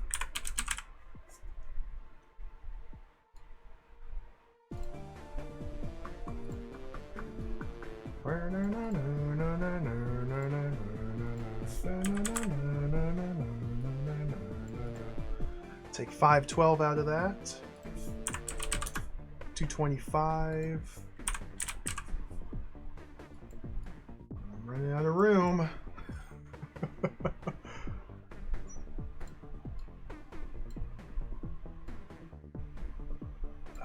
got a little bit more room.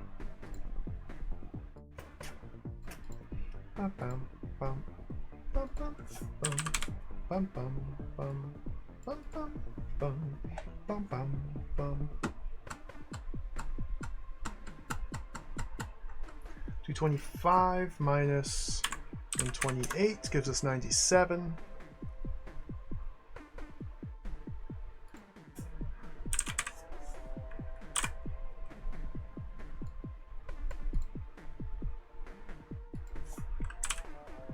So I feel like I made a mistake somewhere, but I don't know, man. I don't know.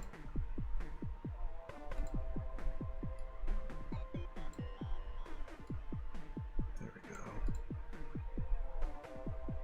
Minus 64. 33. Oh, yep, we're good. We're good. We're good. We're good. So we subtract 64 from this, giving us 33 as the result, and then 32 and 1. 32 and then 1. Okay, so we need to press that button,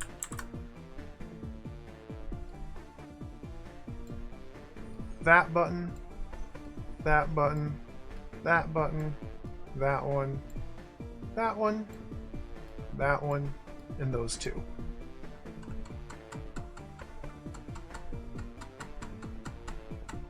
Okay. Love it when a plan comes together. Let's see this work.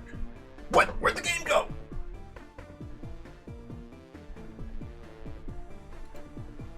There it is.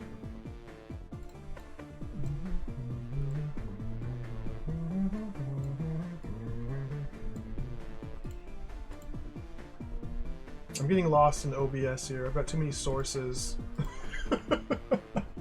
Okay. So we press... I guess I should have circled the specific buttons to make it a little bit more straightforward. That one, that one, that one, that one, that one, that one, that one, that one, that one, that one. Okay.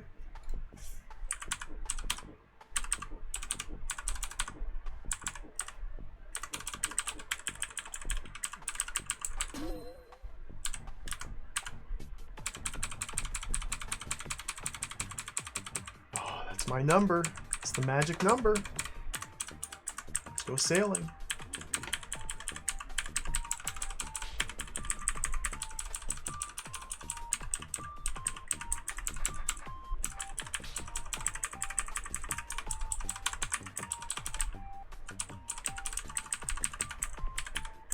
You know, this hold is awesome.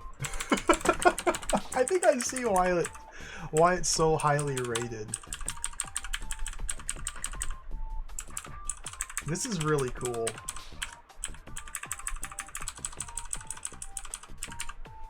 It's a very interesting way to do a spin on DROD mechanics. Dead.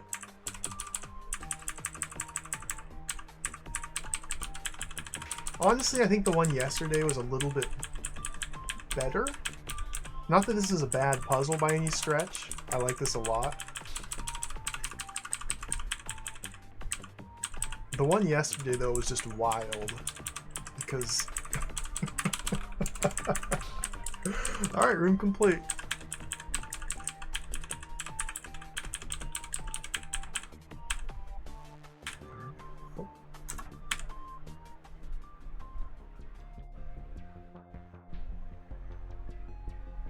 With standard representation, no number of reuse, there's only one solution. Each subtraction represents one of the binary digits in the value. It makes sense, yeah.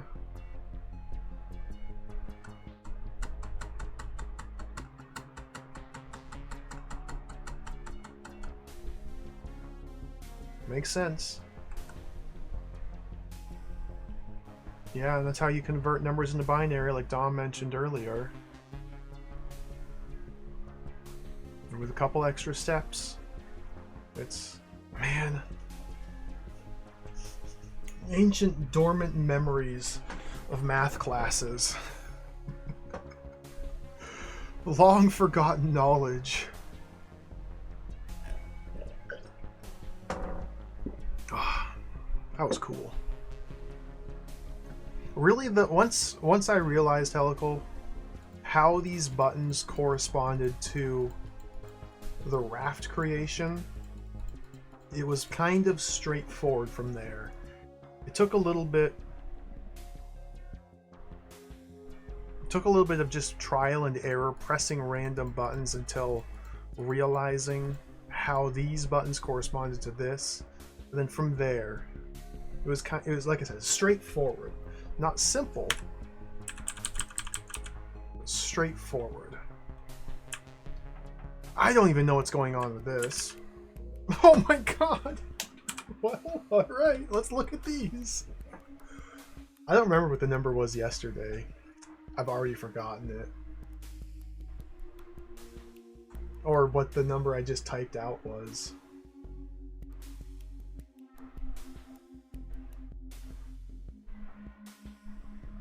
What even...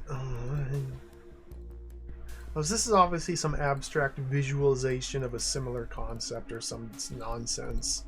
We need to arrange this such that upon entering this southern passage here and dropping this trapdoor, these trapdoor gates will all open, and by having a correct sequence of doors open or closed, these serpents will naturally wind themselves into the hot tiles, killing them. I think? Do serpents die on hot tiles? I can't remember.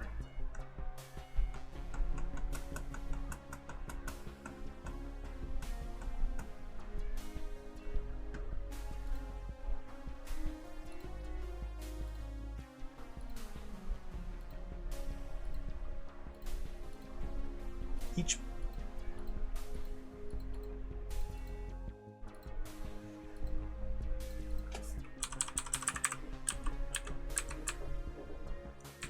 Oh. Oh. Oh.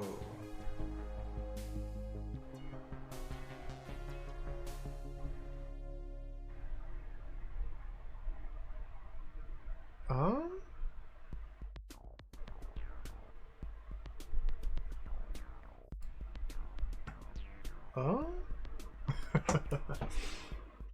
Oh, nice, Talif. I don't remember King Dugan's dungeon very well. That's almost the end, though. We're in the home stretch. If I remember correct, floor 23 of King Dugan's dungeon had one of the hardest puzzles, where you have to push 2 goblins through a trapdoor maze and use those goblins to, like, kill enemies or something. I remember that being utterly absurd. Dino, thank you for the raid. Welcome, everybody. Welcome, raiders. Ah, look at all those scoots. Love to see it. Welcome. Thank you for the raid. Hope your stream went well. Welcome, Dino and raiders. My name is Bill. I'm playing DROD. This is called DROD. This is a puzzle game. It's really cool. It's really cool. I'm having a great time with it. I'm also stuck frequently. So it's a very humbling experience, but man, I'm having a good time. Welcome in, everybody. A slot for 4 hours.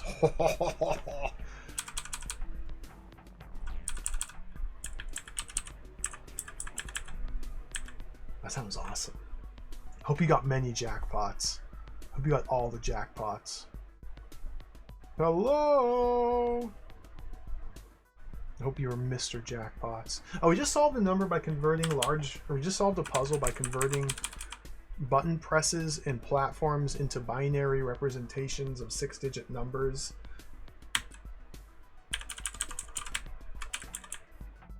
This is going some crazy places here. The puzzles in this game are truly absurd. I don't quite know what my goal is in this room yet. It's definitely okay.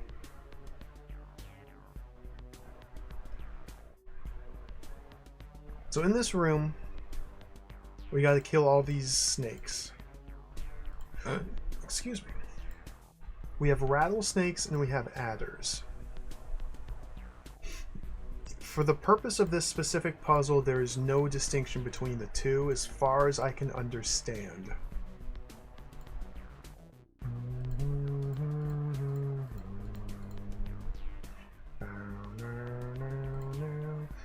Okay, this is a Tower of Hanoi almost?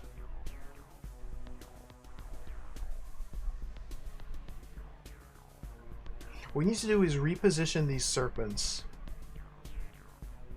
such that rather than their tails being by the red doors, they are the other way around. Their heads are by the red doors. And then, once they're in their correct positions, we walk down here, the red doors open, and the serpents slither onto these hot tiles, which cause them to disintegrate, and the puzzle is solved. So figuring out the correct sequence of buttons to press, my only interaction with these serpents is by pressing on individual buttons, which will release the serpent above the button.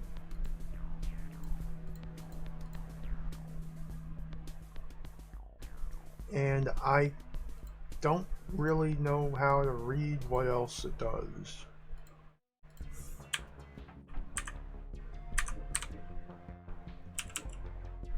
Okay. I think this is like a Tower of Hanoi almost style puzzle. Not necessarily the same, but uses a similar structure. So if I stand here, he goes there.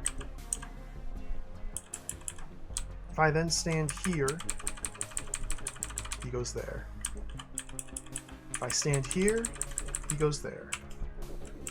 If I instead decide to stand here, he gets stuck. So is this arranged so that no blue serpent can get ahead of another blue serpent, and no green serpent can get ahead of another green serpent? So if I send this one up, he's... no? Okay. Can I move you? No. Is the idea I can only move increments of one tile? Or I can leapfrog a snake and go one tile? I'm just trying to understand the way this works. So this one gets stuck. This one should go into the empty spot. This one should also go into the empty spot. This one goes into the empty spot. This one goes into the empty spot. And this one gets stuck. So yeah. I need to swap the positions of these. Oh, well. I don't even know where to begin. I don't even know where to begin here. I guess we could begin by pressing buttons and see what kind of shakes out. So doing this is bad. Because this guy can't reach all the way over there. Let me just confirm that's the case. Can't.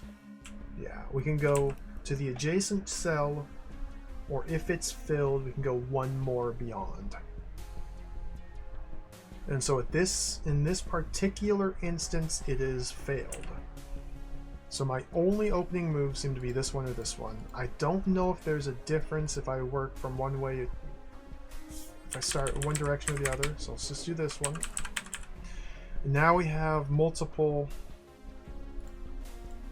plays, although this play is a fail state. That one leaves us that, which is a fail state, so I can only move this one.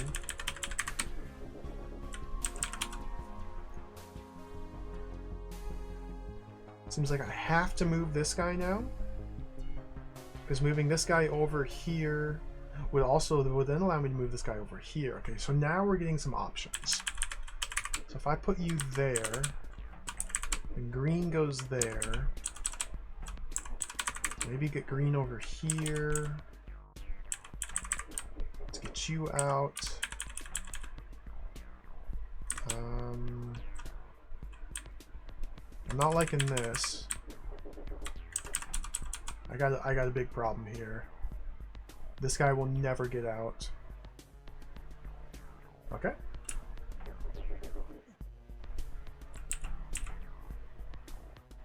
If I move him out now,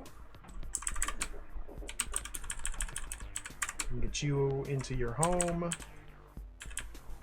I probably want to get these guys going. Get you into your home.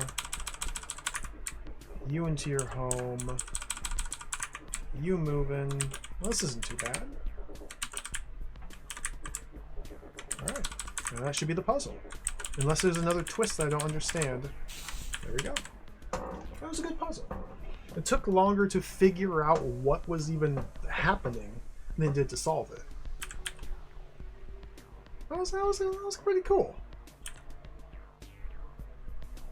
This is fun. This is fun.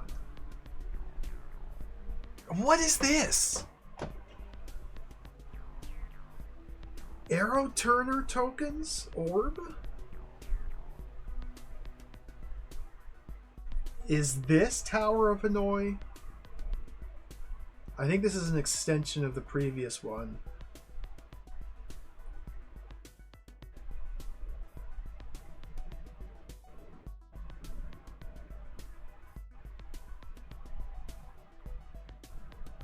What is this? This is also the end of the line, so my little secret adventure ends here.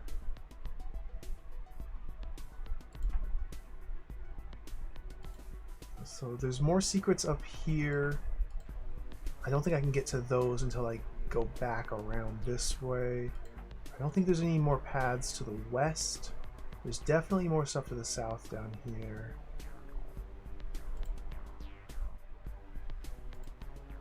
Well, let's spend a few moments just clicking on buttons to see what in the world I'm looking at.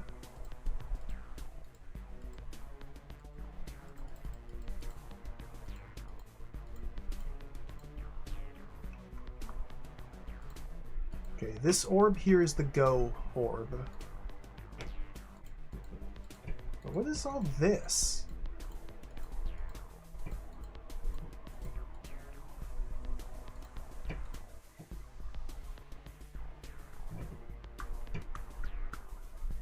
Okay.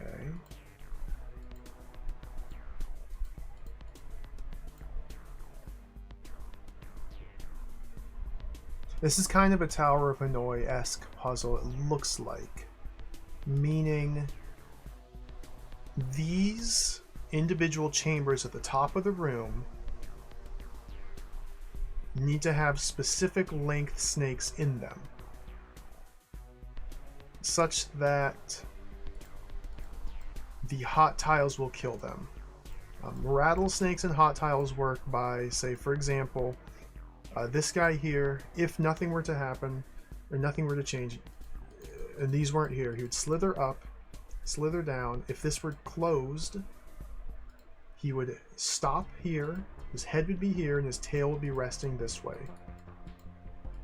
If the end of his tail, the rattle, were on the hot tile, then that tile, that part of the tail would get destroyed.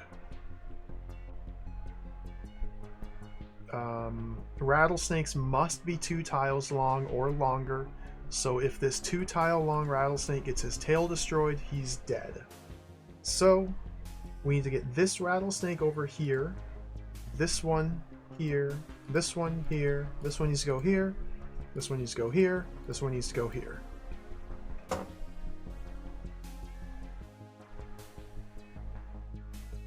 This one over here will simply perish the moment I strike this orb. I don't understand what all of these mechanisms are yet, but I'm working my way there. Arrow rotator tokens.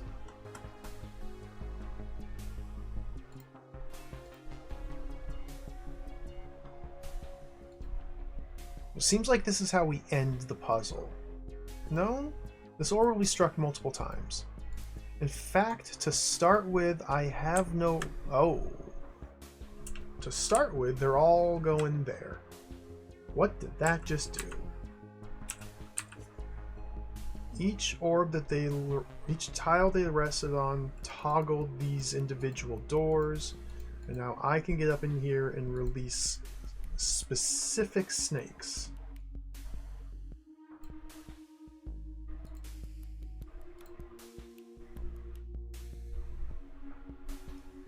So, what are the arrows for?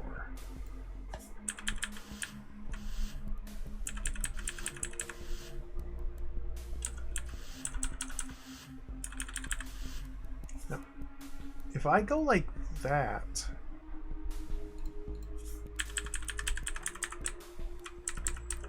then he's stuck, and I'm stuck. So why are there arrows here?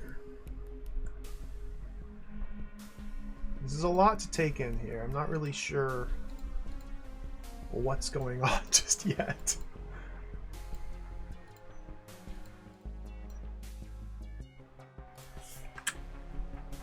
mean, that's going to happen regardless. So this is the default state. Hitting the orb now.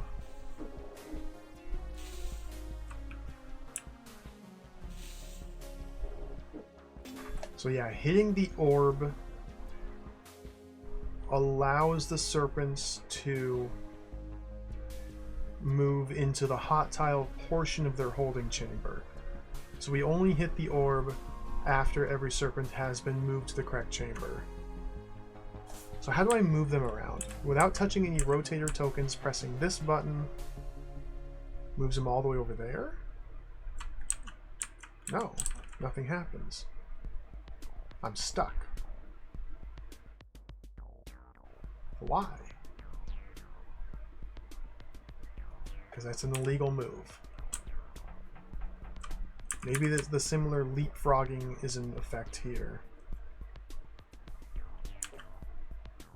So what are the rotator tokens for? In order to move it, the rotator tokens determine directionality.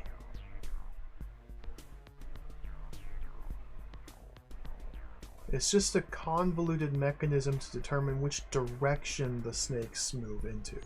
Okay, can we leapfrog? Can this guy go there? He can. Okay. Can this guy go there? Cannot. So yeah, similar to the previous room, we can move to an empty adjacent node or one past and it's Tower of Hanoi. I keep using that word. It's not really Tower of Hanoi, but you know, it's kind of.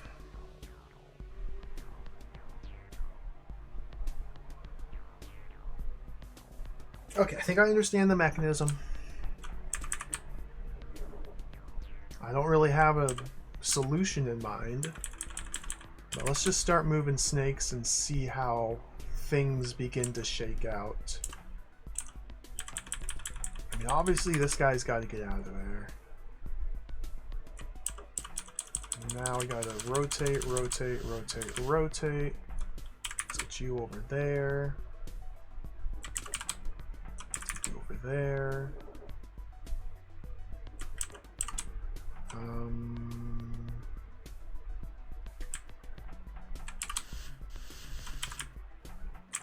You over.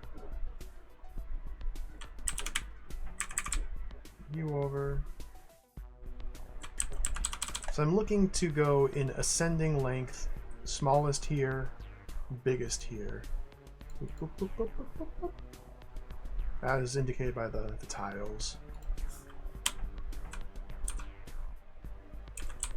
Now let's rotate. Put you over there for now. I gotta get those long ones into play. I guess you're going back.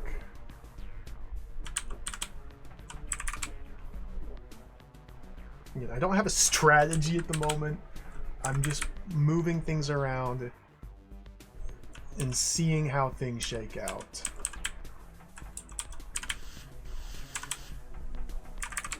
That over there.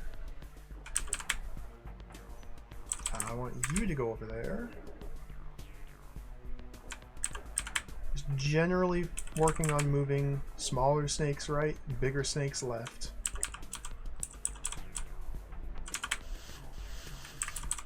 Over.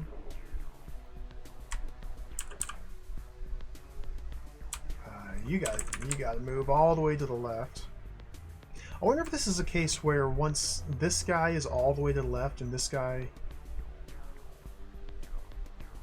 This is the empty spot here. So maybe once this guy's all the way to the left, then we can just simply ignore this column forevermore and slowly kind of trim the working space down. Maybe? That might be an approach.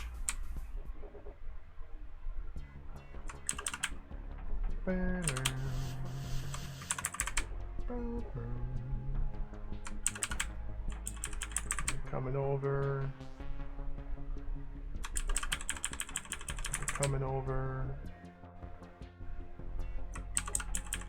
Coming over. This is not a typical DROD puzzle, by the way. The puzzles we are facing at this current juncture are not representative of the larger DROD experience. The authors who made this hold were mega turbo nerds, and they were just having fun with it. And I approve. I think that's awesome. Turn these.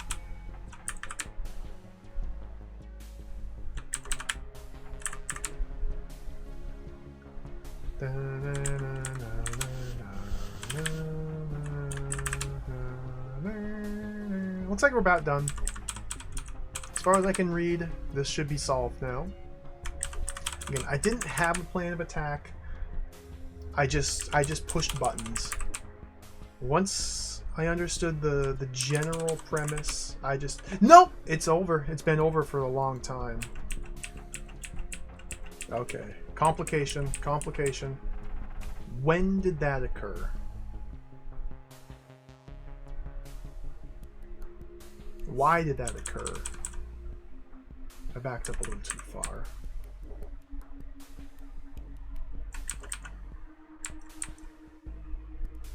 Was that because I did an illegal move?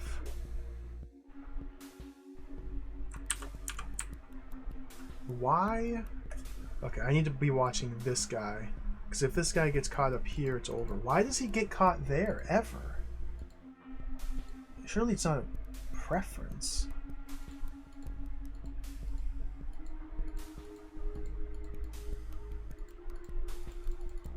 Why did he end up in there? I wasn't paying attention, so I don't know.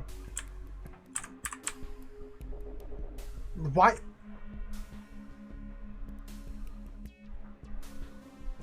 He's stuck, okay.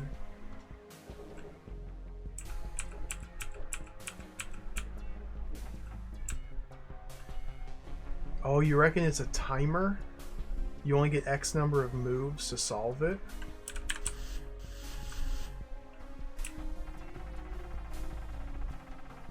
It's a binary timer.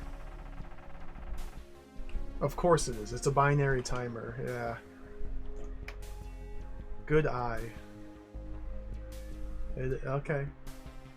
So not only do we have to position these snakes in the correct spot, but optimal number of moves must be made. Ooh, that really complicates things.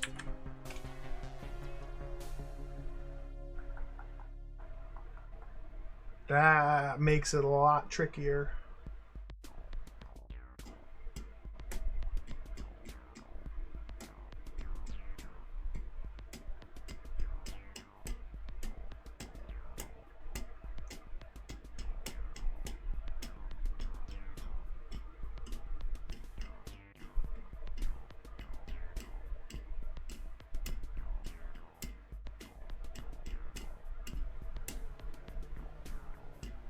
That's tricky. Well, I only have two moves to start with. Either move this one over there or move this one over there. Nothing else I could do. It's all that and welcome. Welcome. It's going pretty well. Having fun solving more puzzles. So if our goal is to move Big Snake left, and we also want to move him left, but we got to move one of them right. Let's move this guy to the right.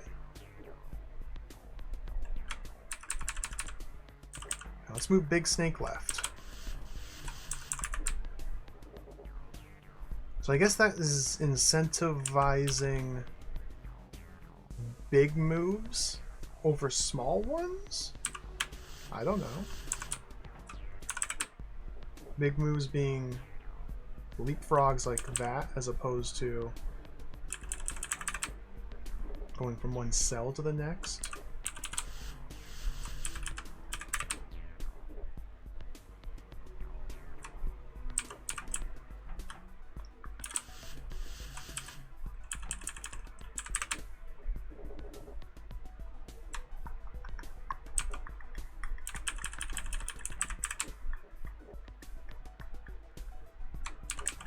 So I'm just working on getting the Big Snake over. That's all I'm looking at right now.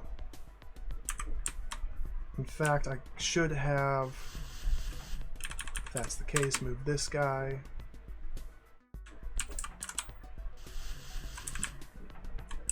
like that. Okay, he's in position, so now we should theoretically be able to simply ignore this tile, or this column.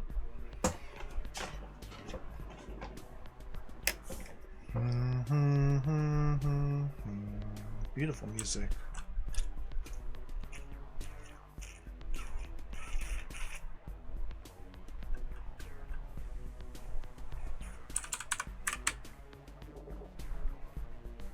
You out of there. I want you out of there. See, now I've gone a little bit too far.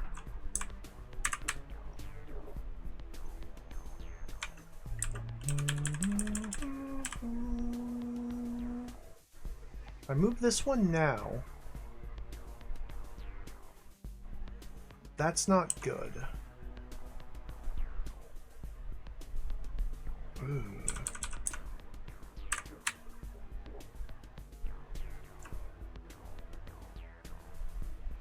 Ooh. Well, this is not looking too hot.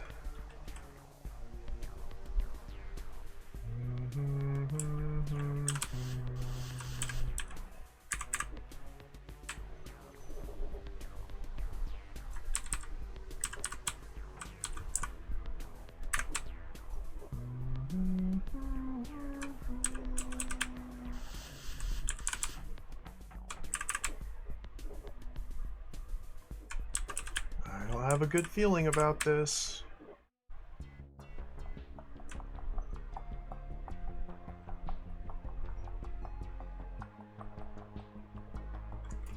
Yeah, trying to get this guy over here is going to take too long. I don't have too many more moves left.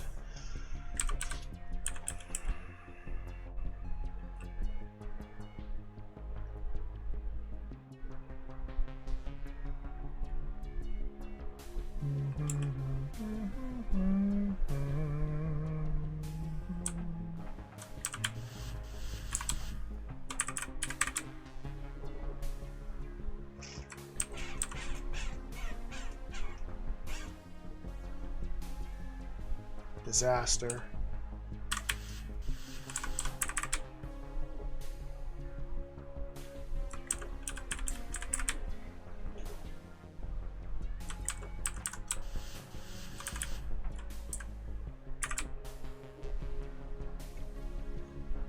By this move, they all need to be in their spots. I have no more moves to make. Yep. Well. Okay.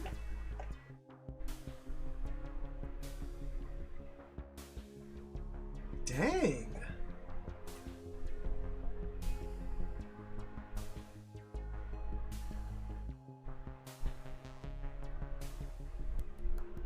Oh, I got owned. I don't know, like, where I went wrong. It's very hard to know. It's very hard to know where precisely my mistake happened or how to do it better. I mean, okay, getting this guy trapped over here on the far right and then leaving him there for as long as I did, that was a big mistake.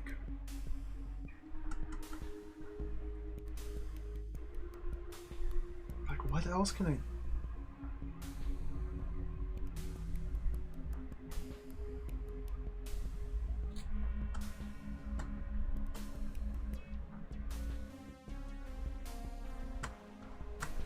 Huh. Interesting. Interesting. So for starters, we have precisely two options. Move long snake right or move less long snake right. Let's move long snake right this time.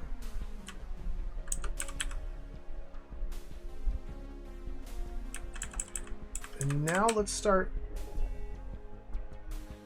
getting short snakes into play. I think I want to move you over to get tiny snake into play.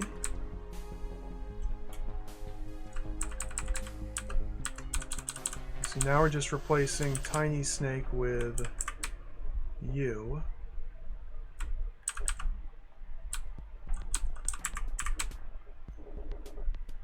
We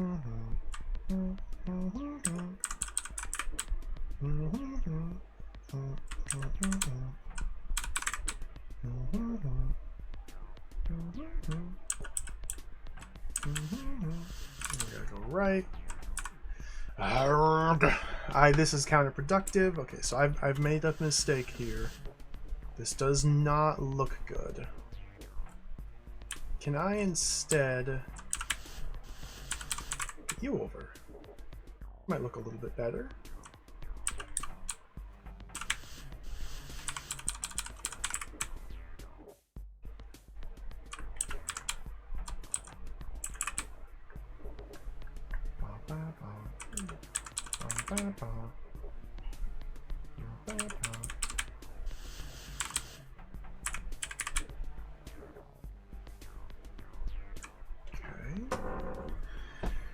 What?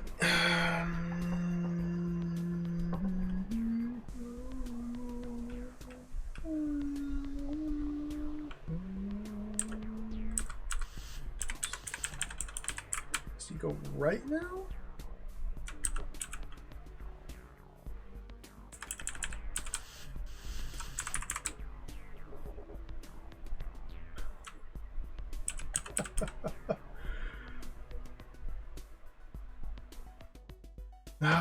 No, I don't like that.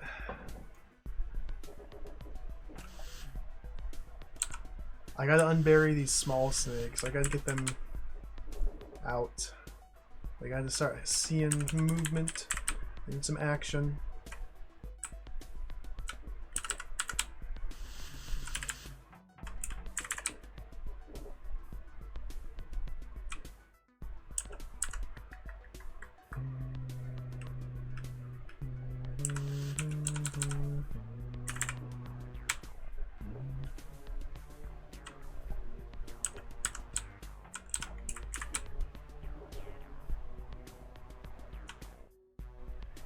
I don't know about when I can move this guy. Oh, dude, this is a little stressful. The turn limit really changes the dynamic of this. Like, they need to be in their spots now. I'm out of turns. I got none of them. Wow, I did worse. I've learned nothing and I've done worse.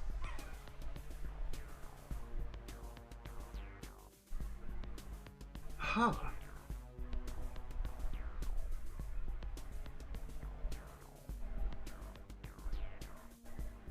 Like, this is theoretically, I don't know how it would help me all that much, but this is the sort of thing we could work out on paper in MS Paint, my beloved.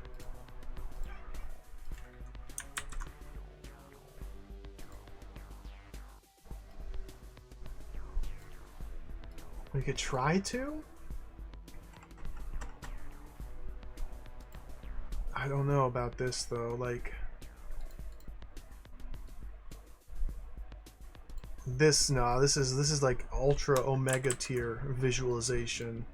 I don't see how I would be able no.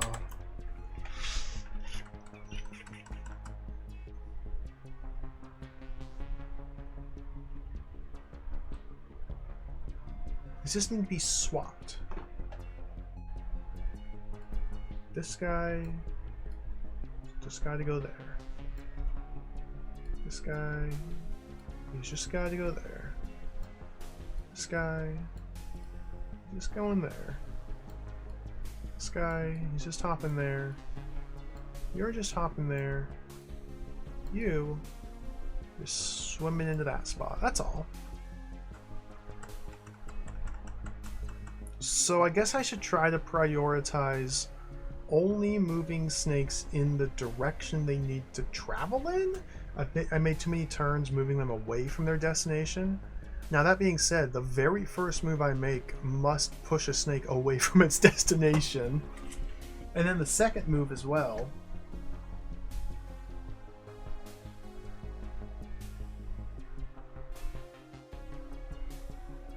Huh.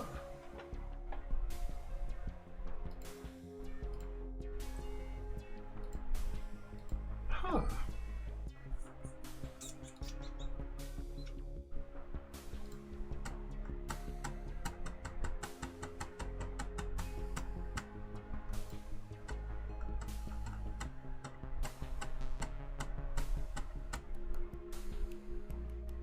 Huh.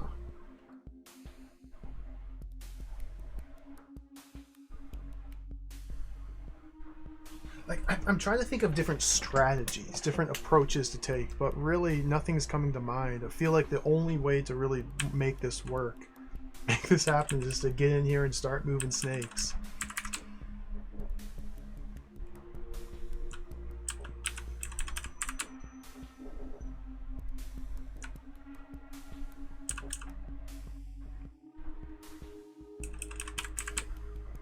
Just get in here, start moving some snakes.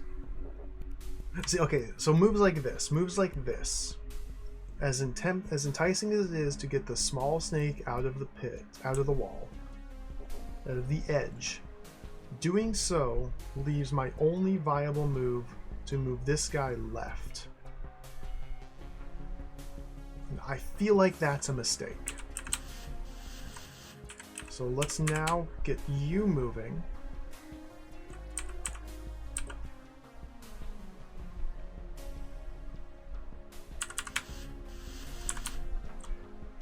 This guy's in his correct home, but we're gonna have to move him out of there.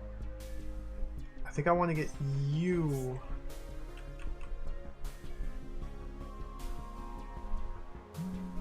I don't.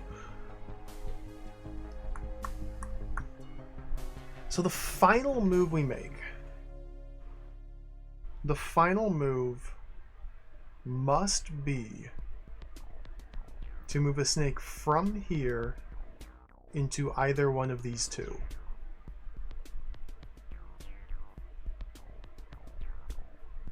So I want to think about it backwards. Not that I can go any much farther back than that, but the final move must be to move a snake from here to here or here. From here to either here, or from here to here. Meaning, if we can get the smallest or second to smallest snake in here, that should be a good goal.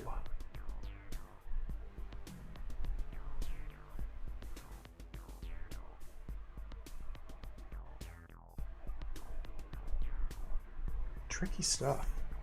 Tricky stuff. This is tricky stuff.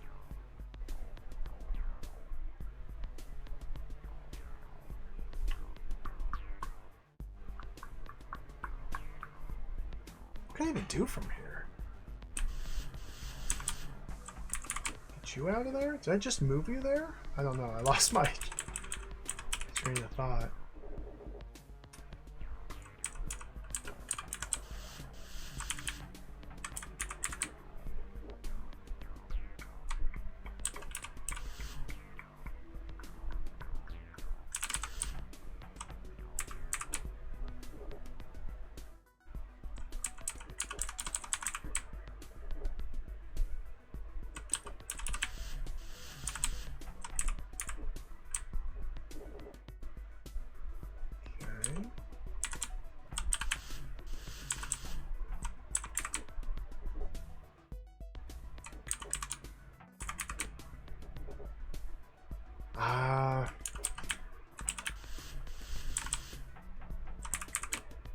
Nope.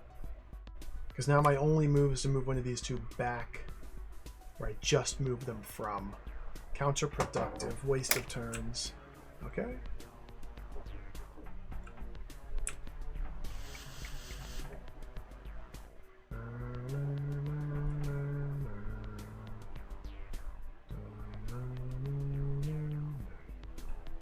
Just move this guy over.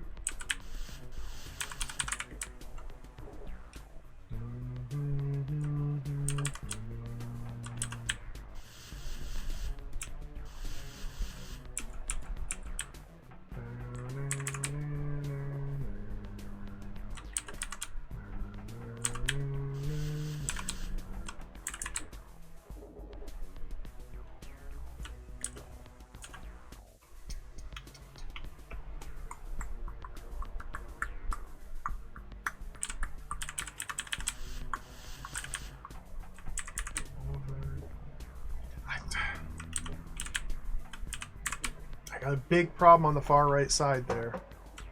A big problem I haven't been addressing. And I am almost out of moves.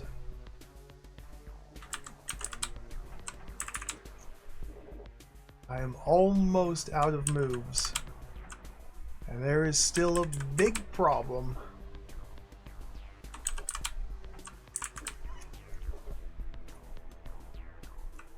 This is the last move I can make.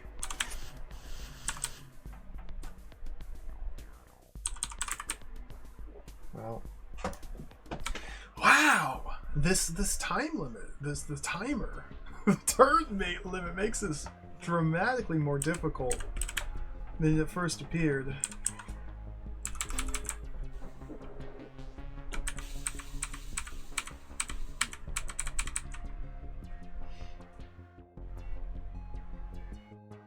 Yeah, Megami. The way the snakes die, that's how we're killing the snakes. If they need to end up in a specific chamber so that their entire body is under hot tiles, red tiles. So these ones, this one's fine, this one's fine, this one's fine, this one's fine. This one will not die, this one will not die. So yeah, sorting by length. The ultimate goal is to sort them by length. Longest here, shortest here, this one empty.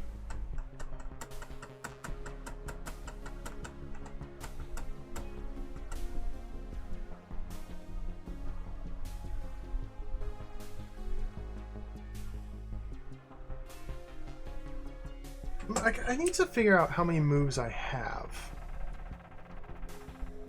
This will be a little bit tedious here, but I feel like it'd be advantageous to see how many moves I have total. 1? If I go like that... You absolute dingus! Nope, we gotta hit them all.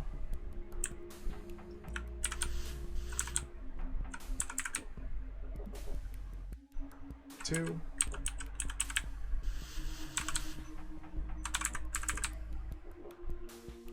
3, 4, 5, 6, 7, 8,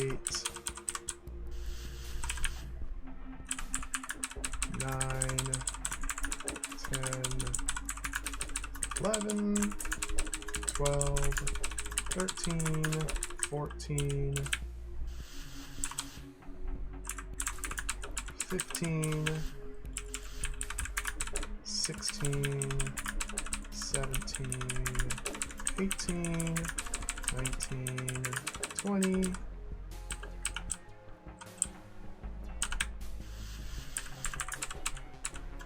We have 21 moves with which to solve this puzzle. That's not very many.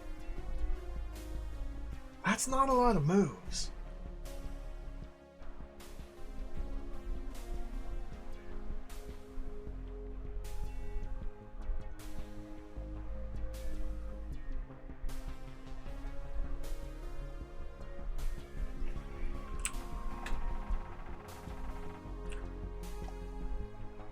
"21 turns.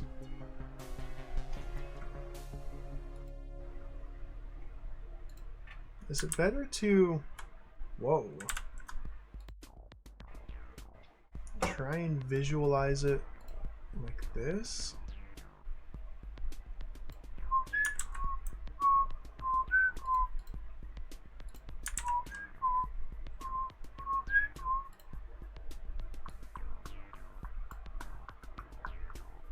Is it better just to write a freaking program? Just to write a program? I can't do that.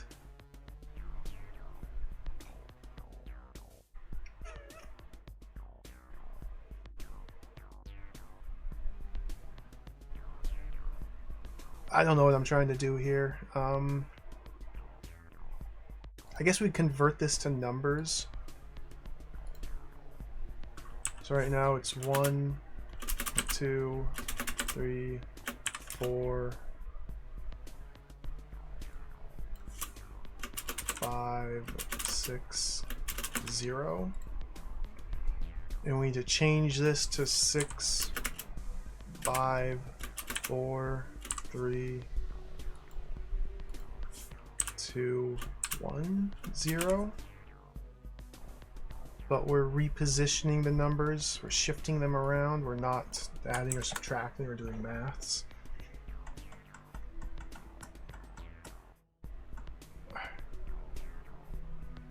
Almost feel like A, B, C, D, E, F, G be more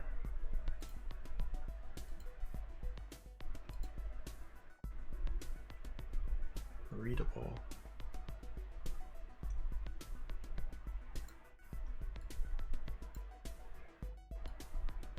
That's our goal. That's what we start with.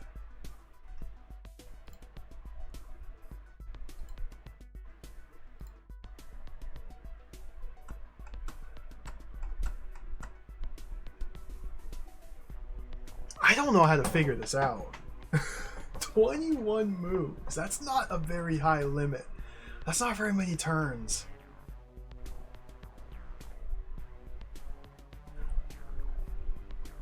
Unless I just happened upon the correct solution by fiddling about for a while. Which might happen. It could happen.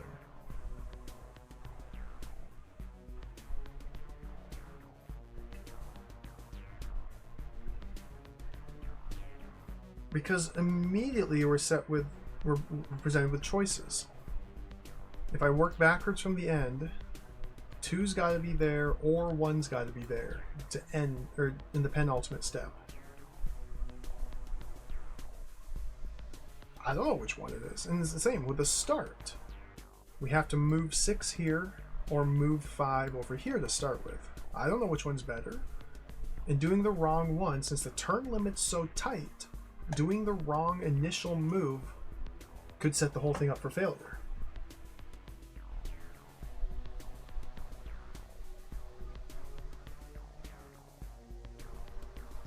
"21 turns, that's it. That's crazy."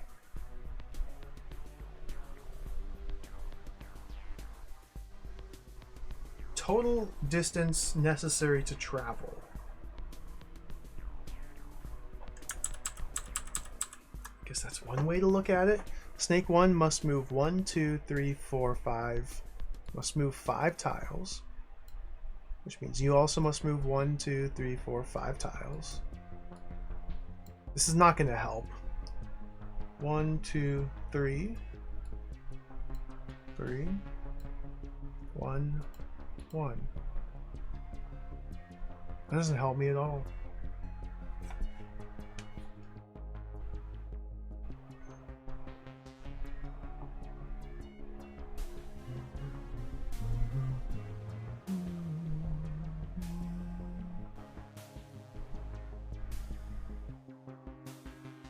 Move 1 or 2 spaces per turn, maximum, only to the empty spot. Like what?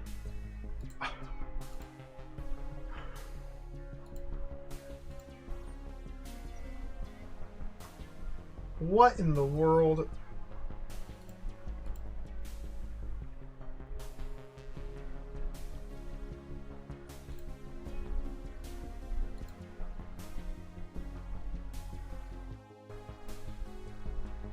Sorting algorithms animation. What in the world is this? This looks like it might actually be how. What in the world?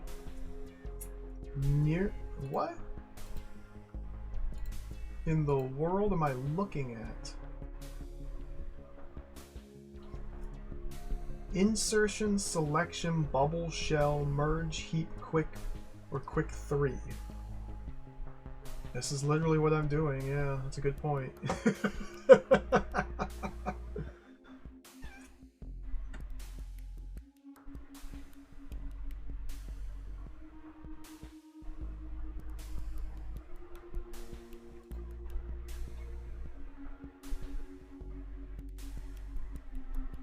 So if they are reversed, bubble is the slowest.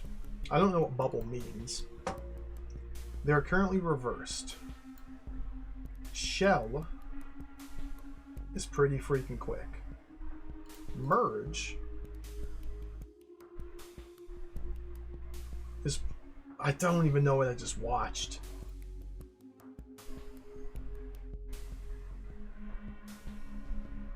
That doesn't even work. That doesn't follow the same rules. Get out of here, selection. Trying to cheat. Insertion?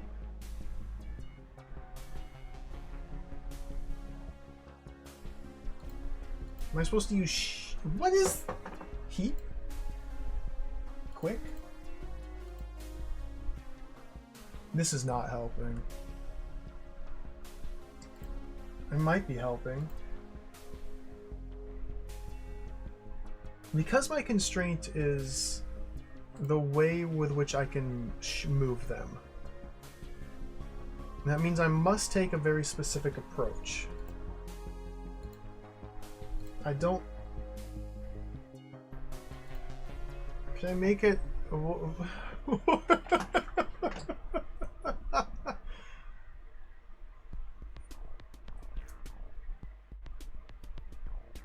Bubble compares to and sorts them if they're in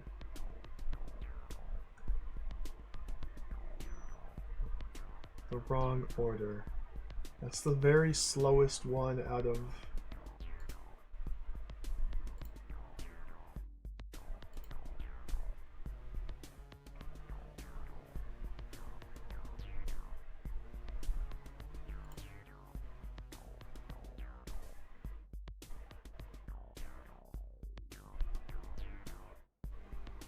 What in the hell am I looking at?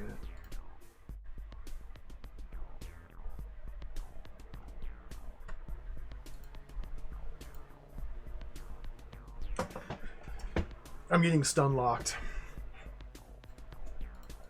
Oh, what's up, Beelzebub? Welcome. I'm trying to solve a puzzle here that apparently is trivial if I had the power to just simply write algorithms and sort this. I don't even know where to begin. I guess I begin on that website. I have to do homework. I have to spend hours studying to solve this puzzle. I have to go hit the books to get smart enough to solve this puzzle. I gotta go to school and get a degree if I want to solve this puzzle. But I want to solve the puzzle. I don't want to do that. I just want to solve the puzzle.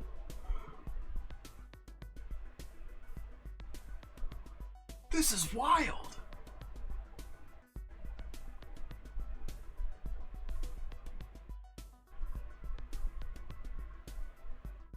Now, my goal in this room, the snakes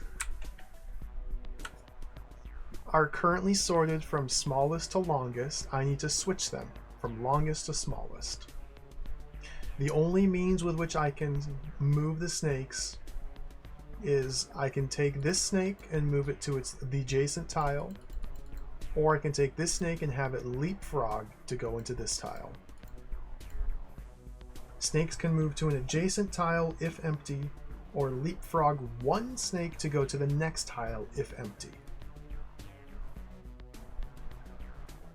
Directionality doesn't matter, I can go right or left. But I have the one empty slot that must end up on the right side. It starts on the right side, it must end up on the right side. And in 21 turns or less, we must swap the position here. –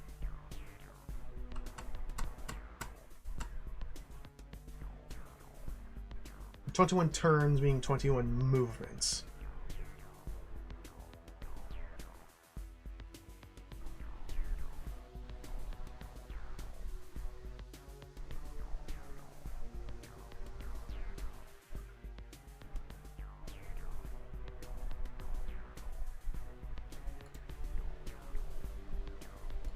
This one was so much easier. This one was so much nicer. This was so much easier. There wasn't a turn limit on this. You just push them. You just push some buttons and it just works out. This one was like fun.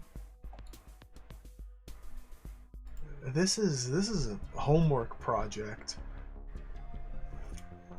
This is like a homework project. Yeah, it's like a Tower of Hanoi style puzzle, kind of. But the turn limit, the fact I only have 21 moves, that's the big thing that's making this hard. Because I'm worried that that is the minimum number of moves required to do this. That may or may not be the case, but I'm worried that they are forcing me to solve this in the most efficient way.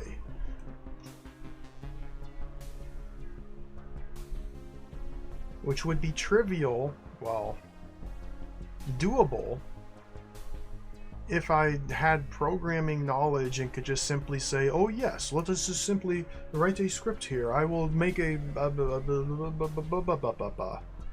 and just do if x equals big, then go that way. If x equals small, go that way. And go. I don't know how to do that.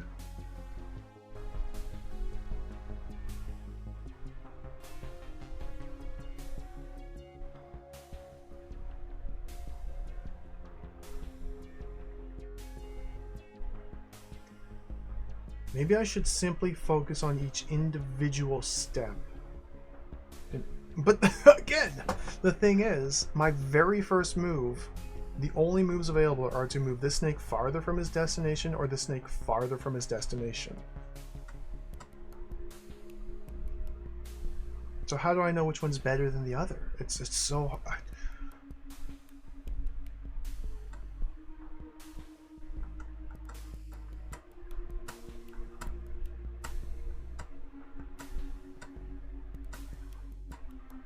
Yeah, the only goal here is to swap their positions. The longest one needs to be on the left, the shortest one needs to be where the longest one currently is. The spot needs to be empty.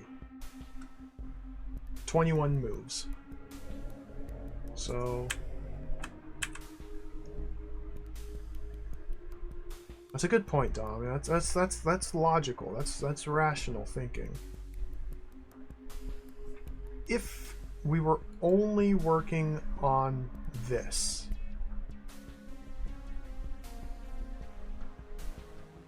disregarding the relative size of the snakes to the hot tiles, if the only objective was to swap these three serpents' positions,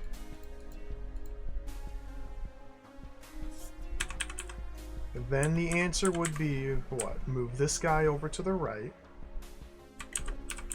move this guy over to the right,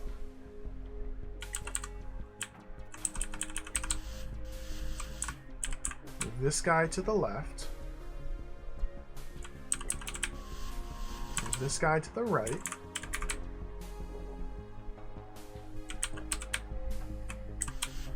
move this guy to the left. I fail to see any possible way to do that better.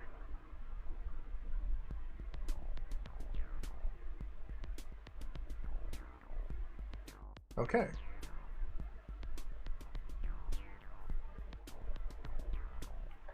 So, starting from the beginning, let's expand the scope. We are ignoring these two entirely and simply trying to reverse these. I should have counted how many moves that took. Oh, I can visualize it. It's pretty simple. 1, 2, 3, 4, 5.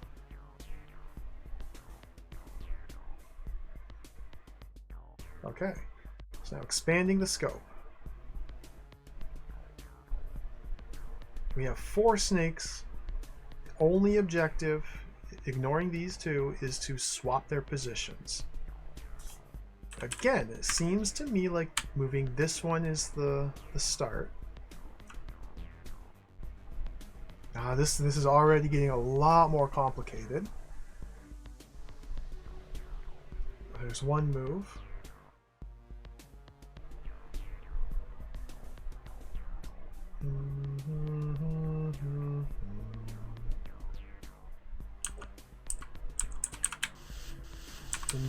get this guy to the left for move number 2. Move number 3, send him to the right. Move number 4, send him to the right. Move number 5, get him into position. Move number 6.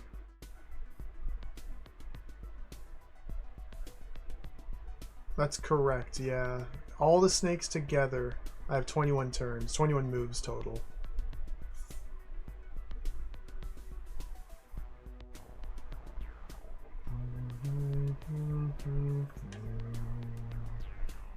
This guy's got to go there.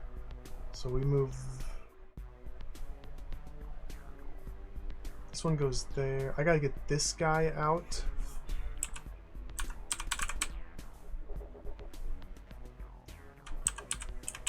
I forgot, I think that was move number 7. Move number 8. Move number 9.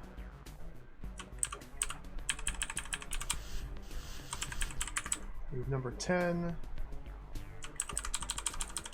Move number 11. So now those have been sorted in 11 turns. It was 5 for 3 snakes, so it's 11 for 4. I don't know if I did that the best way. I could have.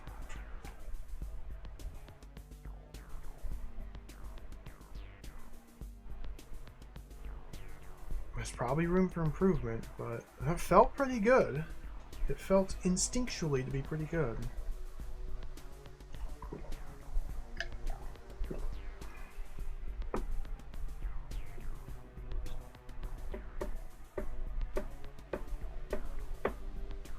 Okay.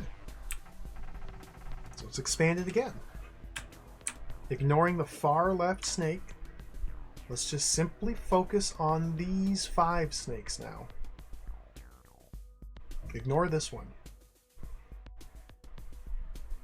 It seems to me we should start by pushing this guy to the right. It seems like it's always going to be the play. Get that guy out of there. So yeah, the possibility space is increasing dramatically. I probably want to move this guy over. It's turn number 2. To get this guy out of there. I don't know about that. No, no, no, no, no, no, no.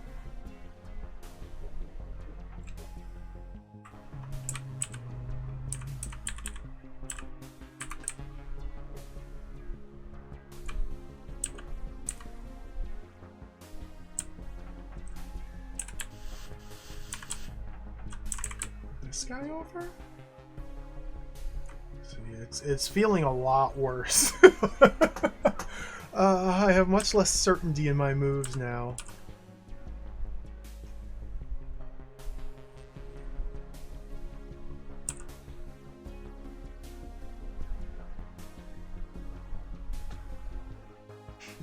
Get you over. I think that's 4? I don't even know how many moves that was.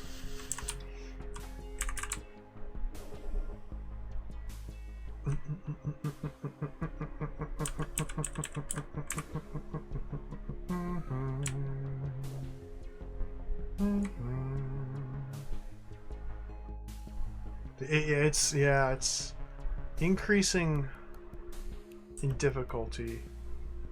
Like I don't feel good about that. Go back to baby mode. Let's do 4 again. This.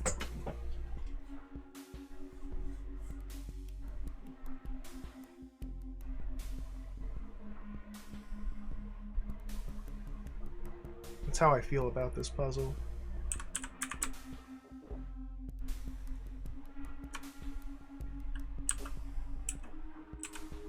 There's 1. And then you go over.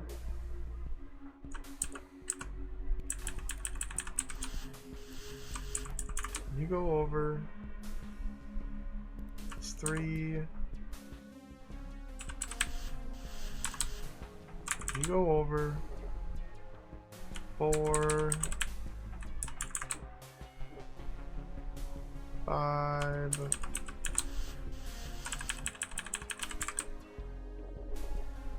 6.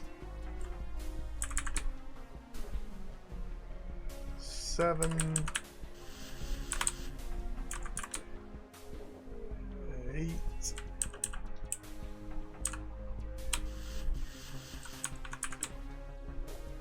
9.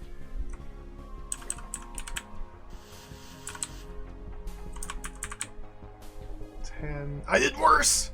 I've done worse this time. 11.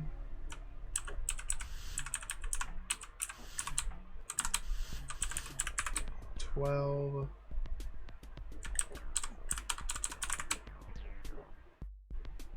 13. 14 moves. I got it in 11 last time. So I did worse. So 3 turns worse. The problem is, like, I don't remember what 11 moves I did precisely. Nor do I remember the 13 moves I just did. That's too much to remember. I guess I should be writing down my moves to see where I went wrong and where the inefficiency crept in.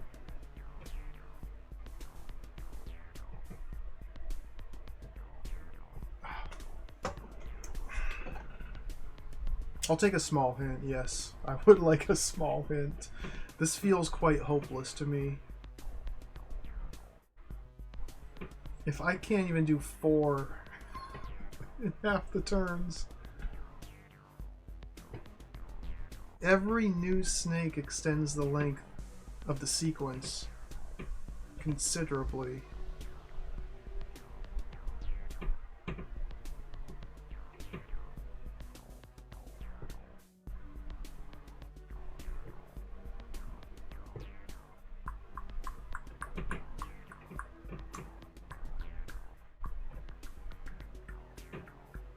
It's possible to measure the efficiency of each move you're making. Think about how many additional moves you have to apply to that same snake. Let's see. Interesting.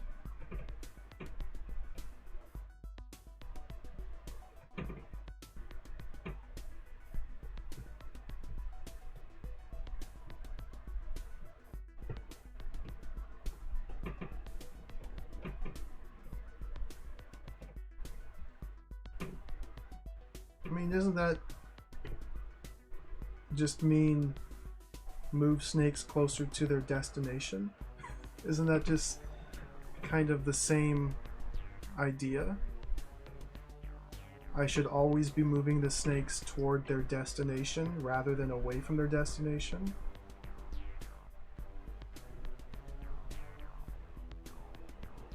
That makes sense.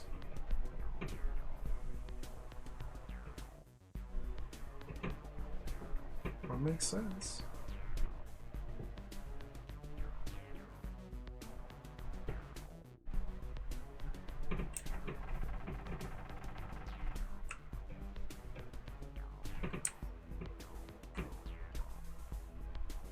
This is evil.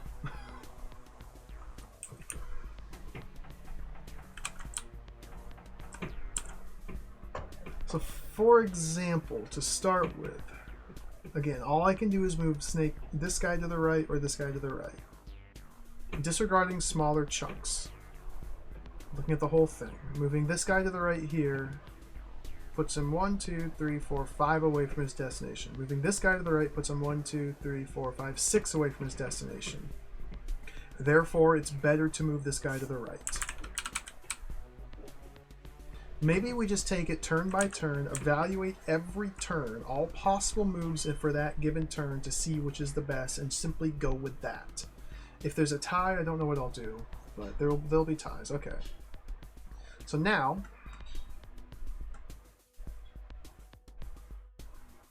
this man's destination is here. Moving him here puts him 1 tile away. Moving this guy here puts him 1, 2 away. Moving this guy here puts him 1, 2, 3, 4 away. Moving this guy here puts him 1, 2, 3 away. So moving this guy here puts him 1 tile away from his destination. Unfortunately, moving him here puts him 1 tile away from his destination. I feel caught in a loop. However, moving this guy here puts him 1 tile away, and it seems to me, using some thought, that that is better than simply juggling this one back and forth. So I guess we should apply a rule to the rule. Try not to move the same snake multiple times. If there's a tie in efficiency, then pick a different snake than the one you most recently moved. Okay. Well, from here. This guy moving here puts him adjacent to his square. That's 1 away. This guy moving here puts him 1, 2 away. This guy moving here puts him 1, 2, 3 away. This guy moving here, again, I just did that, so let's move this guy over.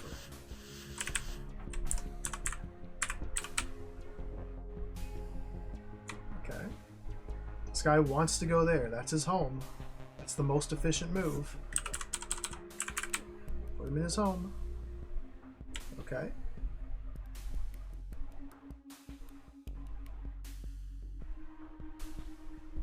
Moving this guy here makes him 1, 2, 3, 4 away. Moving this guy here makes him 1, 2, 3 away. So let's move this guy now. This is, I feel like it's breaking down.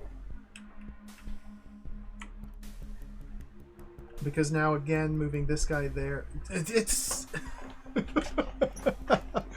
This is an interesting approach, but I feel like I have made some errors in both my understanding of it as well as my application of it.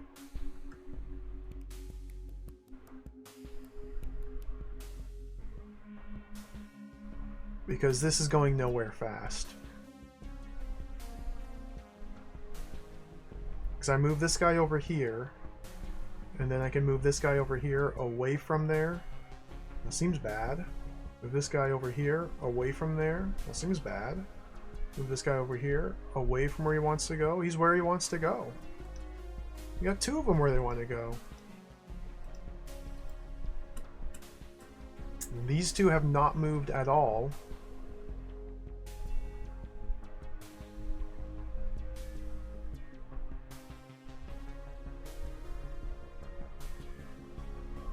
This really makes me feel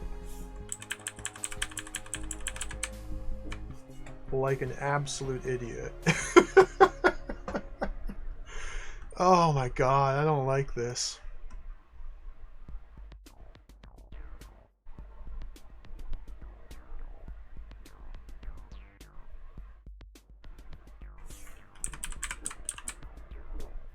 Put that over there. 4 possible moves to make here.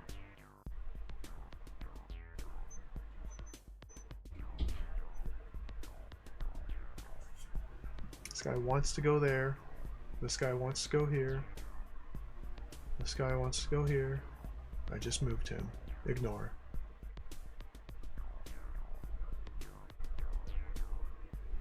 I guess we should maybe try to look at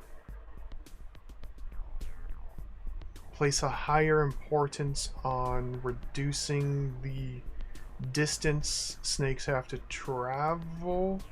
Like if they have to travel a long way, then try and prioritize moving them. For example, this guy's got to move all the way over here. Even though this guy moving here puts him right next to his home. It's okay if he hangs out here for a while. In fact, moving him from one away to 1 away is not good. It accomplishes nothing, except it does move the empty space over here, which allows me to move these guys.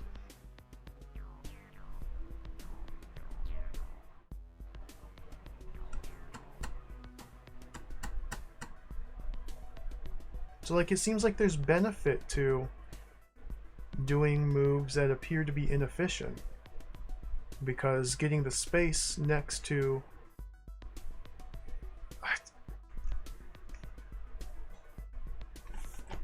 21 moves, that's all I have. It's got 21 moves here. That's fine. I've done 2 of them already. get this guy over. And I want to get this guy moving. Except to get him moving would leave the empty space here with the only option to move him away. So let's instead get this guy moving, because he needs to end up over here. Get him a little bit closer to his home.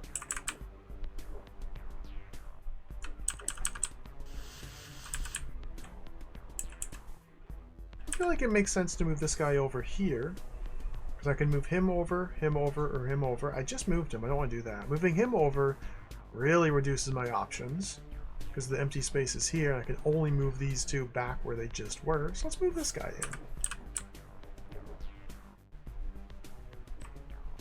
And he needs to end up one more to the right. So that was a move from a node one away from his home to another one away from his home.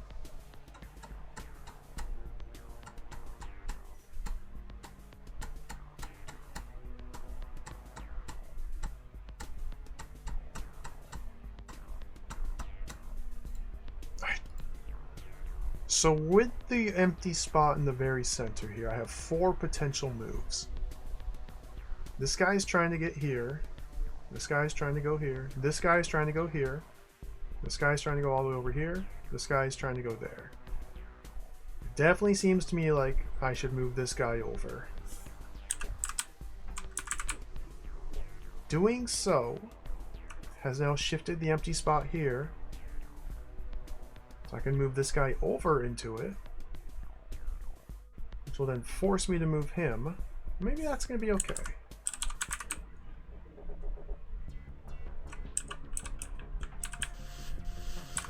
Definitely not going to be moving the same snake twice, back and forth. Will never be useful. And eventually either the 2 or the 1 need to be here. Well, he's not now. So from here, looks to me like this guy should move. He's trying to get to this spot. That's his home. He's not going to stay there.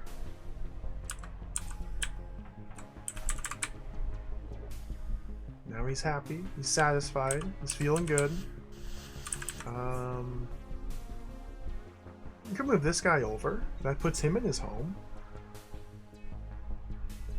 Or I can move him out of there. I kind of want to get this guy there. You know? If I go like that. If I go like that. And like that. Whoops, not like that.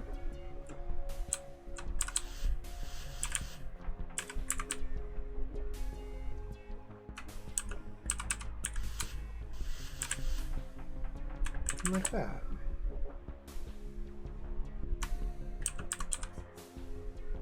I'll put you there. I'll put you over there, I guess.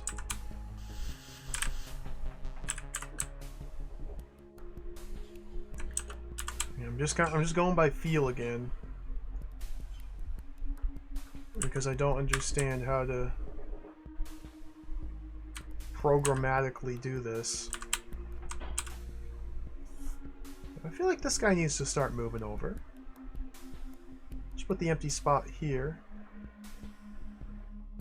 I can dump him in there. Bring him over. Running out of turns, but, you know. It's starting to shape up a little bit.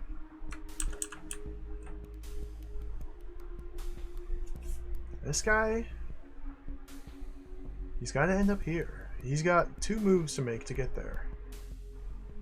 Maybe I should be looking at number of moves rather than total distance. And this guy's got to go all the way over here. One of these 2 have to end up here at the end of the line. So the final move, or the penultimate move, will be one of these 2 moving into there.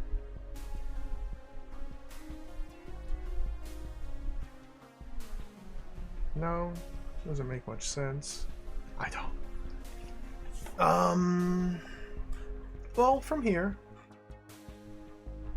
I'm in decent shape. These 2 have to swap. I don't think it's good enough shape. But we're in decent shape.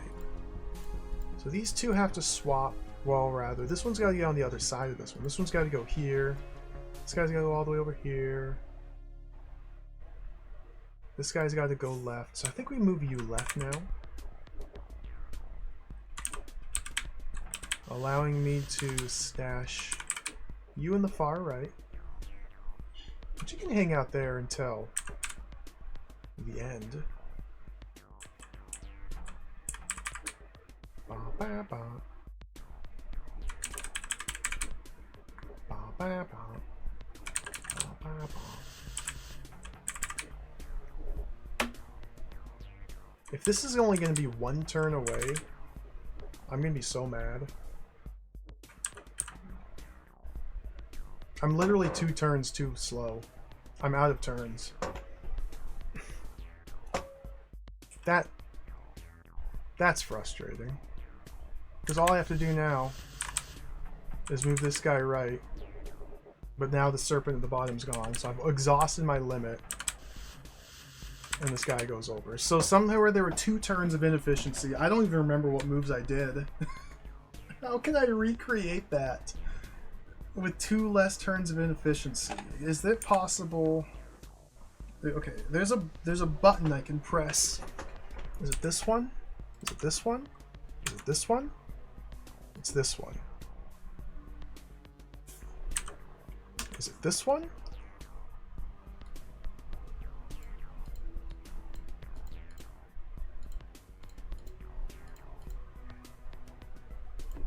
Is it this one? This one.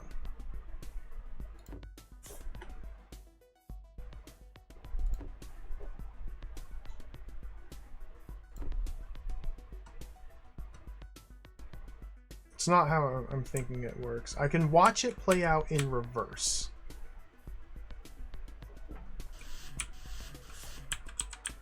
Yeah. Nope. Not like that. I can watch. Cancel. I don't know what I'm doing. I don't... well, I was 2 away.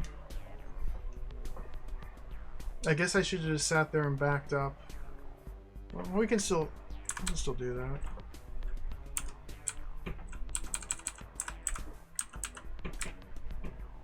Let me finish the sequence though.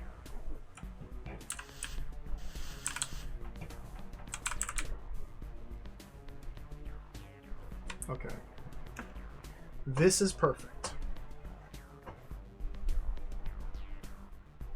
How do I make note of this? How do I... That's why I use classic notebook, pen and paper. This really sucks. So we had 6, 5, 4, 3, 2, 1, 0. Seven slots. This is the final destination, the ultimate reality of what I want. So I'm going to record my moves in reverse.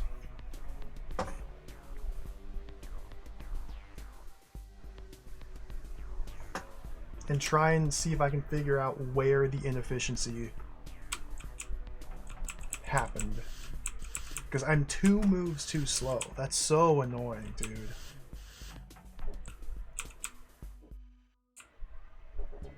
Okay, so that's the previous move.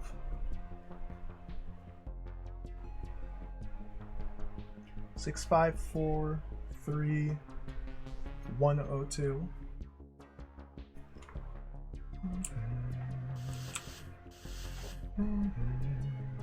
Okay.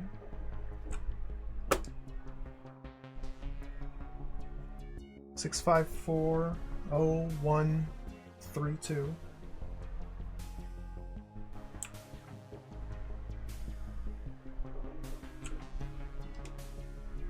6, 0, 4, 5, 1, 3, 2.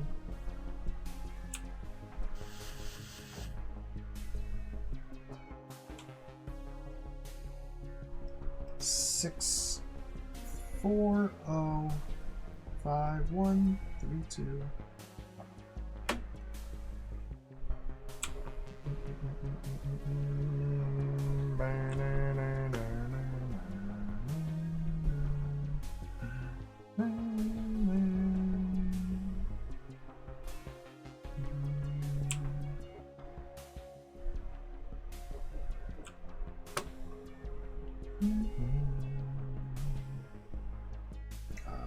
Five, 2, 3, 0.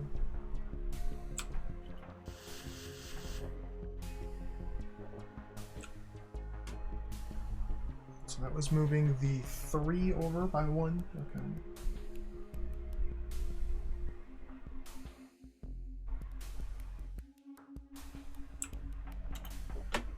Hopefully it'll just become apparent while reversing like this where I need to change things, but nothing yet.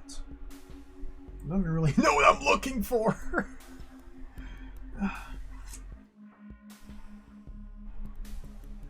6 4 1 0 2 5 3.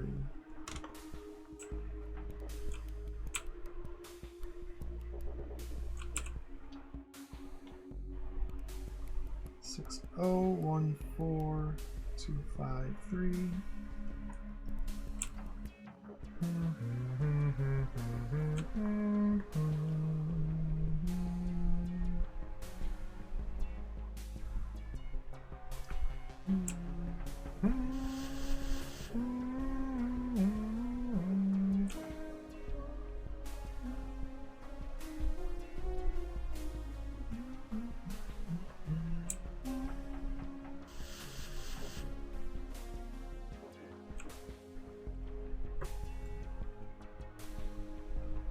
Swapping the 0 and the 6.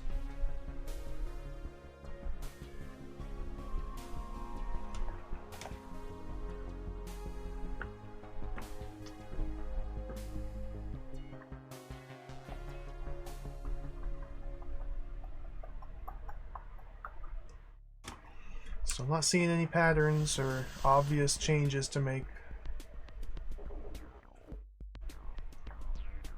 We've swapped the 0 and the 4.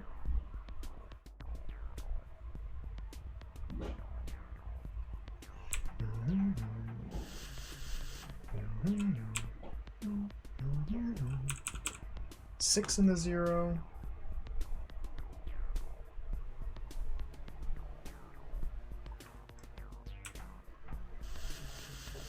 Dude, Nestra, this one's driving me insane. This is outrageous. It's a cool concept. I like the idea of the puzzle. The fact that they've instituted a limit in the number of moves is what I don't like.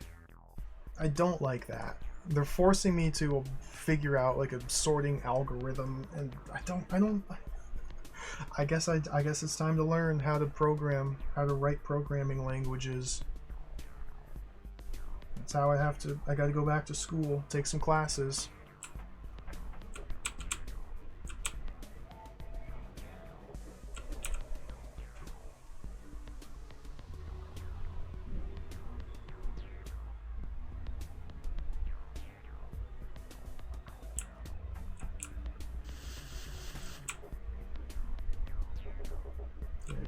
Five and the 0 have swapped. So again, I'm not seeing any specific sequence of moves I made that are obviously redundant. But we're only 1, 2, 3, 4, 5, 6, 7, 8, 9, 10, 11, 12, 13, 14, 15, 16, 17, 18, 19 moves in. So we only have a couple more moves. This is pretty close to the start. There's a 0 and the 6.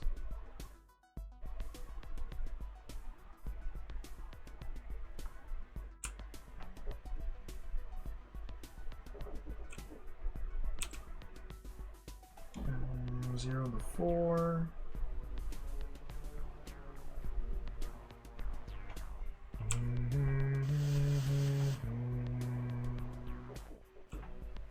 Two and the 0.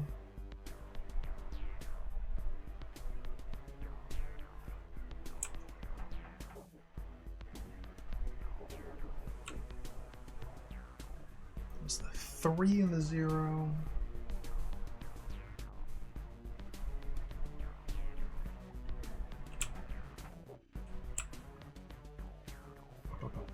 And we're back to the start.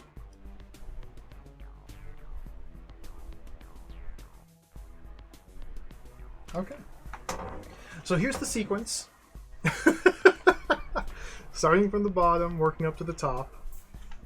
It took me 1, 2, 3, 4, 5, 6, 7, 8, 9, 10, 11, 12, 13, 14, 15, 16, 17, 18, 19, 20, 21, 22, 23. It took me 24 moves to swap them. It took me 24 moves to swap them. I have to do it in 21 or less. So there were 3 moves I made that were wrong. Or maybe my entire approach was wrong. And see, and a completely different tactic with totally different looking moves would get there in 3 less turns. Or maybe I had most of it correct and I just screwed up somewhere. I guess I can just sit here and stare at this piece of paper. Oh my god.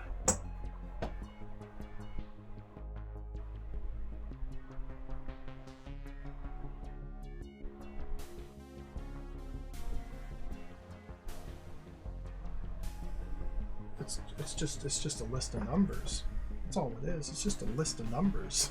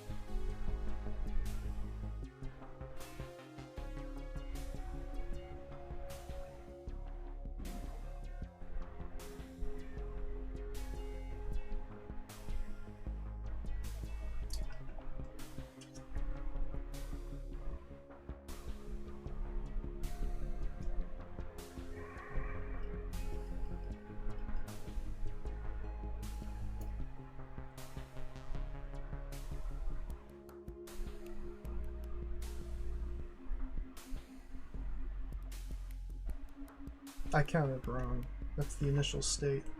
23 moves.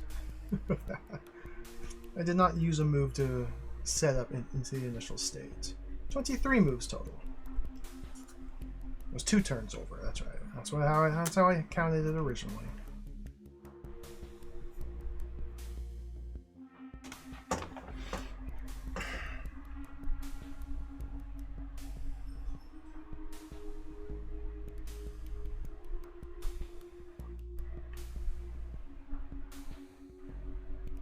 I guess I assume now that I'm onto the correct sequence, and somewhere in those 23 moves is a mistake. So if that's true, then I should repeat what I just did.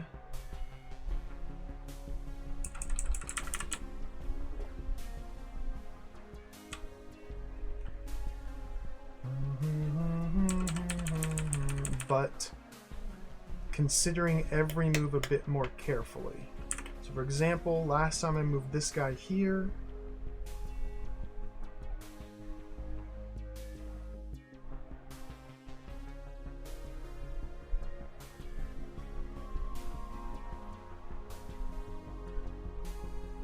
I have no idea how to tell if any other move is better, so let's do it.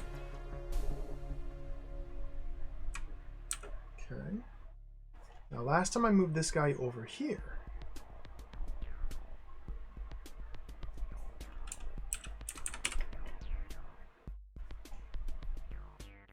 Moving him there allows me to get this guy over here.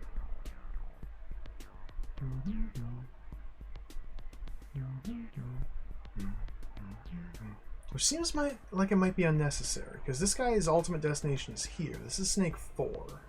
You want to go into hallway number 4. Hallway number 4. Move him over. I can move him over twice. Moving him over twice.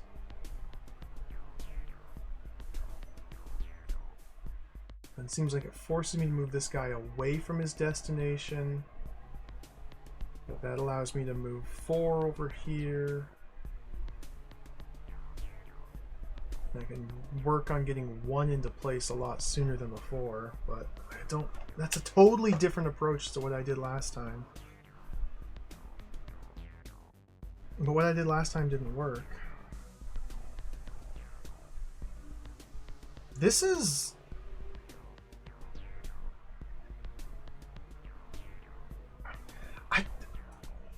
The problem with a puzzle like this is I don't think it's fun.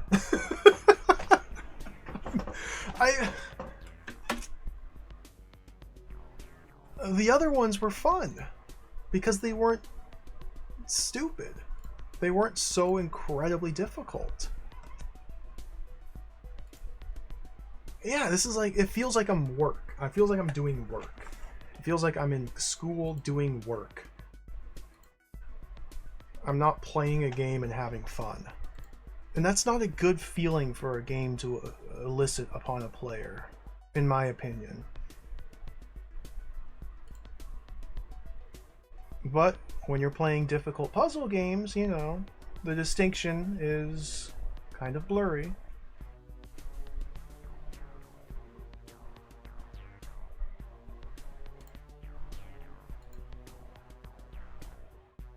Maybe it's okay to accept that some puzzles are not meant to be solved.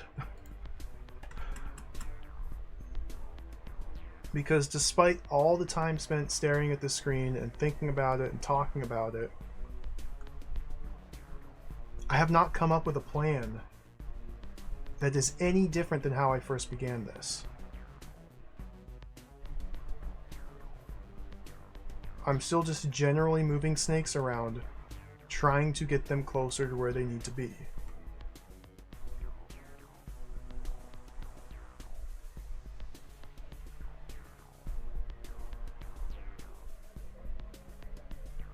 I guess I should go buy some books. Buy some books about sorting algorithms and learn a programming language and go write a script that solves this for me.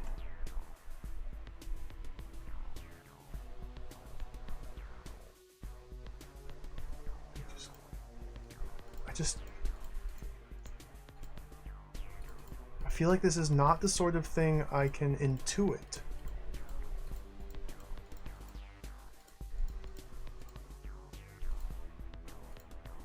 At least I am having difficulty doing so.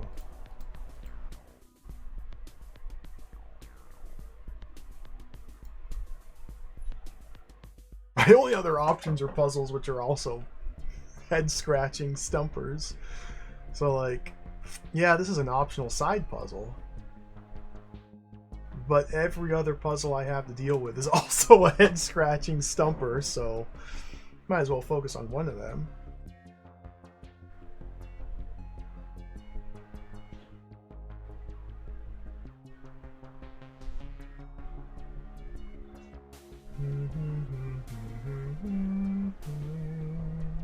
I was really hoping that writing down my moves would show a clear spot where I screwed up.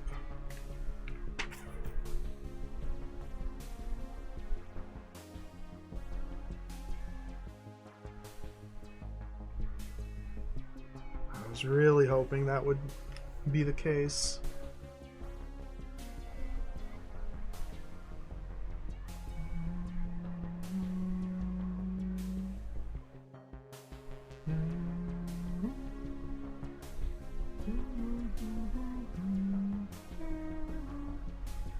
Perhaps where I went wrong was stuffing snake number 3 into the far right slot so soon. Maybe that was the mistake? Because putting snake number 3 in the far right and holding him there is 2 moves away from his ultimate destination. So if I continue on my current course,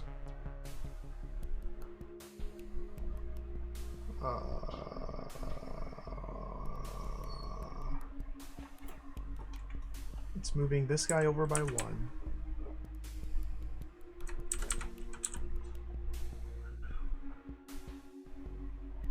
Then moving 4 to the left by 2.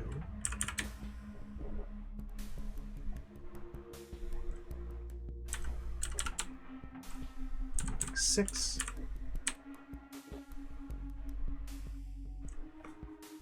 And see, this is how I ended up putting snake number 3 into the far right slot, because I move him out, I stuff him there.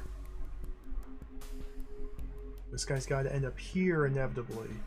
So ideally I'd like to move him into there super early on like this. Could I have done that with a different move back here?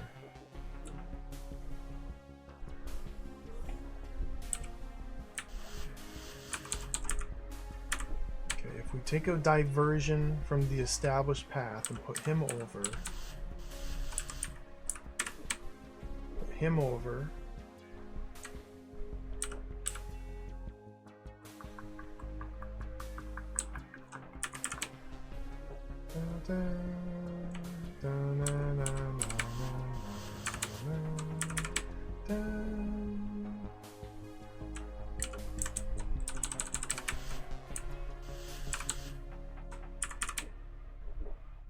you over here, you over here. Ah, this is maximum slop. This is mega slops. Okay. Mega Slopsville. So I moved 3 into his, or I moved 2 into his hole a little too soon because now I'm forced to move one of these back. So let's back it up a little bit. This might be the change I need to make. But I got a little bit too hasty in doing so. If instead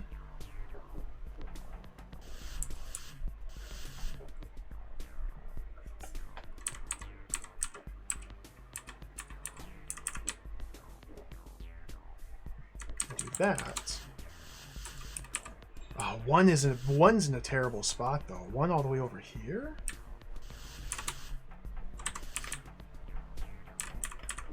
Let's rescue him.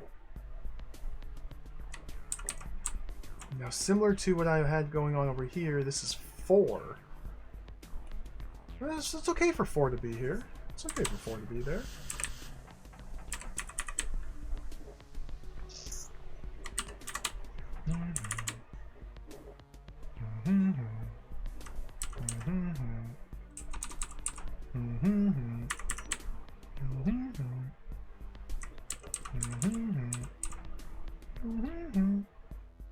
Now maybe it's the time to pull him out. Now's the time to pull him out. No, because now I'm moving him over and I'm forced to move one of these back. Okay. 6.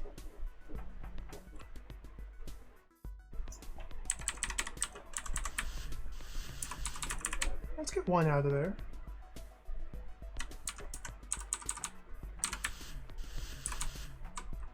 Shuffle 6 over.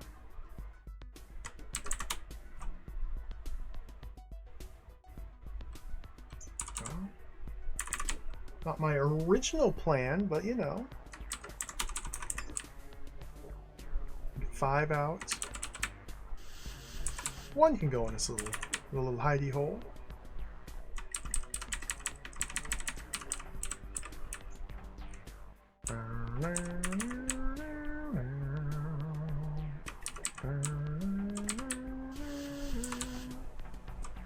And we're in a fail state. Got 1 more move to make. Okay. Well.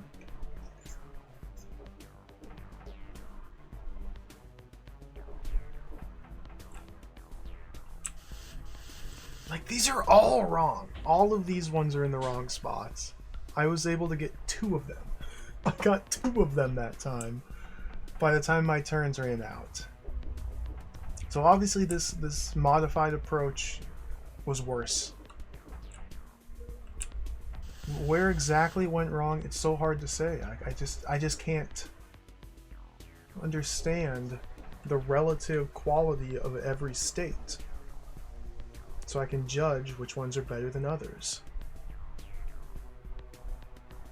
Hence the need for a computer science degree.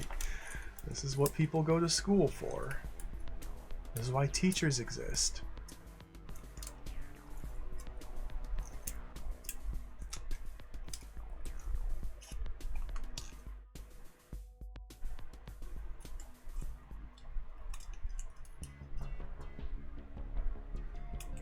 I don't know what to do.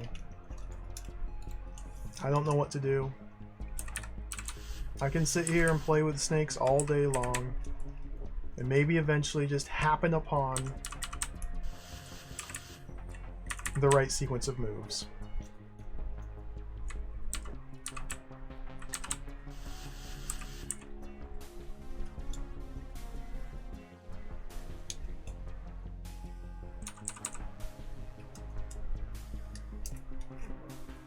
Yeah,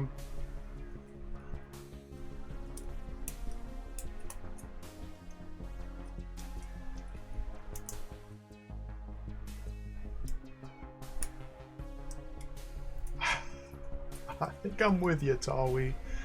I think I'm with you. It's not really filling me with confidence. My playing around here. It doesn't really.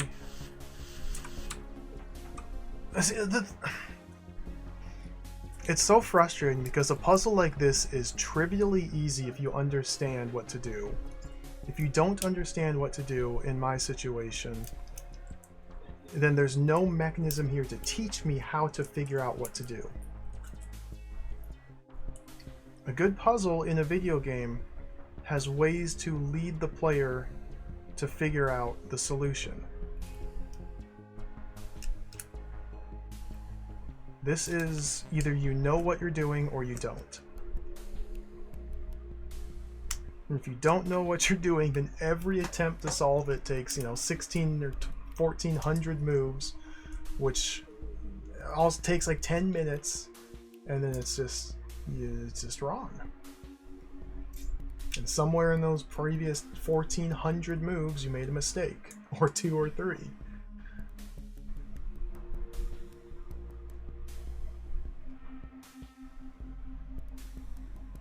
So I guess my choices are, I can try to have chat walk me through the precise method of algorithmically sorting these snakes and swapping their positions, or I can just look up the answer. That's just as fun.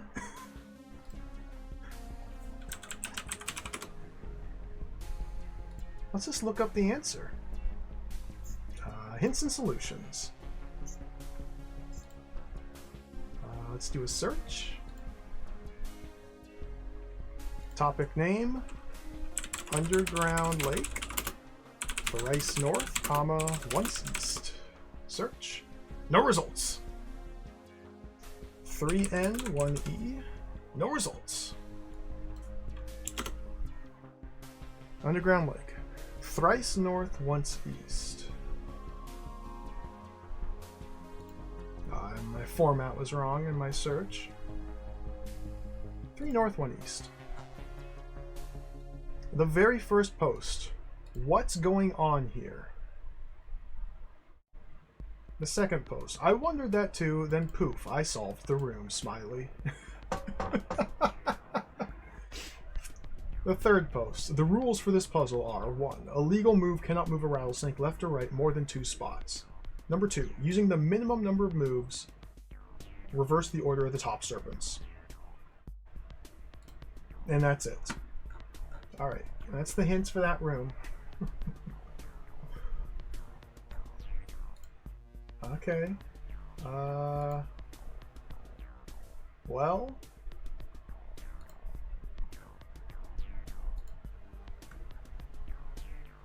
I guess nobody else ever struggled with this and needed to ask for help. All right. Okay.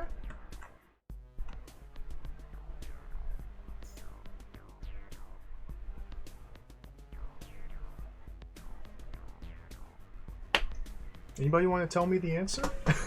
I don't. This is absurd. Or either that, I'm just gonna move on. Spend a couple hours over the coming weeks researching sorting algorithms in order to play a video game. This is a disaster.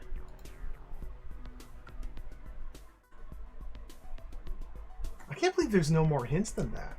Typically the hint boards here are a lot more thorough, but I guess this is a fan-made hold. This is like an official canon hold.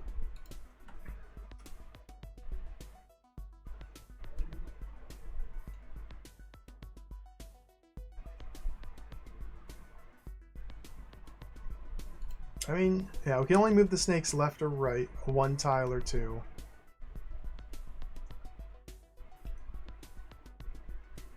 A merge sort.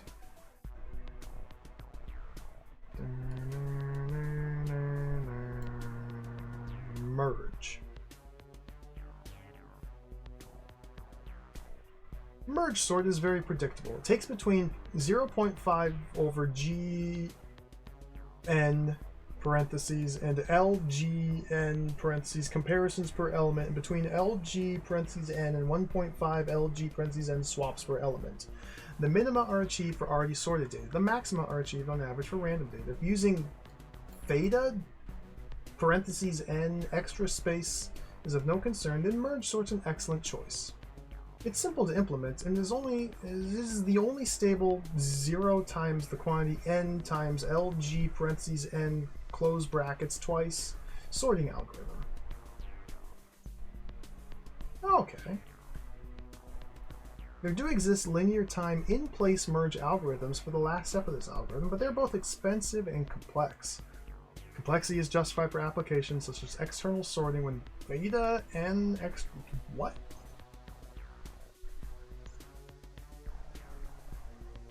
Okay.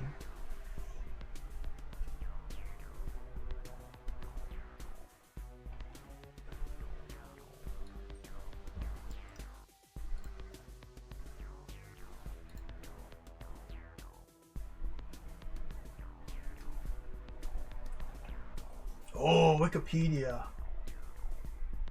Oh, Wikipedia. Look at that. That's beautiful.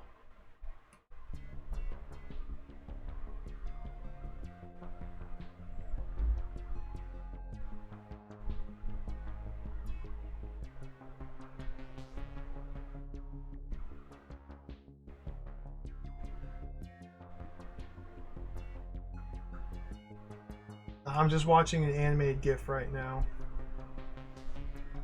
of numbers getting sorted. I could show it, I guess. I don't even know how. Top-down implementation using lists, bottom-up, top-down.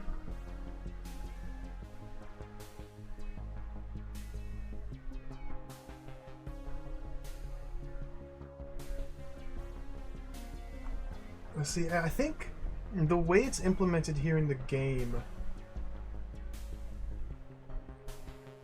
specifically, oh my god, dude.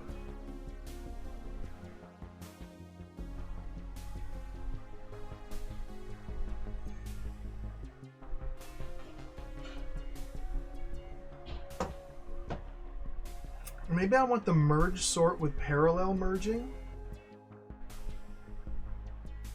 But I gotta analyze a recurrence. What? What? This is beyond me. This is far beyond me. This is far beyond me. Pseudocode? Practical adaptation and application?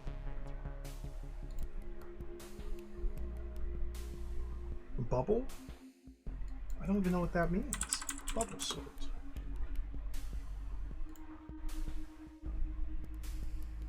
Oh, of course. Of course. Of course!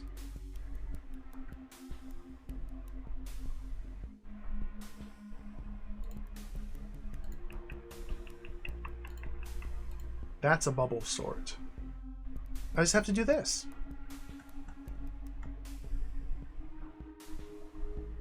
This is the bubble sort. And look, it's even snakes. It's even snakes here. Whoops.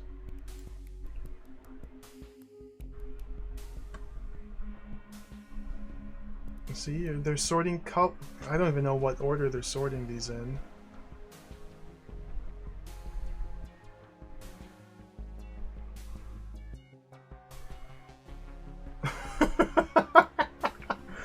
I'm looking at Wikipedia here. This is what it's come to. See? Look how beautiful this is.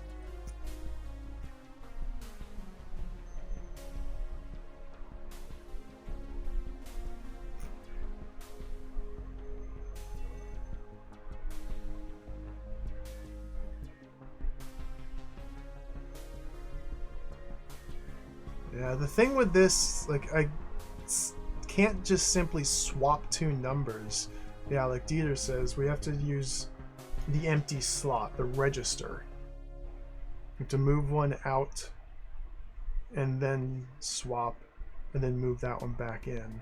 And then the register's relative position to the other serpents determines which serpents I am even capable of swapping.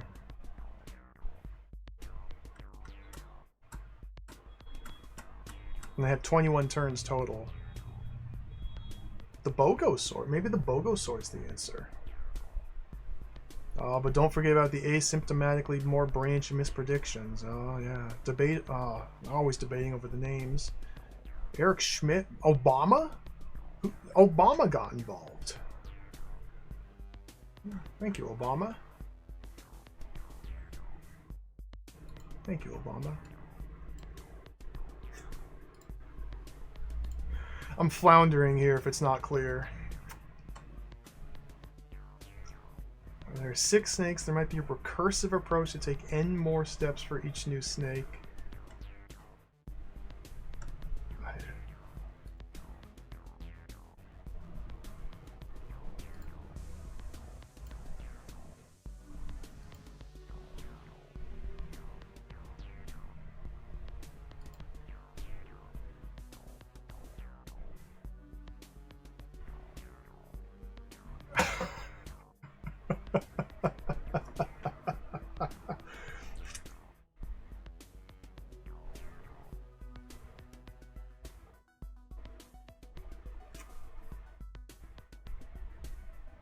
Just looking at snakes. Okay, let's go back to the start.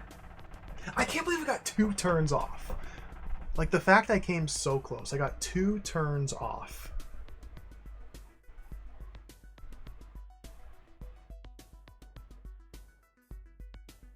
But that's no helical. I put this, say I put this serpent here into this slot. I can only move into the empty slot from 1 tile or 2 tiles away. Yeah.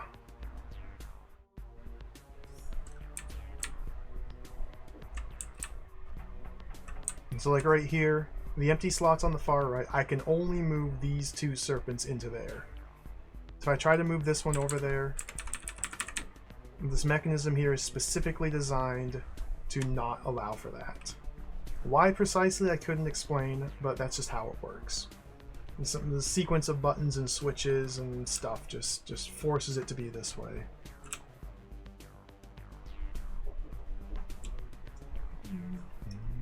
I suppose it's because of the timer or something, the number of moves it takes to get there. And this is how it begins right here. 1, 2, 3, 4, 5, 6. And we're trying to get 6, 5, 4, 3, 2, 1. With empty slot on the far right.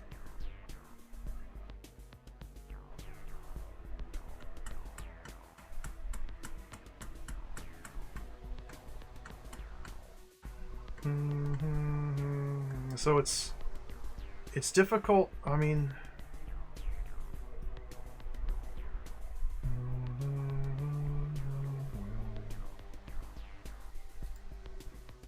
'21 moves, man.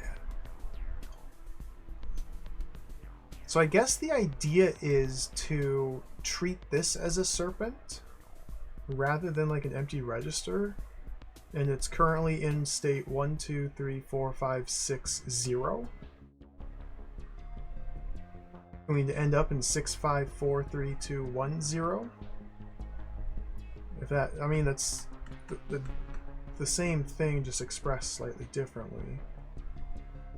Yeah, we have 21 snake swaps total. I got there in 23. This is how you do it in 23. You do it like this in 23.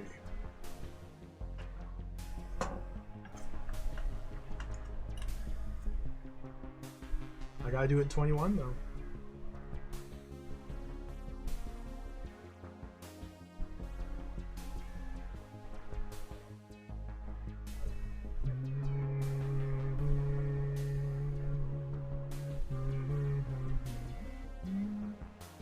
So, if you were to figure out a way to evaluate the relative state of the current configuration, I could apply that to every individual step along my process to determine where I made mistakes, and then try to change things appropriately. So for example, in the initial state here, this one is correct. This one here is 1, 2, 3, 4, 5 away. This one is 1, 2, 3 away. This one is 1 away. This one's 1 away, 3 away, 5 away. So if we just maybe perhaps look at it as this being a 5, 10, 16, 17, an 18 score position.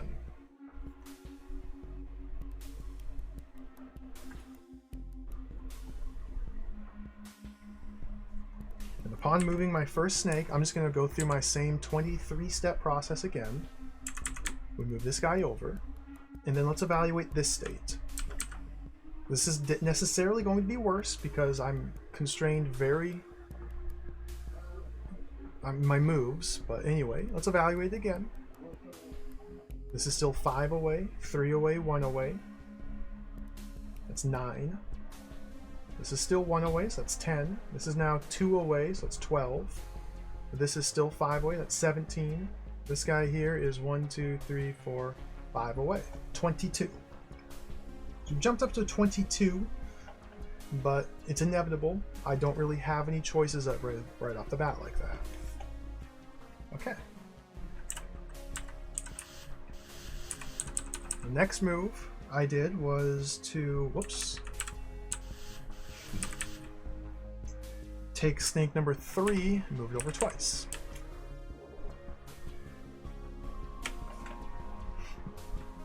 So we still have, still have 5, so I have 3. It's 8. This one is 1, 2, 3, 4 away, so that's 12.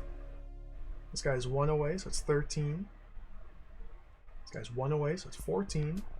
This guy needs to go 1, 2, 3, 4, 5. It's 19. Let's go 1, 2, 3, 4, 5. 24. Numbers going up, which means it's getting worse and worse. However, I have to get worse before it gets better. Okay. So next, I move this guy over. Let's evaluate this position.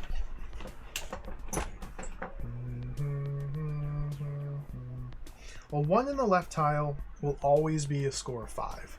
So it's 5 away. 1, 2, 3, 4, 5. So it's always going to be a 5 if 1 is in the left tile. This being empty is also a 5. 1, 2, 3, 4, 5. It's got to go there. So we're up to 10. This is the 2. It's 2 away. It's 12. 3.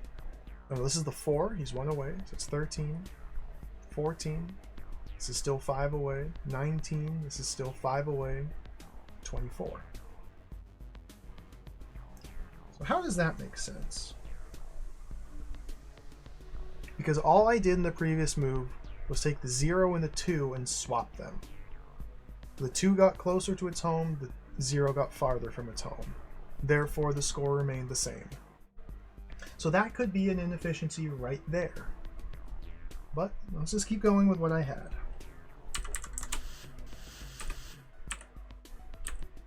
Next step was to move 4 over.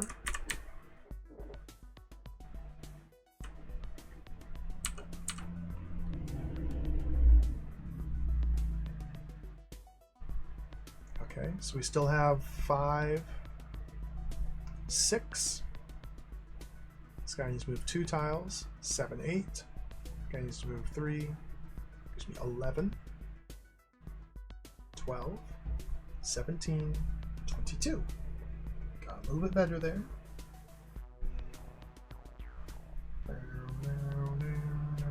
6 goes over.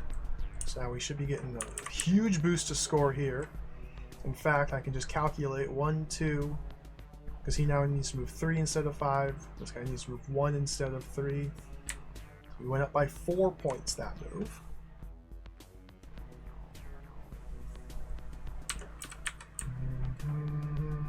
Now I move the 5 out of its home. Oops.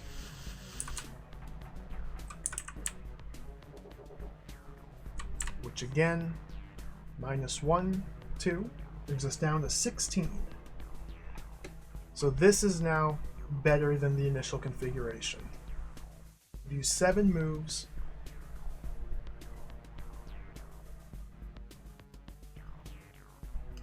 And we're slightly better. 0's back to it where it started, but these are all slightly closer. A total of 2 tiles closer. Next move. 3 goes to the right.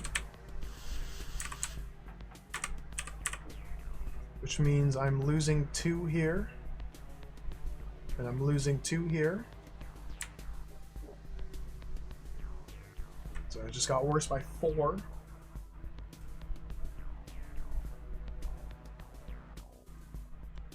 Jump to 20 again. Okay, let's move the 2 over. But it's...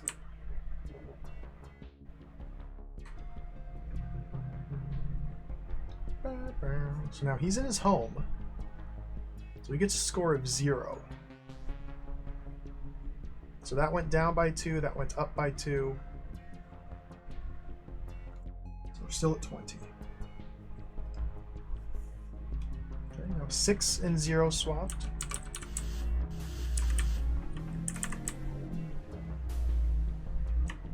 This is also an improvement of 2, because he got closer to his home, he got closer to his home, each by 1 tile. So that's down to 18.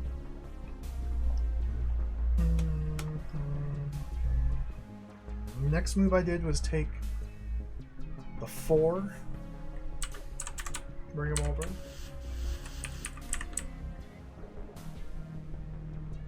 To there. So we get plus 2, minus 2. No. This is a wash, because he was 1 tile away from his home. Now he's 1 tile away from his home. So I gained 2 points by doing that move. That's 20. But this is in service of rescuing the 1.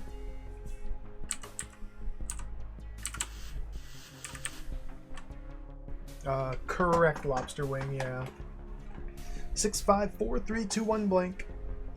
In 21 swaps. The absolute minimum. So I moved 6 over. This is also a wash. No, this is plus 2.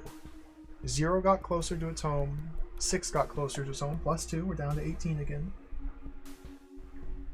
So at one point we were at a score of 16. We started at 18.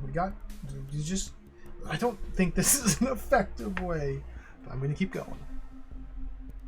The 1 comes out now.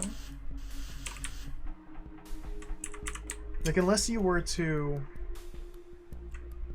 using this method, so I lost 2 and gained 2, so this is the same score.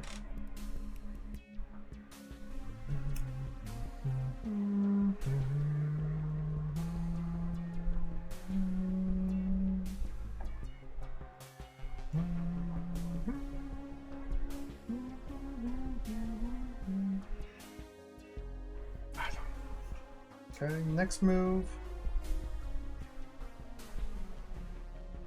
6, 0.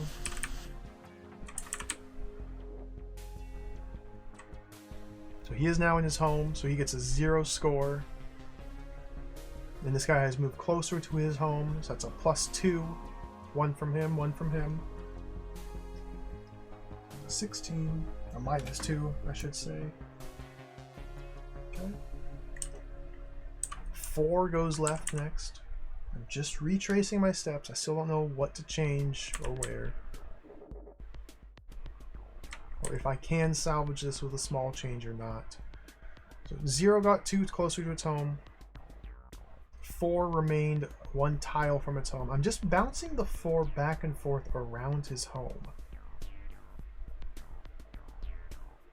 But regardless, we get 2 less points because this guy has moved too close to his home. So this is down to 14. Things are looking good. Now the 5 goes left. Oh, this looks like it's going to be mega score.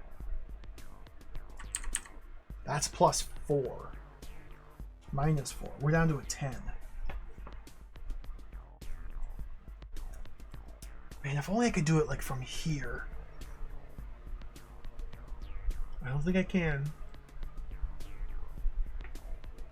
So the next thing I did here was pull the 3 out of the end. What if it's better to put the 2 here and the 3 here? No, because then I have to put the 2 here and the 5 here. That's not good. That's not good. Okay, pull the 3 out. It's 2 less. Down to 8. 0 is in its home. The 6 is in its home. Yeah, only being able to swap into the 0 spot makes it so weird. So we're back here. Next thing I did was take Mr. 2, pull him over there. So 2 was home. 2 was in his home. He's now 2 away from his home. 0 is now 2 away from his home, so that's a +4.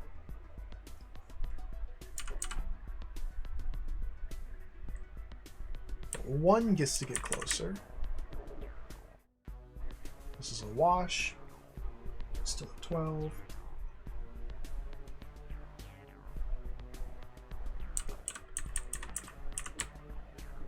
Four is now in his home.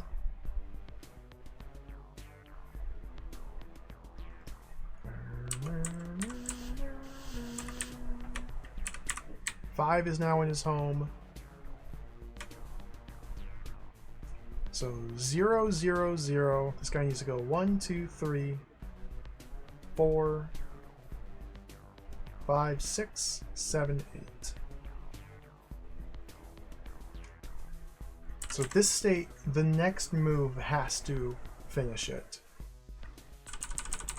Just, I mean, the only obvious move is to put him in his home.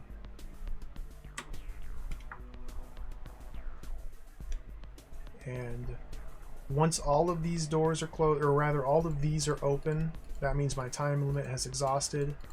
And this has to be the winning combination, which it's not, as expected.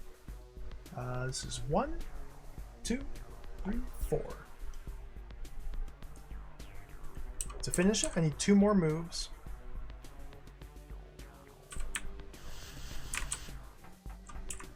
Push you right.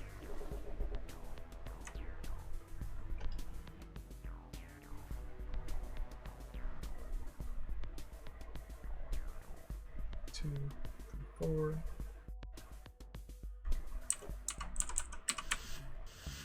Push you left.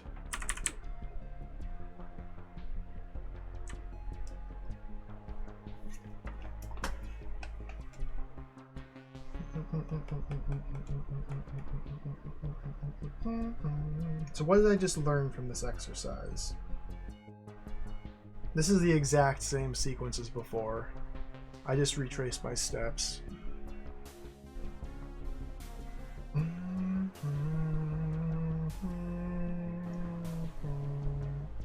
If I had to guess,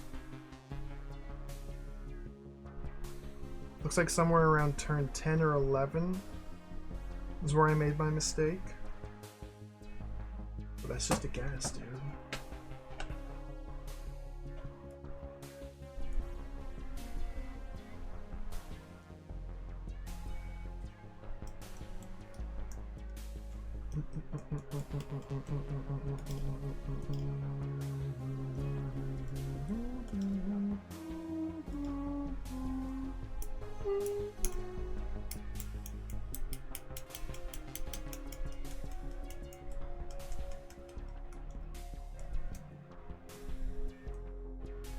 Snakes, man. Snakes. Snakes. Snakes. So every one of my states should be a completely unique, distinct state, otherwise I've definitely screwed up, and it looks to me like it is.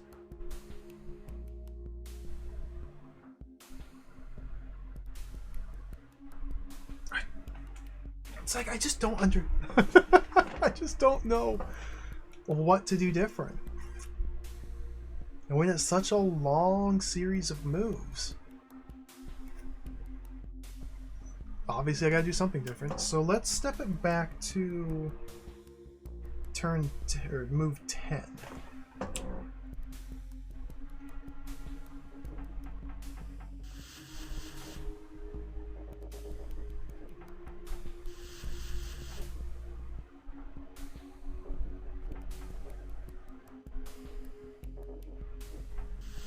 One 460-253.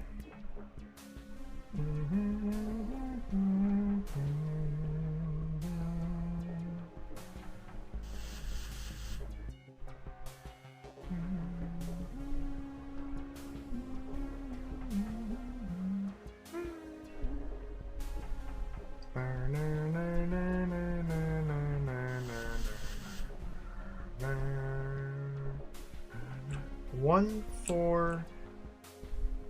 Well, we're not there yet. This is 106, 4253, 1460253.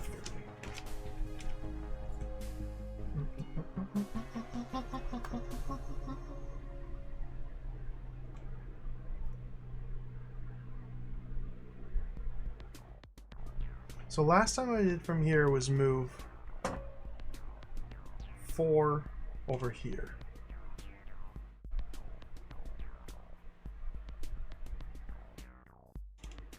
I don't know what to do, man. Oh, you think you found it? Nice, congrats. I related to this room. See, the thing with this room was it was so simple because there's no turn limit. You just press buttons and watch the snakes move, and you don't really need to understand the underpinning logic to it.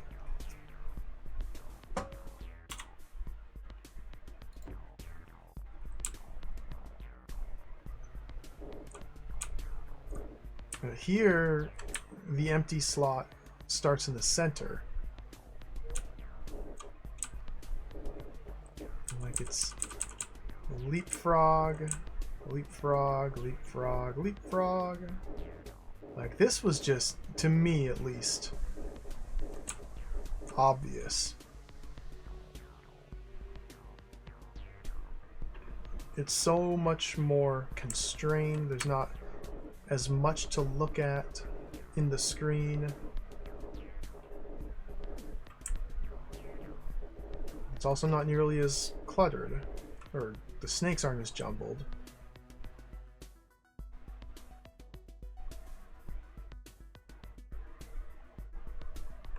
So the idea here is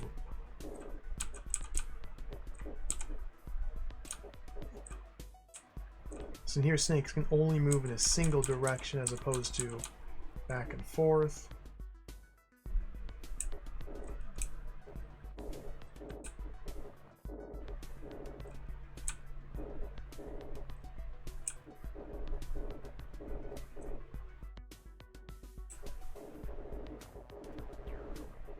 Yeah, watching the empty space. So watching the empty space.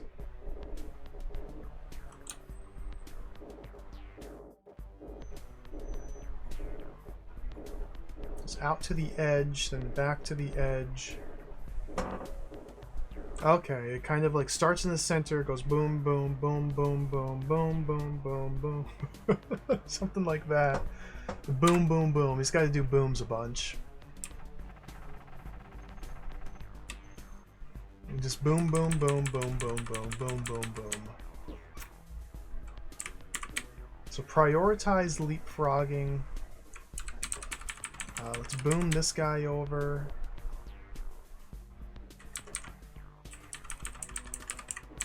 Take this feller, boom him.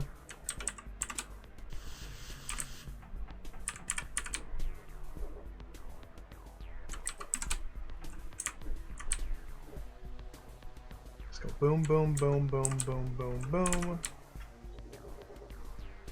Okay, in this state here we have choice. I feel like I want to boom. Swap. Now we start booming.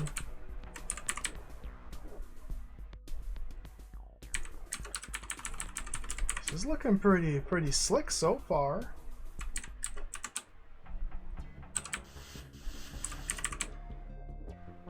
We're just gonna need a little bit of fine tuning here at the end, but you know.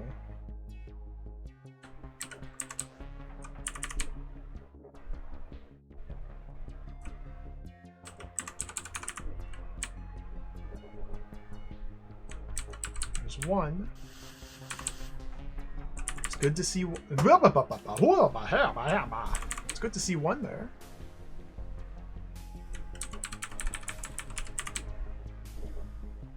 Two has found his home. Four has found his home. This literally just works. Wow. It just works. It just works. It's just simple as that. It just works.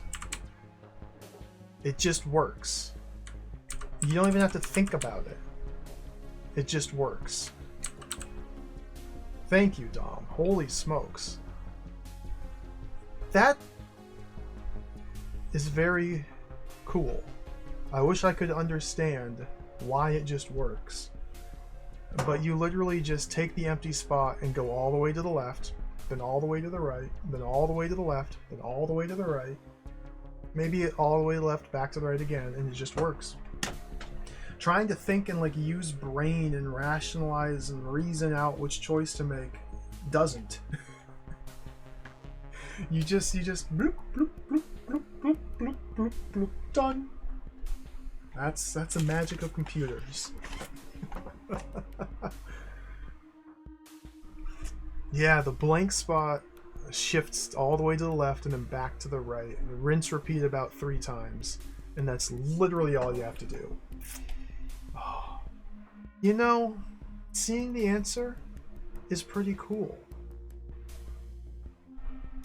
Like, I can appreciate that it works. That's really cool. I would have never figured it out. Literally never would have figured it out. As demonstrated by the multiple hours spent staring at the screen here. Clear.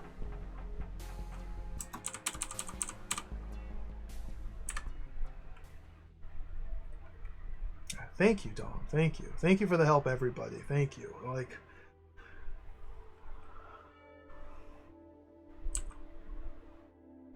that wasn't fun. I don't like that puzzle. I can appreciate it, but it wasn't fun. It was not good.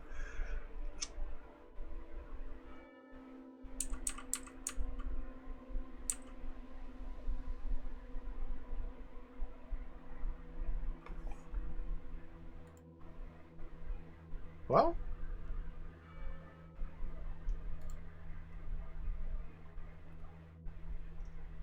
I can see it being an enjoyable exercise, yeah, if you know how to approach a task like that. And it being an evolution of this puzzle makes me take back my previous remark. They were trying to, in their own twisted, sick little way, show me how to approach it by giving me this room first and then evolving it with this room. I just didn't have the eyes to see what they were showing me.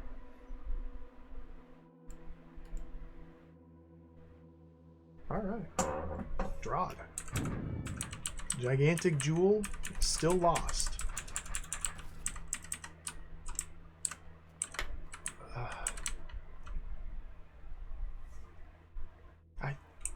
I'm fried. So, which brings us back to here.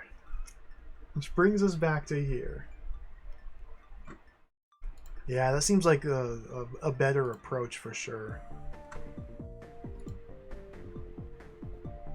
Start with the leapfrog room as inspiration for it. It makes sense.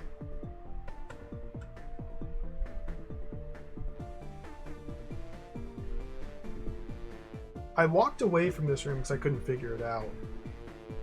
And got sidetracked by all of these.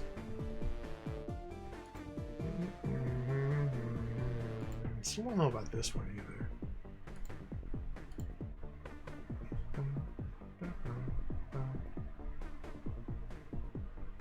I just think it'd be so cool to do more than... Oh, I guess we did 1, 2, 3, 4, 5, 6 puzzles today.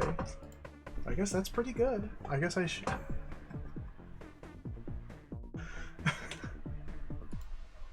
Oh, that kind of does look like Bomberman, yeah. I like the skull. Skull is my friend. Jellies are really cool too. Fish. Fish is alright.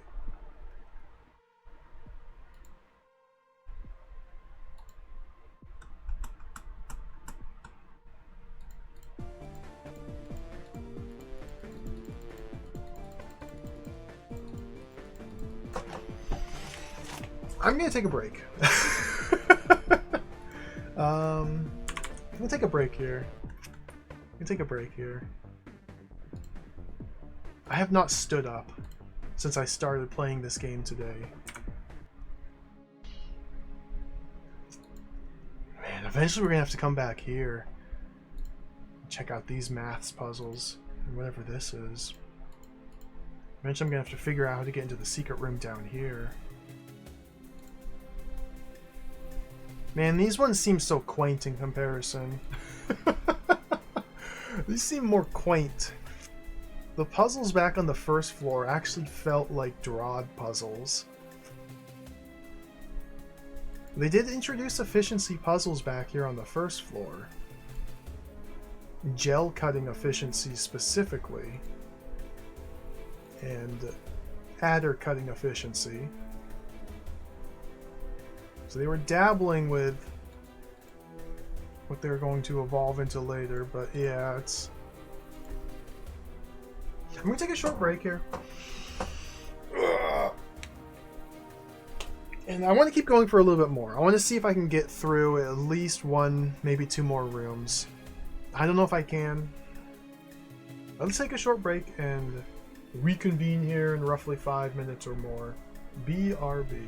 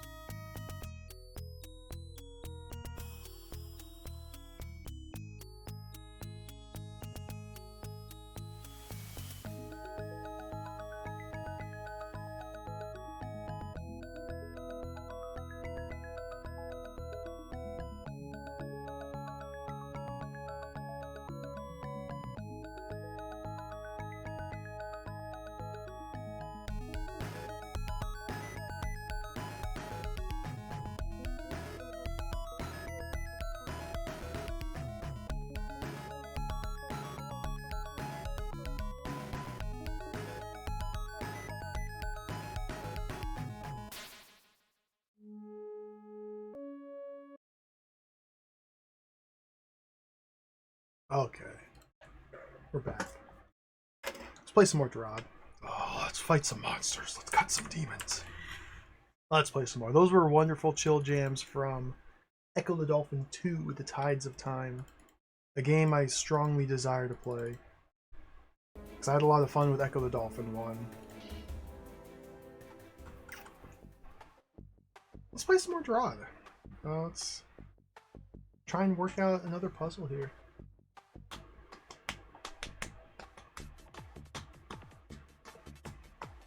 Ah yes, my old friend Underground Lake, once north, twice east. Echo 1 was hard. They made the ending of Echo 1 unreasonably difficult for reasons that are not good. Yeah, the machine, dude. The machine, I think that single stage took me like multiple hours. It was...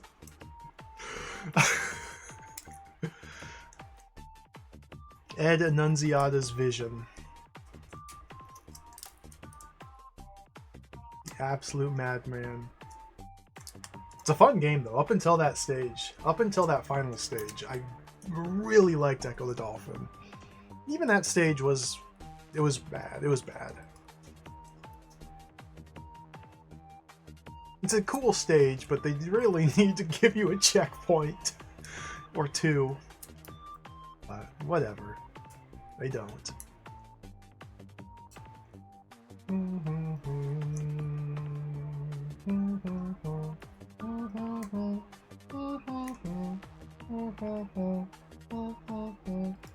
I love this song. 3 blind mice, 3 blind mice, 3 blind mice. Okay, so this is a normal room. In as far as any of these rooms can be considered normal. This is a normal room now. No more computer science degrees necessary. Oh, this is deceptive. I mean, the solution to this was deceptively elegant. I am I kind of like it. Kind of enjoying it. I can't be mad, despite the severe struggle to work through it. I kind of respect it. Like, that's pretty cool. That was pretty cool.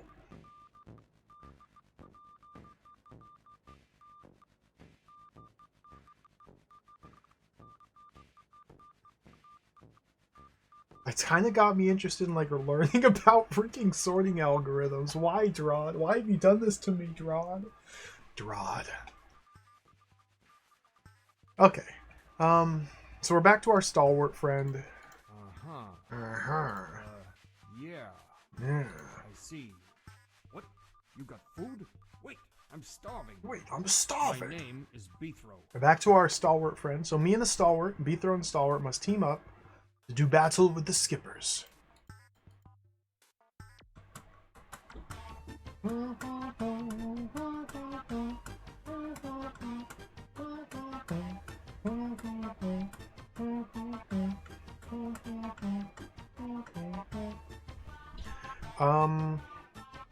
The interesting about the arrangement of this room is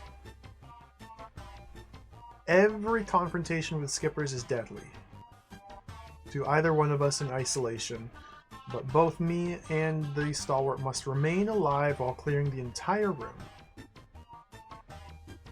Yeah, that's the best thing about it. It turns out it wasn't even a sorting problem, and you just bloop, bloop, bloop, bloop. It's just a wiggly problem. You just gotta wiggle the thing back and forth. Just shake it loose. Just shake it a little bit, and it sorts itself. Maybe that's a sorting algorithm. You just shake stuff, and it just fixes itself.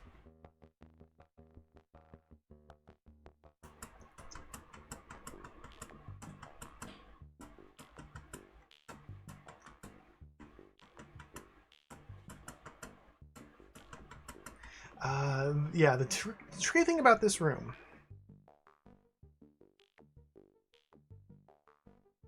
is clearing any individual patch of water skippers here requires teamwork, as well as multiple approaches from different sides. Because, as demonstrated here, the stalwart went the wrong way.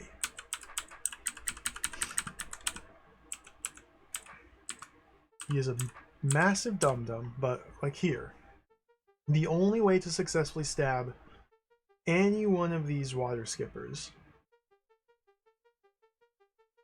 is by simultaneously stabbing like that. And then from here, the stalwart wants to continue advancing.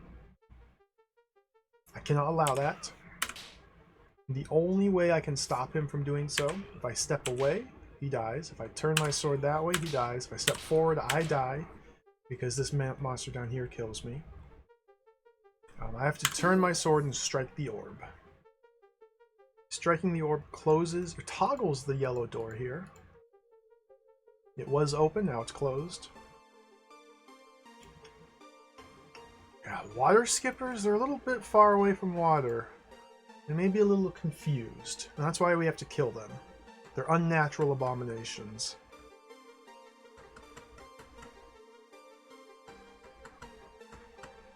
So this seems like how we simply must start the room.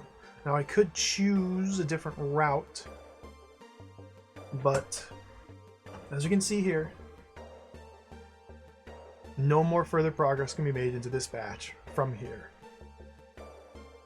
Now the complication arises in the form of these 2 decoy potions over here, as well as the arrows pointing to these 2 orbs specifically. That's where the complications arise. So, if we just play this out... I love how easy it is to do this. Oh, wiggle, wiggle, wiggle, wiggle, wiggle, wiggle, wiggle, wiggle.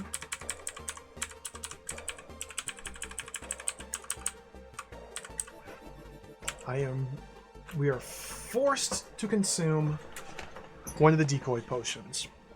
Stalwart can simply walk over the top of them. Beethro must drink them. So we need to decide. Placing these is critical.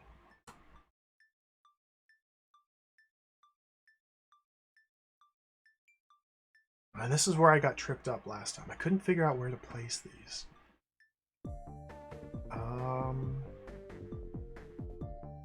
So, disregarding the clone, decoy, I will be able to come down here, stab these, close the door, retreat. Come down here, stab these, close the door, retreat. At that point, this door is closed, beyond it is death. This door is closed, beyond it is death. This door is closed, beyond it is death. Therefore, the room has now been rendered unwinnable. So the decoy, well, okay, disregarding the decoy, again, just throw him wherever. Dude! Okay, let me do this a little bit better. Just disregard.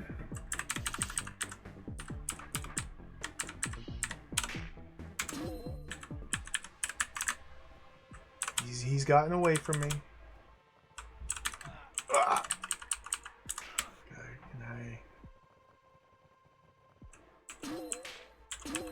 Is it really just that one move, the turning of the sword, that lets him get ahead of me so far? Dude!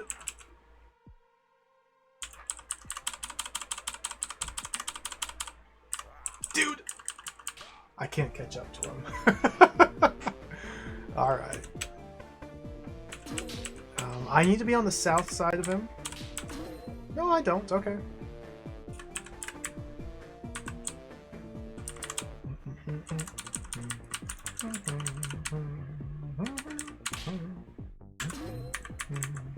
From here,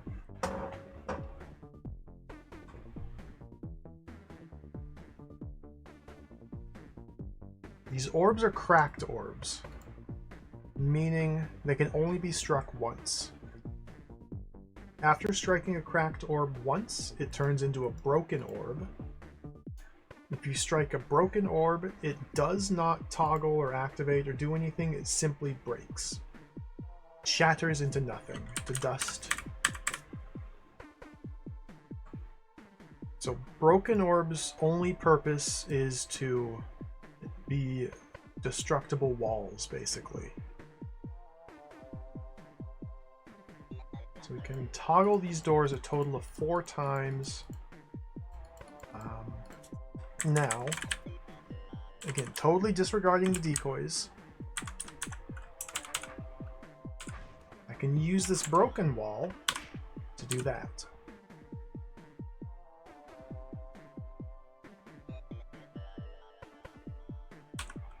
Any other move I make into here gets me killed. So I'm not sure what the purpose of this is, but either utilizing this correctly or the decoys is the only way to progress further into this room.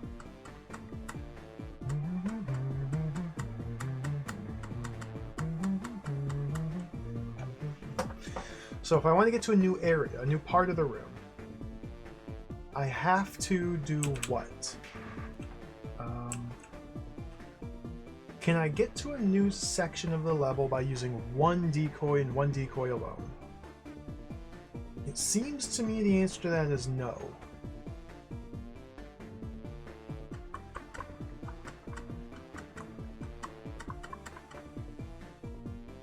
Because if, for example, we back up to the very start of the level, because I didn't touch any checkpoints. Oh my goodness.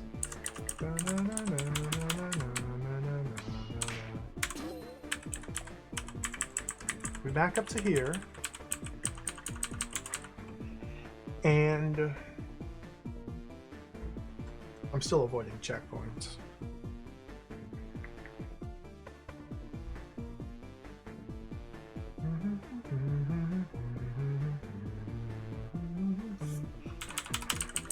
Just for fun, put that there. Just for fun. That allows us to now advance, advance, and then die.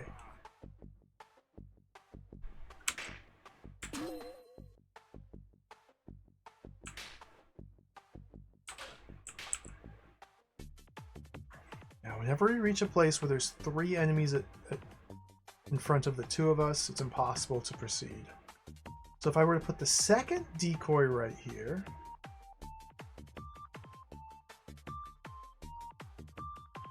then we could proceed through here. But then I'm burning both of my decoys to go through one intersection.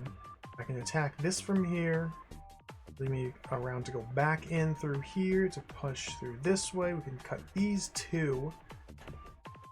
No further.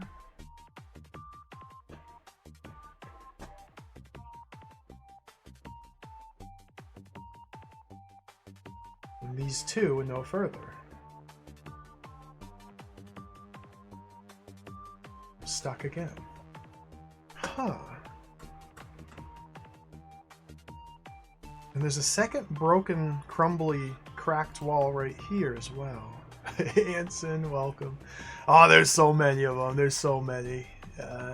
It's not even worth trying to count. There's so many. There's official DROD games. There's official DROD expansion packs. There's fan-made DROD holds. This is a fan-made hold, is what it's called. There's hundreds of these. Hundreds of these. Oh my gosh, I got stabbed. Oh, Rascally Rodent Raiders! Holy smokes. Claudio, thank you for the raid. Welcome in, everybody. Welcome, Rascally Rodent Raiders. Welcome to the stream. Thank you for the raid. Hello. My name's Bill. I'm playing a puzzle game. I'm playing a puzzle game called DROD. Welcome, Rascally Rodent Raiders. Thank you for the raid. Welcome in, everybody.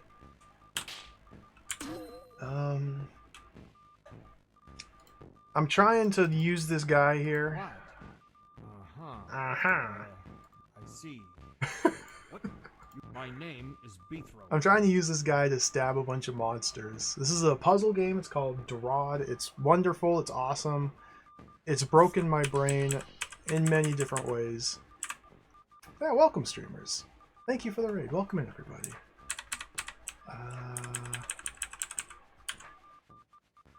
This is confusing. I wish I knew how to solve this puzzle. I've been stuck here for a while.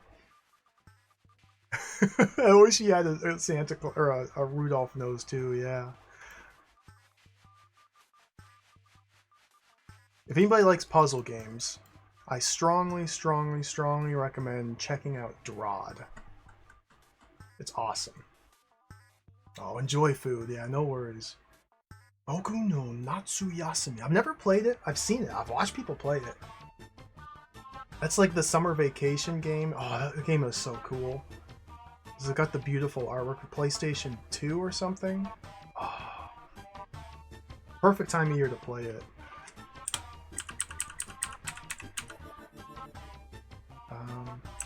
It depends on the puzzle modatoid. It depends on the individual puzzle. Some rooms do have turn limits, some don't. This one here doesn't.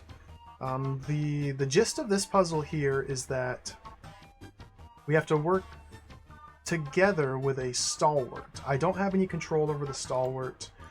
The stalwart targets specific monsters, and I have to kind of follow him and help him fight monsters.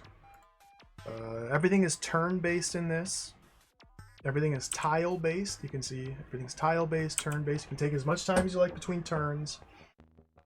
The goal in every room is to stab all the monsters and then leave. And this is a tricky one. There's a lot of mystery here.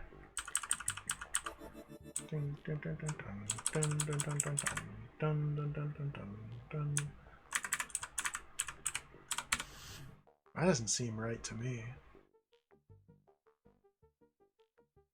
It's possible though. Nose. His bulbous nose.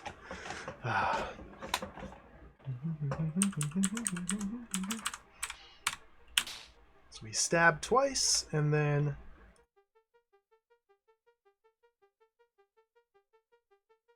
I can't do anything else here. I have to close this door so he retreats.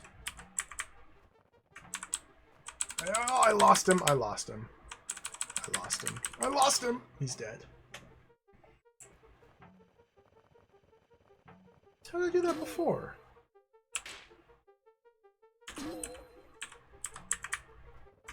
I thought I did this before. Oh, dude, sorry. Oh, I'm sorry. He's dead.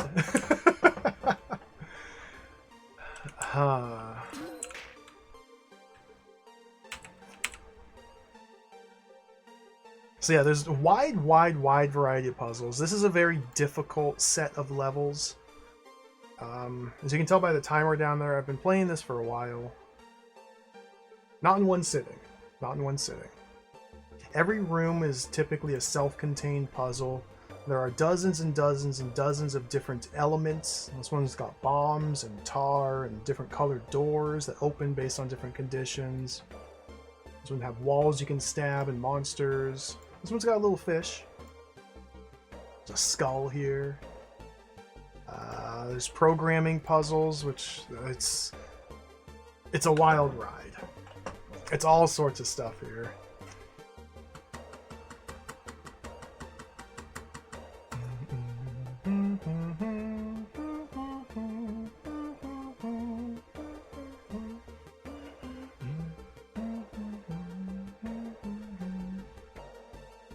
Now this was made by... Well, I'm playing a user-made set of levels. The official mainline series of games... It's confusing. There's a lot of these games. The official series started in the 90s on Windows 95. And there's been multiple sequels. Caravel Games is the name of the developer. And you can, if you want to play it, you can buy it directly from Caravel Games' website. It's on Steam, it's on GOG. It's literally endless amounts of puzzles to be solved. There's official level packs. There's 5 mainline games, plus an RPG variant. There's like a dozen official level packs. And then hundreds of user-made levels. This is a set of user-made levels. And they are completely owning me. Yeah,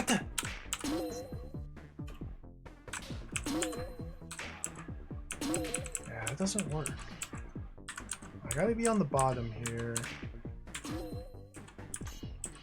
The only things you can do, for the most part, is move your character to an adjacent square or swing your sword. Turning your sword takes a turn, moving takes a turn. And yeah, it's simple in appearance, but man, oh man, oh man, oh man, is it complex. It's really fun too. Like, I really like this game.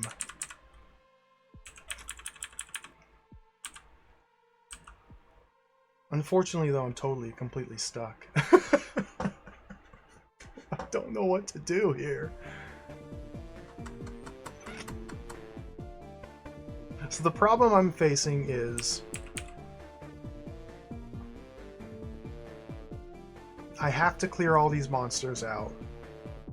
I gotta figure out how to use these potions over here.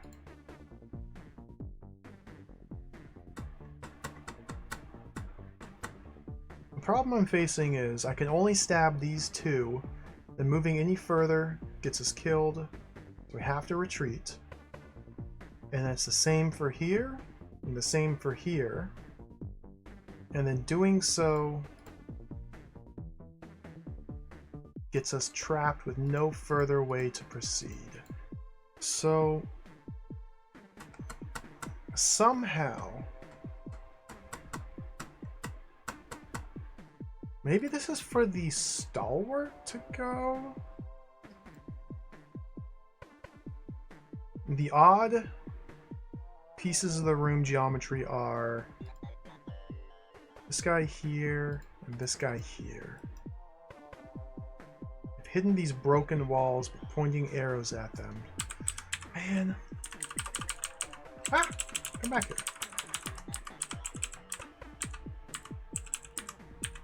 Yeah, it's... Again, these are like... Where's he going? Oh, he's going up there. He doesn't move at random. He has a very specific set of rules that govern his behavior. Ah, dude. At times it can feel like it's random. There we go. It seems like I have to start the room like this. Basically, you can click on him to see which monster he's targeting. So he wants to go fight this guy. He wants to go fight this guy.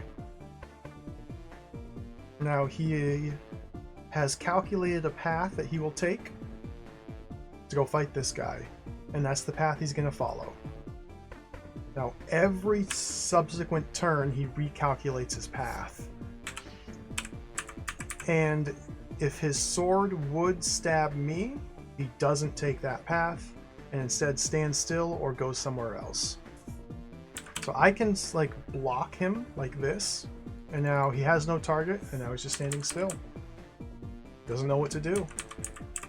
I can stand here, and we can see a nice little quirk. He doesn't know what to do. He's so confused because while standing here, he wants to attack this guy.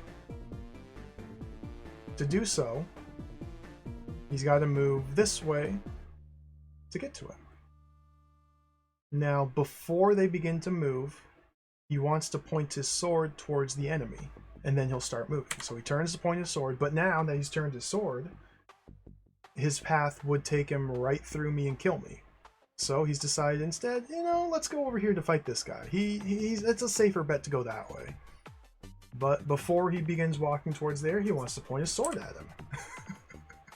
So he points his sword at him, and now he can get by me without killing me, and sees this enemy's closer. He's like, yeah, let's go fight that guy instead. As a result, he's just stuck in a loop. The poor guy has no idea where he is or what he's doing. He's kind of like me. I feel the same way. So we can kind of use strange interactions like that to manipulate him and influence him to go after specific targets, or delay him, or hold him in place until I can go somewhere and then release him. There's all sorts of weird interactions we can do with him.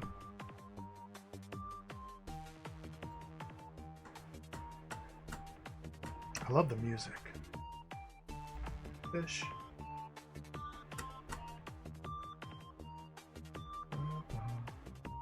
The way these skippers work, these are water skippers. They can only move if they're in the water. None of them are in the water, so they're all stationary. If you are standing next to them, they will lunge after you and kill you. Unless you stab them first. Which is why all of these arrangements are dangerous. If I go down here by myself, set that aside for now, I can stab this guy, but the other one kills me. So teamwork is crucial. So we stab together. This guy wants to move further and fight him. However, there's 3 monsters here and 2 of us, so it's impossible to survive. So I have to close the door instead.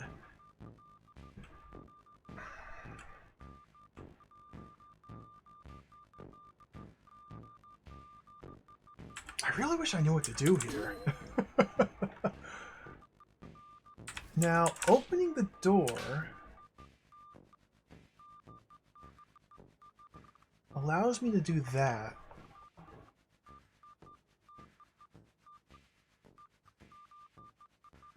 It doesn't really help me though, because now I've just shifted the trap one tile over. I did get a couple more kills, but I can no longer close this door to prevent this man from getting in there.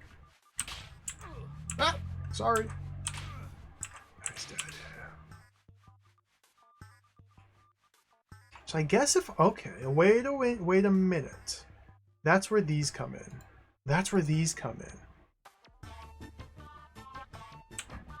So there's two potions over here I haven't explained at all. These are decoy potions. If I drink a potion, which I'm forced to when traveling in this direction, I can place a clone of myself, a decoy of myself. And if their sword overlaps with a monster, it kills it. So there's now... So now we've taken care of that guy. We come down here, fight those guys, close the door, open the door, and go like that. Hey! Now we're getting somewhere. Now we're getting somewhere. Now we're getting somewhere. Okay, okay. This is the first breakthrough I've had in this room for quite some time. Okay. So that means the other decoy potion should be used in the same manner over here. I see. That guy's got to be used over here. Now... that will allow me to... I gotta try to, like, rotate that to... rotating the squares in my brain.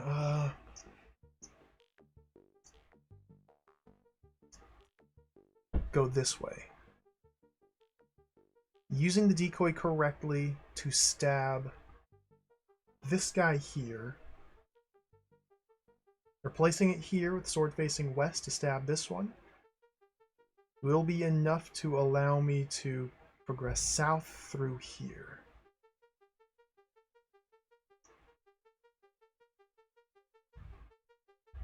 I think that's good. I think that's really good. Okay. So let's take care. No, don't you dare. Don't you dare, man. Don't. Sir. Okay. I'm gonna take care of that. I don't want to open this door yet because this is death from this side. So he is now wanting to go after this man. I can change that.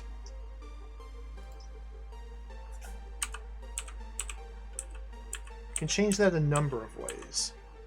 I've currently blocked him, so I can create distance. Yeah. He's unable to see a way to any monster, so he just stays still. He's a total buffoon. I think I want to go down here. Oops. I think I want to go down here quickly. I gotta be on the other side of him. To start working on defusing this situation here. We're done with this path. So now I want to grab the potion and set it there. So let's turn my sword. That there. That's the correct spot to allow me to pass through there. Okay.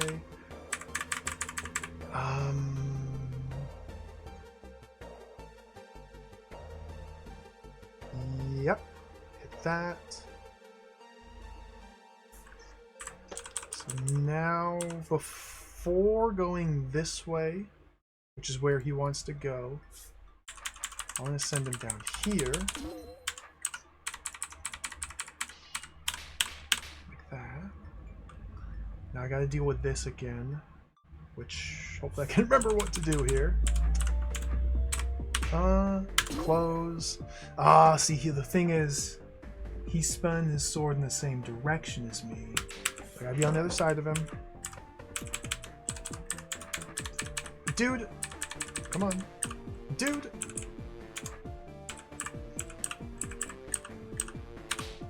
There we go.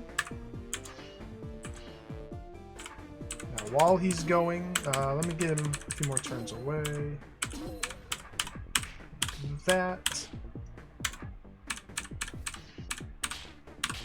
Beautiful. The most I can do now is kill these two and then back off. I need to be on the other side of him here.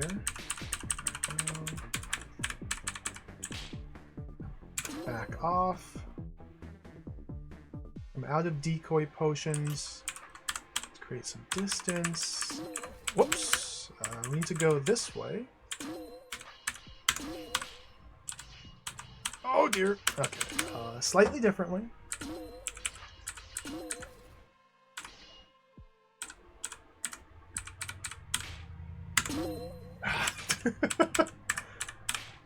There we go. Alright, and the room is pretty much solved, it looks like. Just gotta go through the motions.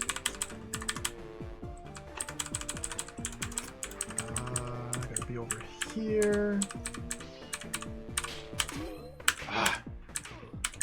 Stab. Oh, okay. Now we have a problem here.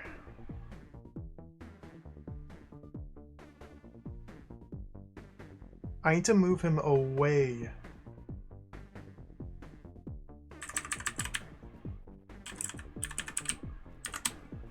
Which is fine. I can do that. I can manipulate him. Move him away. Whoa, whoa, whoa, don't do that. Gotta move him away from there. Ah, dude, come on, come back! He went too far away. Okay. I have to be careful not to let him get too far. This is maybe incorrect, but I'm feeling good about it. Oh yeah, that's good. Now he'll come back and rejoin.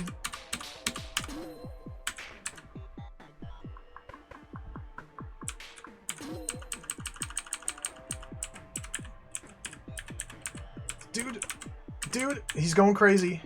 He's out of control. He's dead.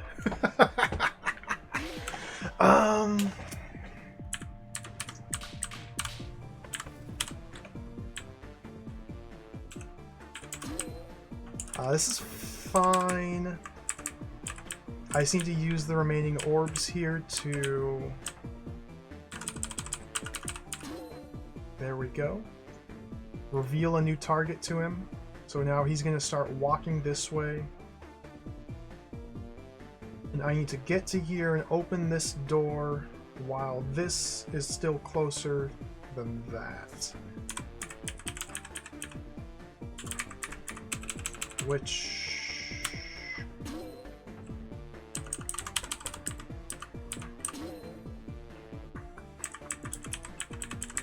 might be a lost cause.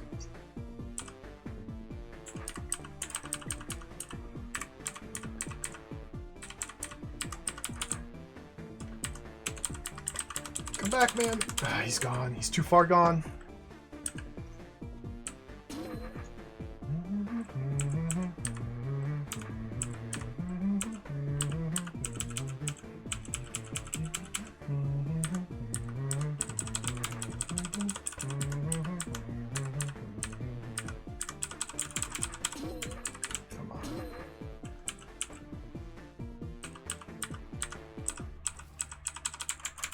There we go. This is very awkward. This is a very awkward puzzle here. I don't know what direction he's gonna rotate. Counterclockwise, I believe. Dude! Oh, he's not. He can't get by me.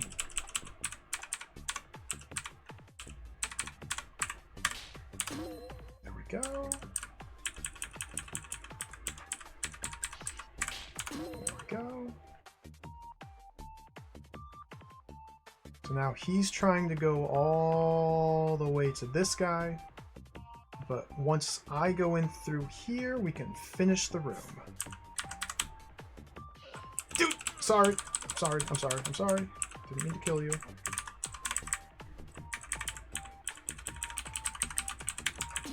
There we go. Okay. I gotta be on top. Oh, that's perfect. I gotta be on bottom. Uh-oh. Perfect. Oh, thank goodness. Okay. One last monster remains, who's behind a gate here. So I now have to come all the way up here, hold the button down. He stabs the last monster. The room is clear. And there we go. That's a DROD puzzle. That was tricky. So the crux of the puzzle was understanding the utility of these broken walls here to create paths and how to effectively use the decoy potions. And that's where I got tripped up and stuck for the longest time. I couldn't realize what these were meant to be used for. But once it clicked, the rest kind of fell into place.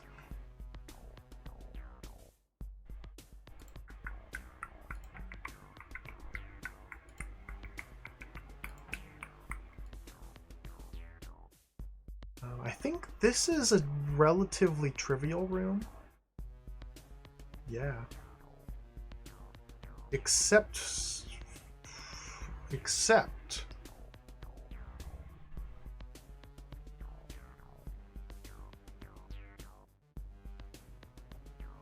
Ooh.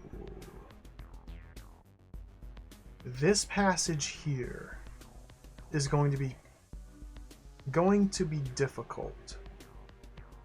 Hey, Magic Him. Yeah, we've been working to get to this room for literally longer than 8 hours, I think.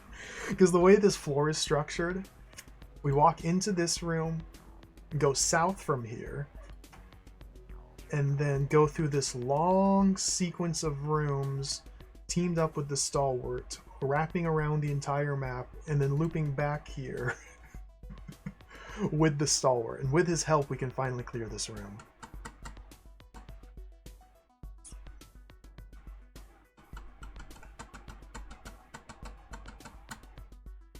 Okay, so we need to team up to get through here and here.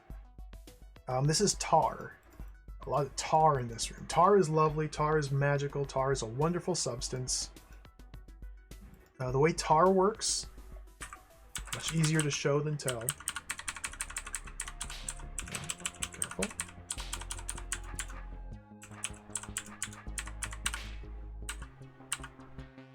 The way tar works is it exists as a stable obstacle, and if I'm able to stab one of its flat surfaces, so this shape here has a flat surface on this tile, these two tiles, and this tile here. This shape here has a flat surface on the top and bottom. These little flowery shapes have flat surfaces here, here, here, and here. If I'm able to stab a flat surface, then it pops. And there's certain rules governing what constitutes a stable tar shape and unstable tar shape. Essentially, popping tar reduces it down to stable tar shapes. Any unstable shape turns into a little baby here, which we stab and kill. Now, I'm seeing a problem here.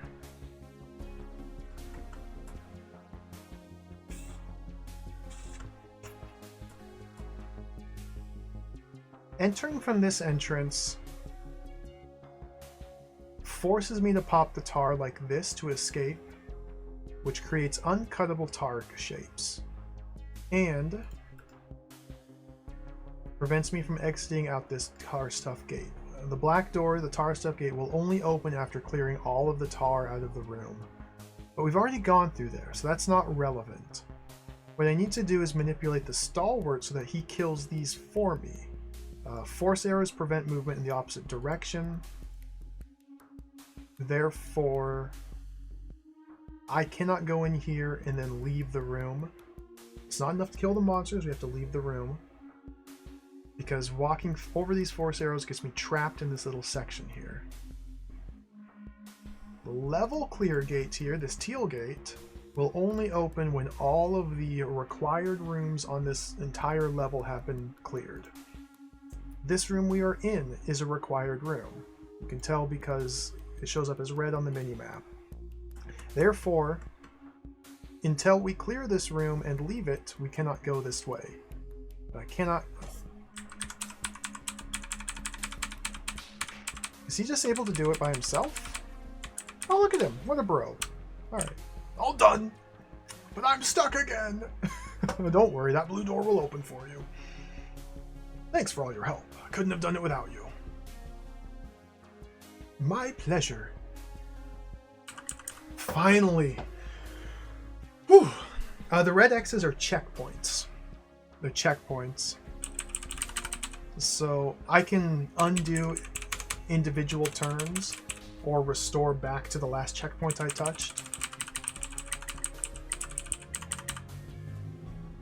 There we go. Now I can't go there. Because those were open level clear gates that closed because they toggle. They don't open, they toggle. Okay. So now we do the grand tour again. I knew this was happening. So for me to get over here, actually, I can just leave the floor. I don't want to leave the floor yet. I love this place. This is my new home. I need to go south through this gate, so we gotta clear some tar here. Oops.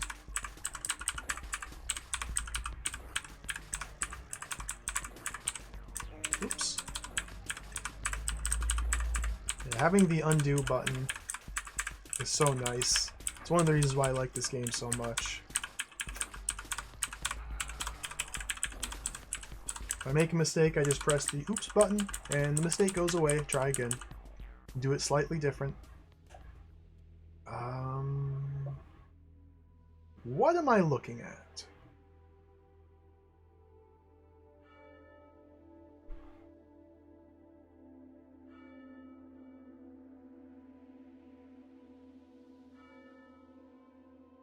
Can I go that way? I've forgotten these rooms. It feels like a lifetime ago. I gotta go down there.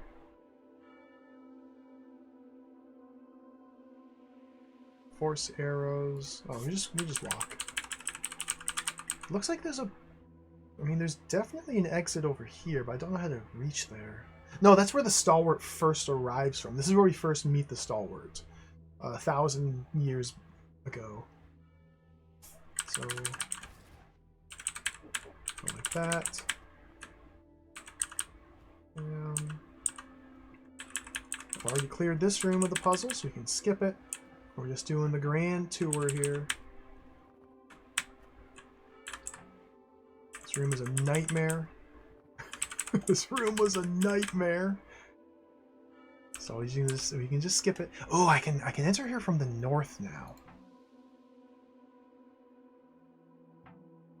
Yeah, there's something down this way I have access to now.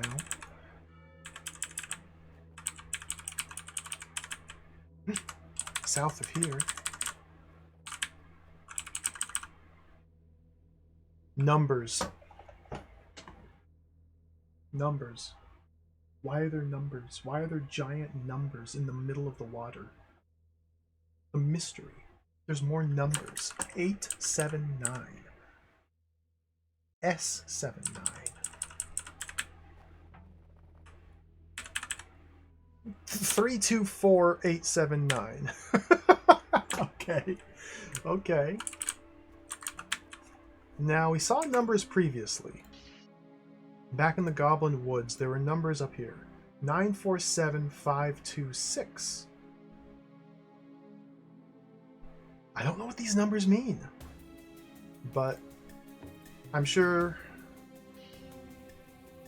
all will be revealed the longer we press forward. What is... That pattern looks strangely familiar. Might be important. You can't just say that.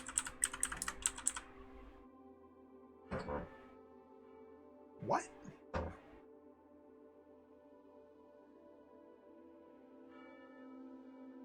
Okay, well, it might be important. Check out what's up here. Oh my god. Is this another computer science puzzle? Sure looks like it.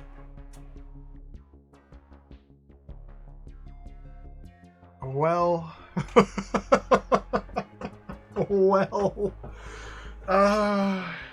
well... well... I don't know what this means. I don't know what I'm looking at.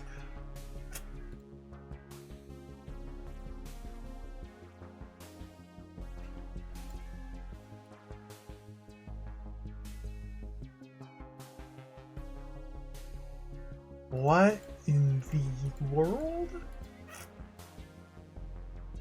Okay, our goal is to destroy the serpents. The 6 monsters must be destroyed. It's easiest to read these rooms by boiling it down to the core components. But there's a lot of components! These monsters must die. How do? There are hot tiles up here. This top chamber is completely isolated. There's no way in or out. Therefore, we must manipulate these serpents to go into specific chambers here. These are rattlesnakes and adders. The blue ones, the rattlesnakes, must go into a tile with the red one on the bottom, or chamber with the red tile on the bottom. Adder needs to go with the red tile on top, because rattlesnakes are vulnerable at the tail, adders are vulnerable at the head. So, through some manipulation of these switches, we must sort these snakes, I don't like that word, such that it is rattle, adder, rattle, adder, rattle, adder. Yeah, maybe bubble sort, I don't know, Trost, I don't know. Maybe I gotta bubble sort it.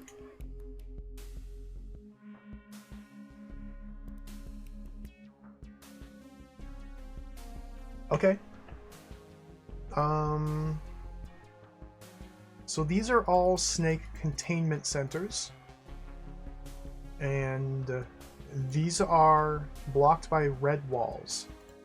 The only thing that opens these trapdoor gates is by stepping on all the trapdoors in the room. There are 3 here, and 1 here, and 1 here. Therefore, we have 3 passes through this chamber. So we can enter into this chamber, press 2 buttons, and then take the tunnel to enter down here and press 1 button on our way up. Do that 3 times.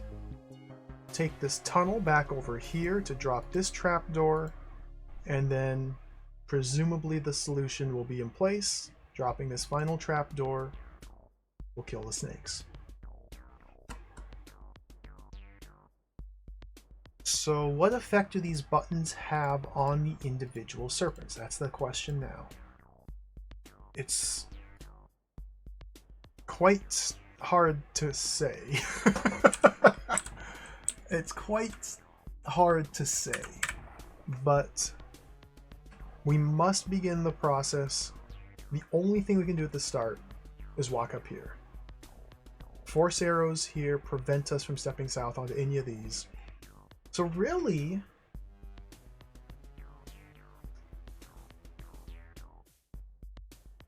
oh god, what does it mean? Okay, if I press that,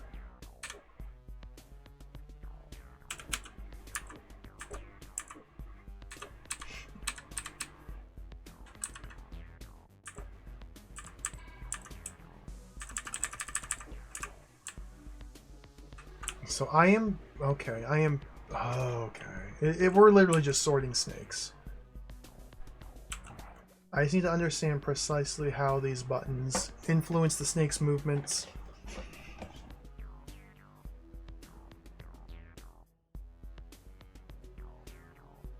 So so the chambers here are between two serpents.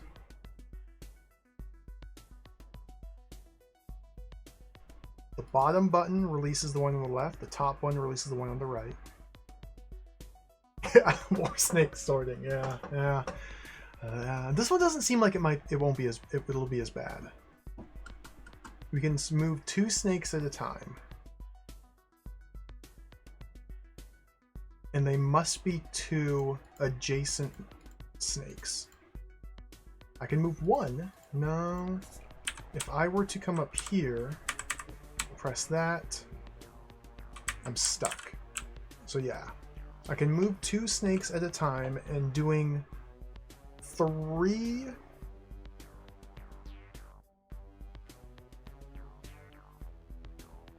separate movements of two snakes at a time, we must sort them to be in their correct spot. So I understand how to move two out of their current spot. How do I determine where they go? It's dependent upon which arrow I press down here. So if we come over here and just, for example, touch that one. Okay, these are also between two tunnels, so the arrow points to the middle of the two tunnels that the snakes are going to. They're going in the order of what? The first one released goes on the outside track. The second one released goes on the inside track. And the second one released goes to the left. The first one released goes to the right. So yeah, the first one released goes to the left, second one goes to the right.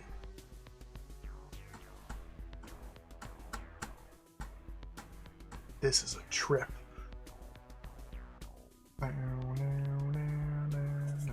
Well, let's get maybe I just lucked into the star. Let's get these two out of there. And this one's going left, this one's going right. Well, that's not good.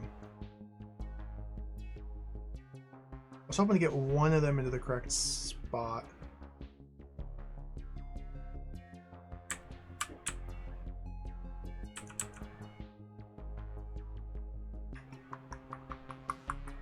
And I have one more move.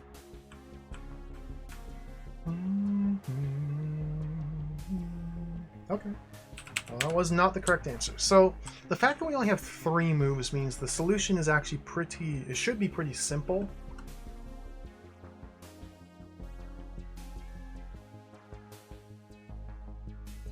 I should be able to go from this to that in 3 moves.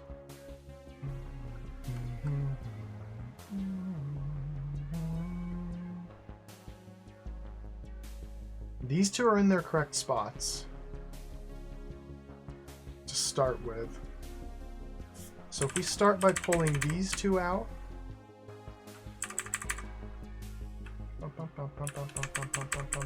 putting them there. Now I can never put one snake into there though.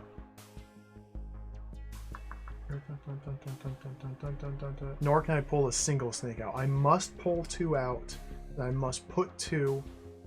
I presume that's correct. Yeah, I can't pull 1 out.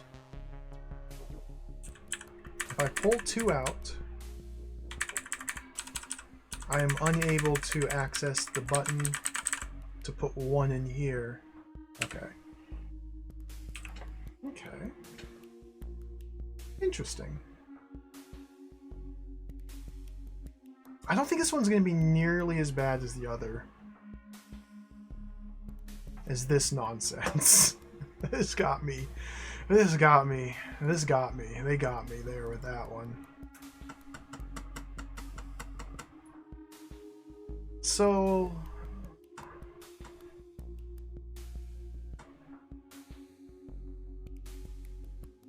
perhaps we take these two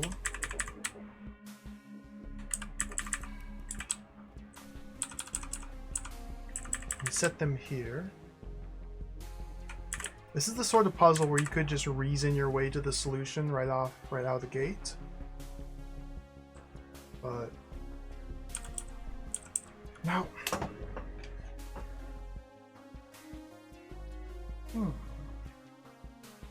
being forced to grab two adjacent snakes does complicate this a little bit.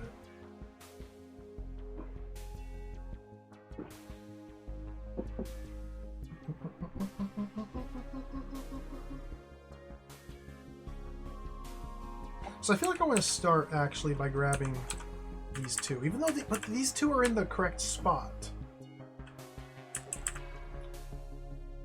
This one's in the correct spot, this one's in the correct spot. Does this swap their order? It does. That's what I needed. Okay.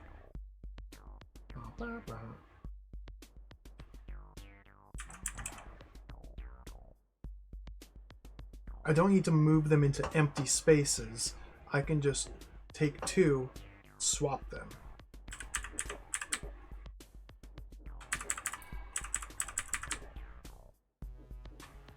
Get swapped, nerds. Alright, should be the puzzle. Alright, cool. Good stuff. Interesting. It feels like they did a lot of work constructing this contraption with a lot of extraneous, unnecessary real estate here simply to trip the user up.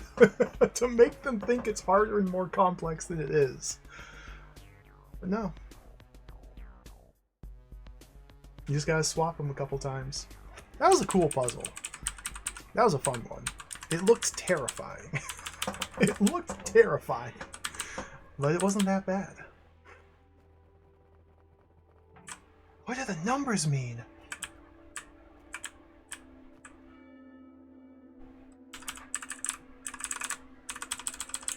What does that do? What was that noise? Okay, there's more secrets over here. Where am I going? Here.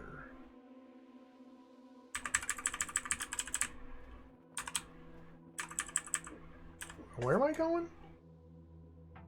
Doesn't matter. This goes back to the center, which could allow me to go down to that one secret.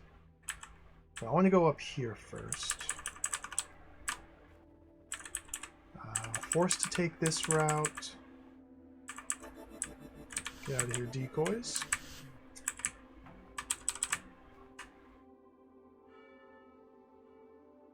Forced to go here. This is where, yep. Now I have access to this orb. And making my way through the maze of bombs. Oh dear. Oh dear.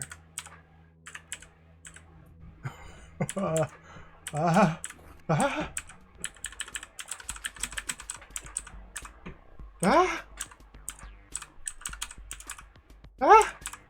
Okay, he's dead.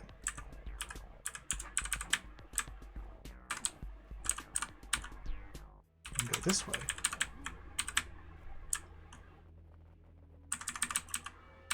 Go this way. Go this way. Now this looks familiar.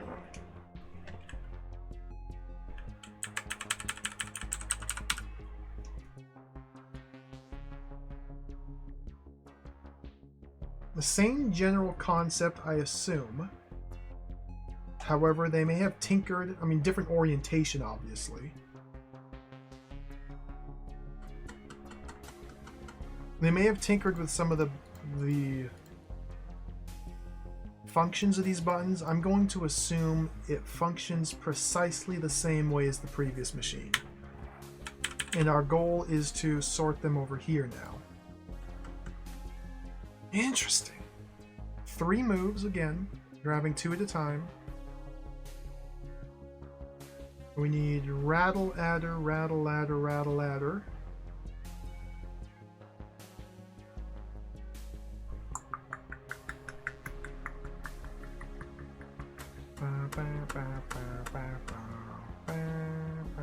Alright.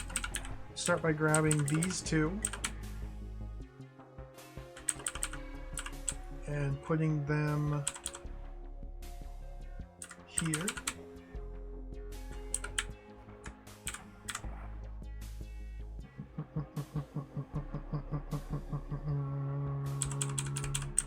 Let's grab these two.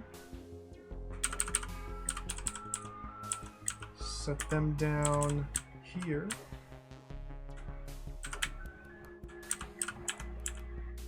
Let's grab these two. Drop them in right here. Rattle ladder, rattle ladder, rattle ladder. Alright. Nice puzzle.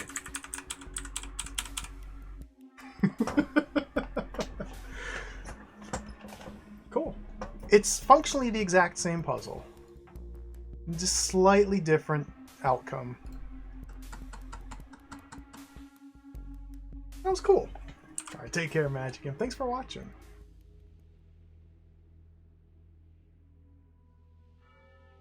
That might be the whole floor. No, no, no. There's more down here, and there's more up here.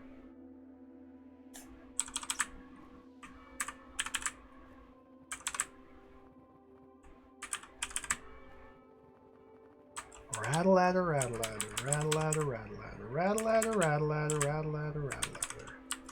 Okay, how do I go north from here?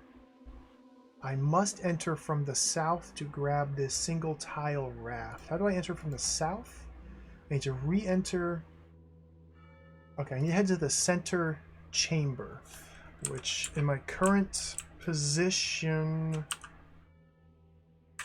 means I gotta go for a hike.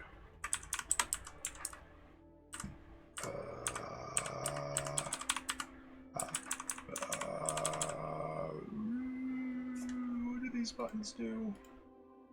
How do I get out of here? Gotta hit that. Whoa.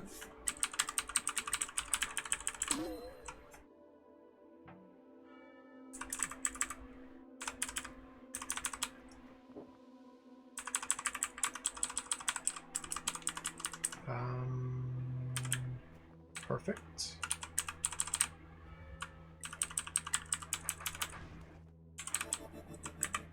Get through this mess.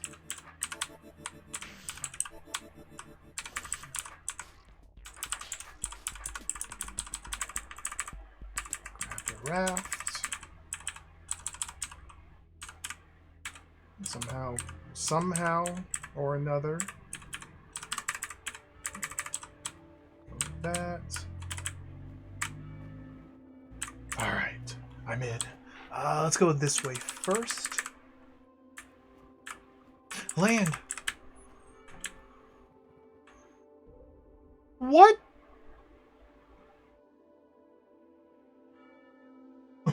What?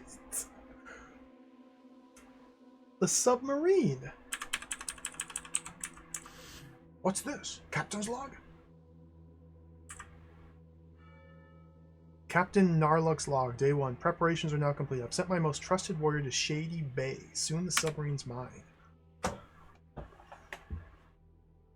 Well, I'm a goblin now.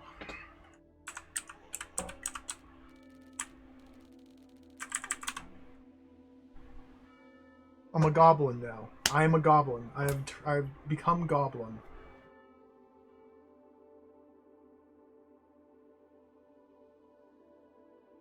I have become as goblin. What? What? What? What? Let's back it up. Oh! Okay. They have non-standard scripting in some of these rooms, which is throwing me off. The submarine with the blue. Beautiful. Absolutely beautiful. There's something up here.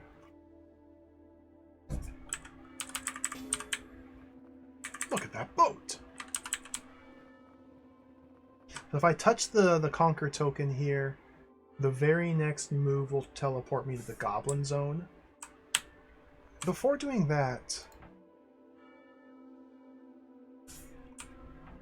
there's one other secret on this floor I want to find. It might be the path to Star Road. So I want to make sure to investigate that first. I'm going to take the south path? That's right. That.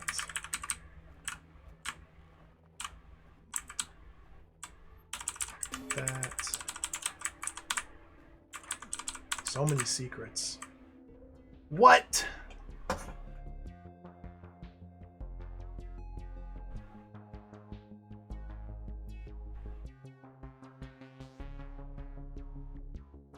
Platforms? Fuse end, fuse end.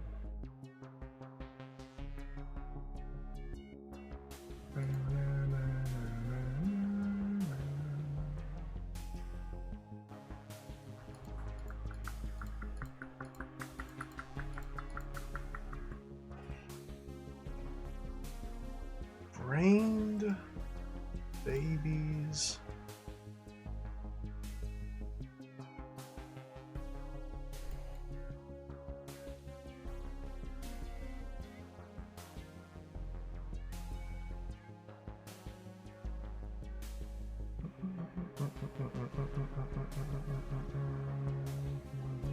Interesting.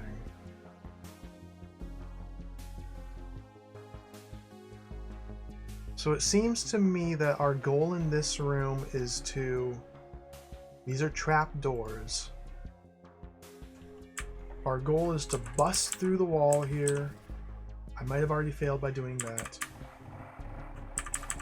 Dropping trap doors in a very specific pattern that filters these monsters into these chambers with the brains in a certain number of moves, such that, or so that when I step here to strike the orb,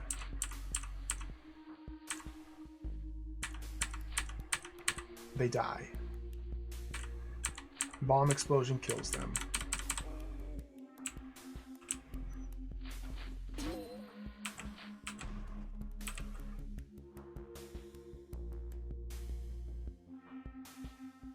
The only way they're going to be able to get into these blast chambers is if they're behaving as brained?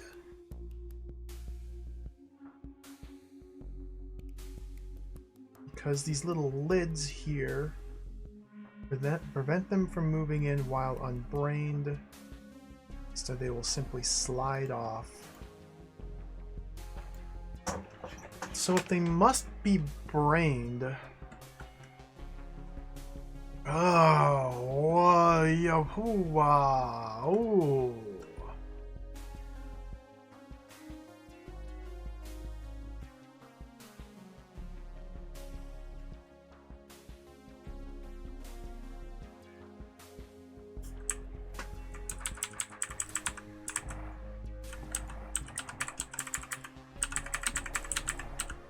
I just need to check something.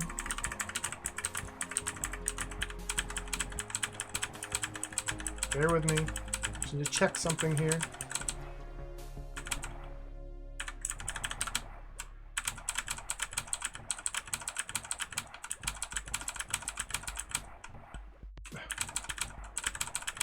Okay.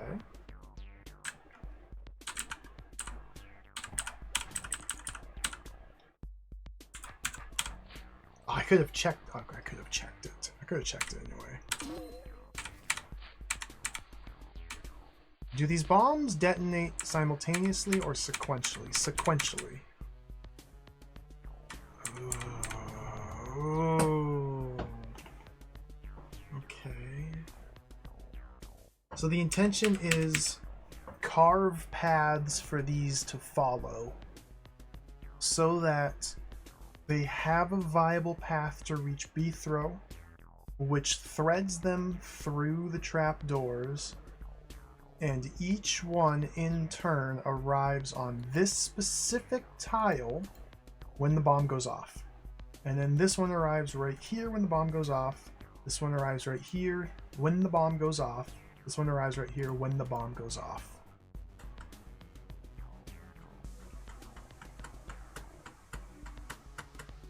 That's a big ask. So the fuse itself is how long? Stepping on it on turn 7 causes detonation 1 on turn 39. Whoa, that's really quick. So it looks like we're doing 2 separate paths, perhaps. It's 3 turns later, turn 42. 77 and 78, and then that's 1 turn right after the other. Yo, Joker Sage, welcome. That's DROD. It's mega.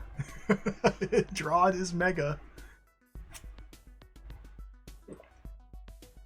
We're not even halfway done with this set of levels either. It's been incredibly challenging, to say the least. And there's tons and tons of puzzles. It's so good. It's so good.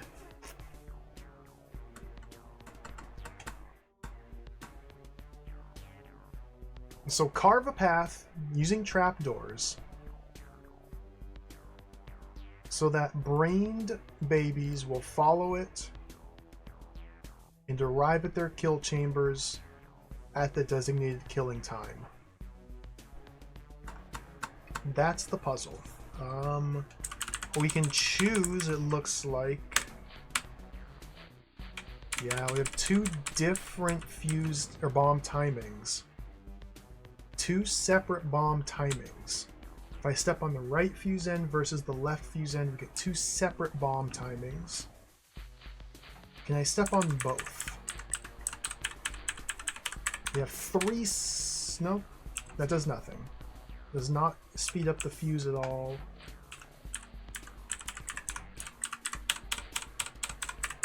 Nor does that. Okay, so we have 2 separate fuse or bomb timings. Maybe both work, but likely only one is viable. And oh, this is just a... This is tricky.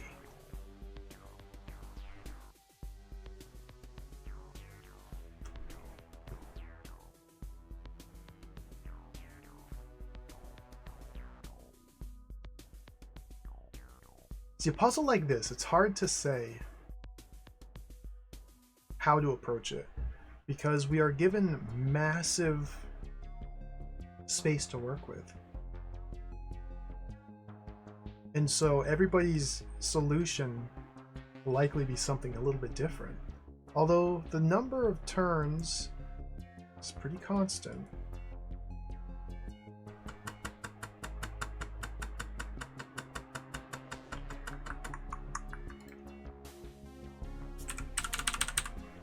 We'll come back to that. I think maybe come back to that one. That's going to take some effort. It's going to take some thought, some effort. I want to see what the final secret is.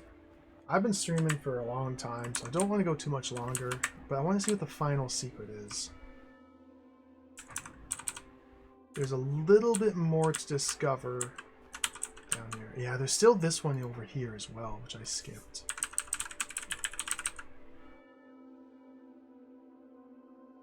Just run right through.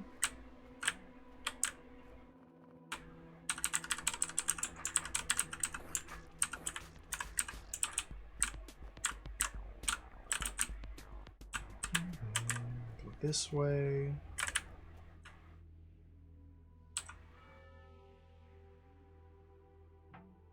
Yeah, I'll never have access to that path, okay. Jellyfish.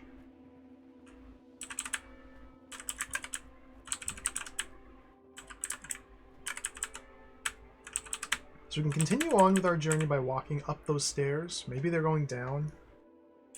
This is where we came in. This is where we leave. Now that all the puzzles, all the required puzzles have been solved, we can just walk away. Or we can seek out harder challenges.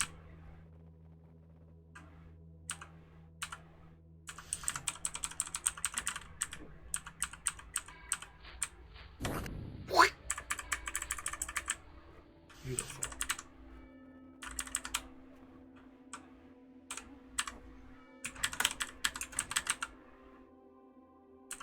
That.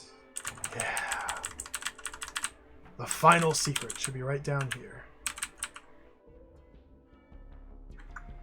Except it continues to the east. What the... What the... What in the... Who? What the...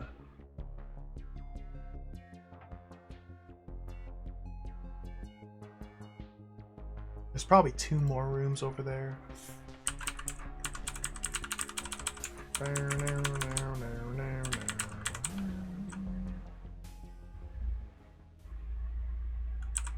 Hello, snail. What, a Pokemon?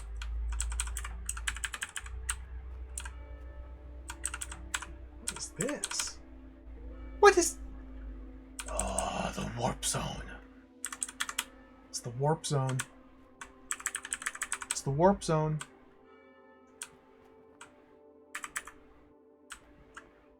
This is the warp zone.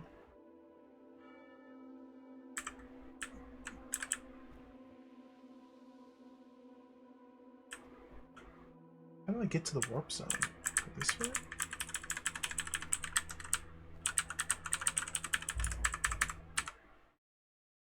We're back, yep. The warp zone. Alright.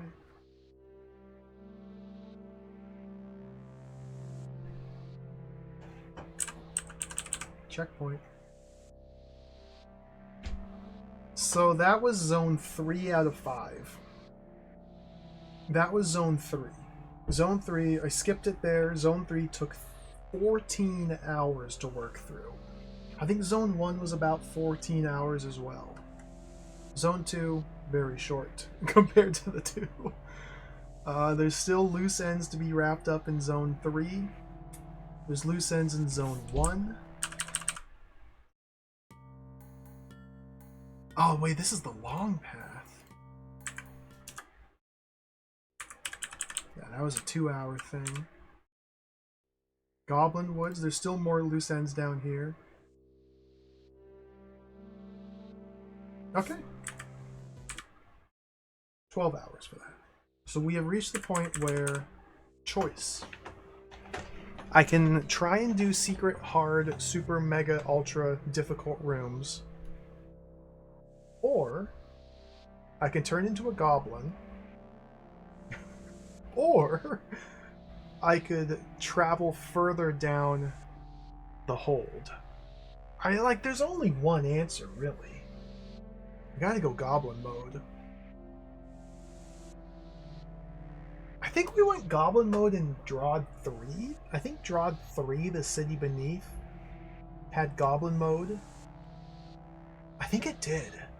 It was very brief. There's like 5 or 10 screens in the story where you turn into a goblin and solve very simple puzzles. And it was like told as a flashback or a story or something. And go goblin mode.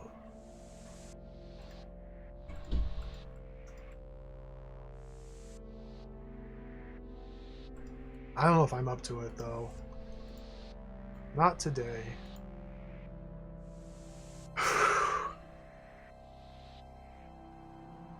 I don't know if I'm up to it. I think this is a good spot to pause it. I think we can pause it here. We got a lot to look forward to. Tons and tons and tons of avenues of exploration. Shady Bay going goblin mode. Why is this room red? Let me investigate that. I feel like something was wrong here.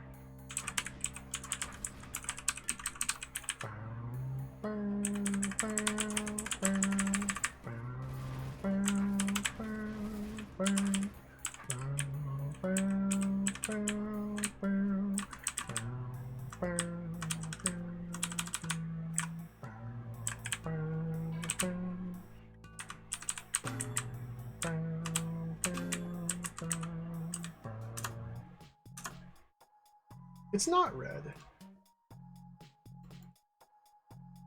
I guess the state the room was in when I left it? It's not red.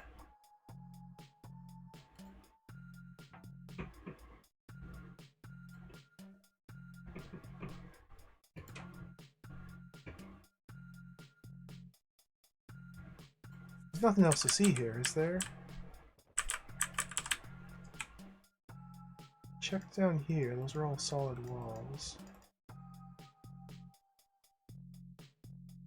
Platform can't get out from there. No, this is done. Okay, this is done. Oh, hello, sir. Yeah, it's just strange scripting in these rooms here. Let's go back to Warp Zone.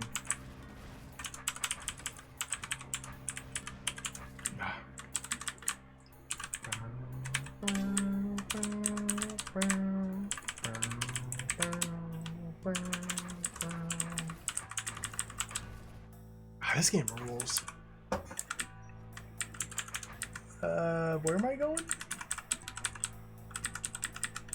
Over here?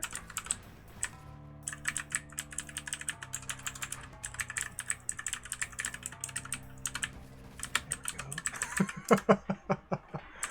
Alright. We're gonna pause it here. It's enough DROD for one day. It's enough DROD for a week. Oh my god. I gotta recuperate. So again, we have cleared enough of the underground lake to allow access to the next set of rooms, but there's still loose ends here. There's still loose ends in the Goblin Woods. We have access to Shady Bay. It's still red, but just ignore that. Just ignore that.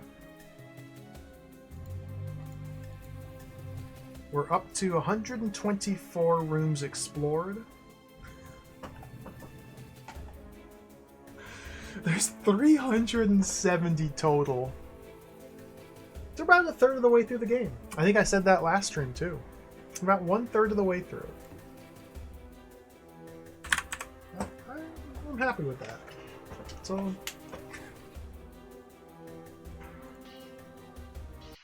I know. It's so large. There's Danforth.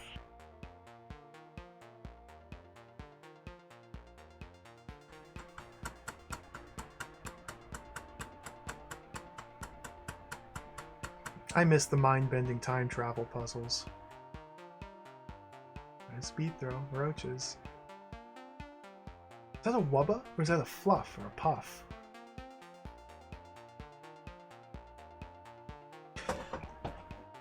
Thank you all for watching. I have evaporated. I am going to melt into a puddle of brain matter. I'll pause it there. Thank you for hanging out. That's DROD, Gigantic Jewel Lost. Day 4 in the books. There's still a lot more puzzles to solve. We narrowed down, we went from 99,882. We might be down to about 99,070 puzzles left. There's so many puzzles. There's so many puzzles. I can't wait to play some more. Thank you for watching. Thank you for the follows. Thank you for the big emotes and the cheers. Thank you, Clavio, for the raid earlier. Thank you for the resubs. Thank you, Dino, for the raid earlier. A lot of raids. Thank you for the support. I had a lot of fun today. I may have gotten a little frustrated at times, but we pushed through it to the satisfying victory. DROD rules, man. DROD rules. DROD rules. DROD rules.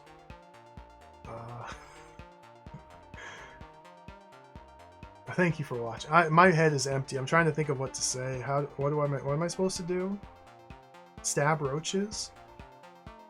Where's the stalwart? Oh, there's stalwart in real life? Where's the tar? I don't know how to reconcile. DROD? I gotta find somebody to raid. Thank you for watching again. I'll probably stream again tomorrow. Maybe not till Sunday. I don't know. We gotta. I think we're gonna stream again tomorrow. We gotta continue the rampage. We gotta play Dizzy tomorrow. I need a break from DROD. Get some variety. I'm gonna play some Dizzy tomorrow. Some nice, calm, lighthearted, exciting Dizzy gaming. Oh, that sounds like a fun time. I think we'll play some Dizzy tomorrow, and then Sunday and Monday take a couple days of no streaming, and probably go right back into DROD next Tuesday. But a couple days away would be good at this point, because I've played a lot of DROD. I've played a lot of DROD. Played a lot of DROD. I want to play more. Oh, maybe I'll just play more DROD.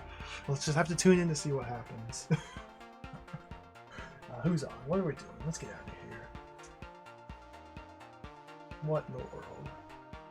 Maybe we just play more DROD.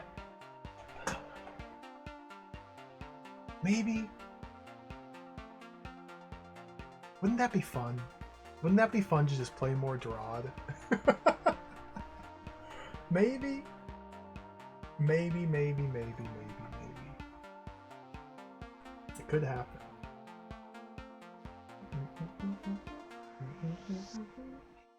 There's so many cool streamers on. It's Friday evening. I'm spoiled for choice. I'm gonna send you guys over to Zophar. The Zophar of Zophar's Domain. You may have heard of him. He's playing Lunar. Lunar 2 Eternal Blue. I've never played the Lunar games. They look really good. Zophar's awesome. Really fun streamer. Plays a lot of really fun stuff. Take care, everybody. Thank you for watching. Have a great night. I'll play more games tomorrow. See you later. Adios. Bye-bye.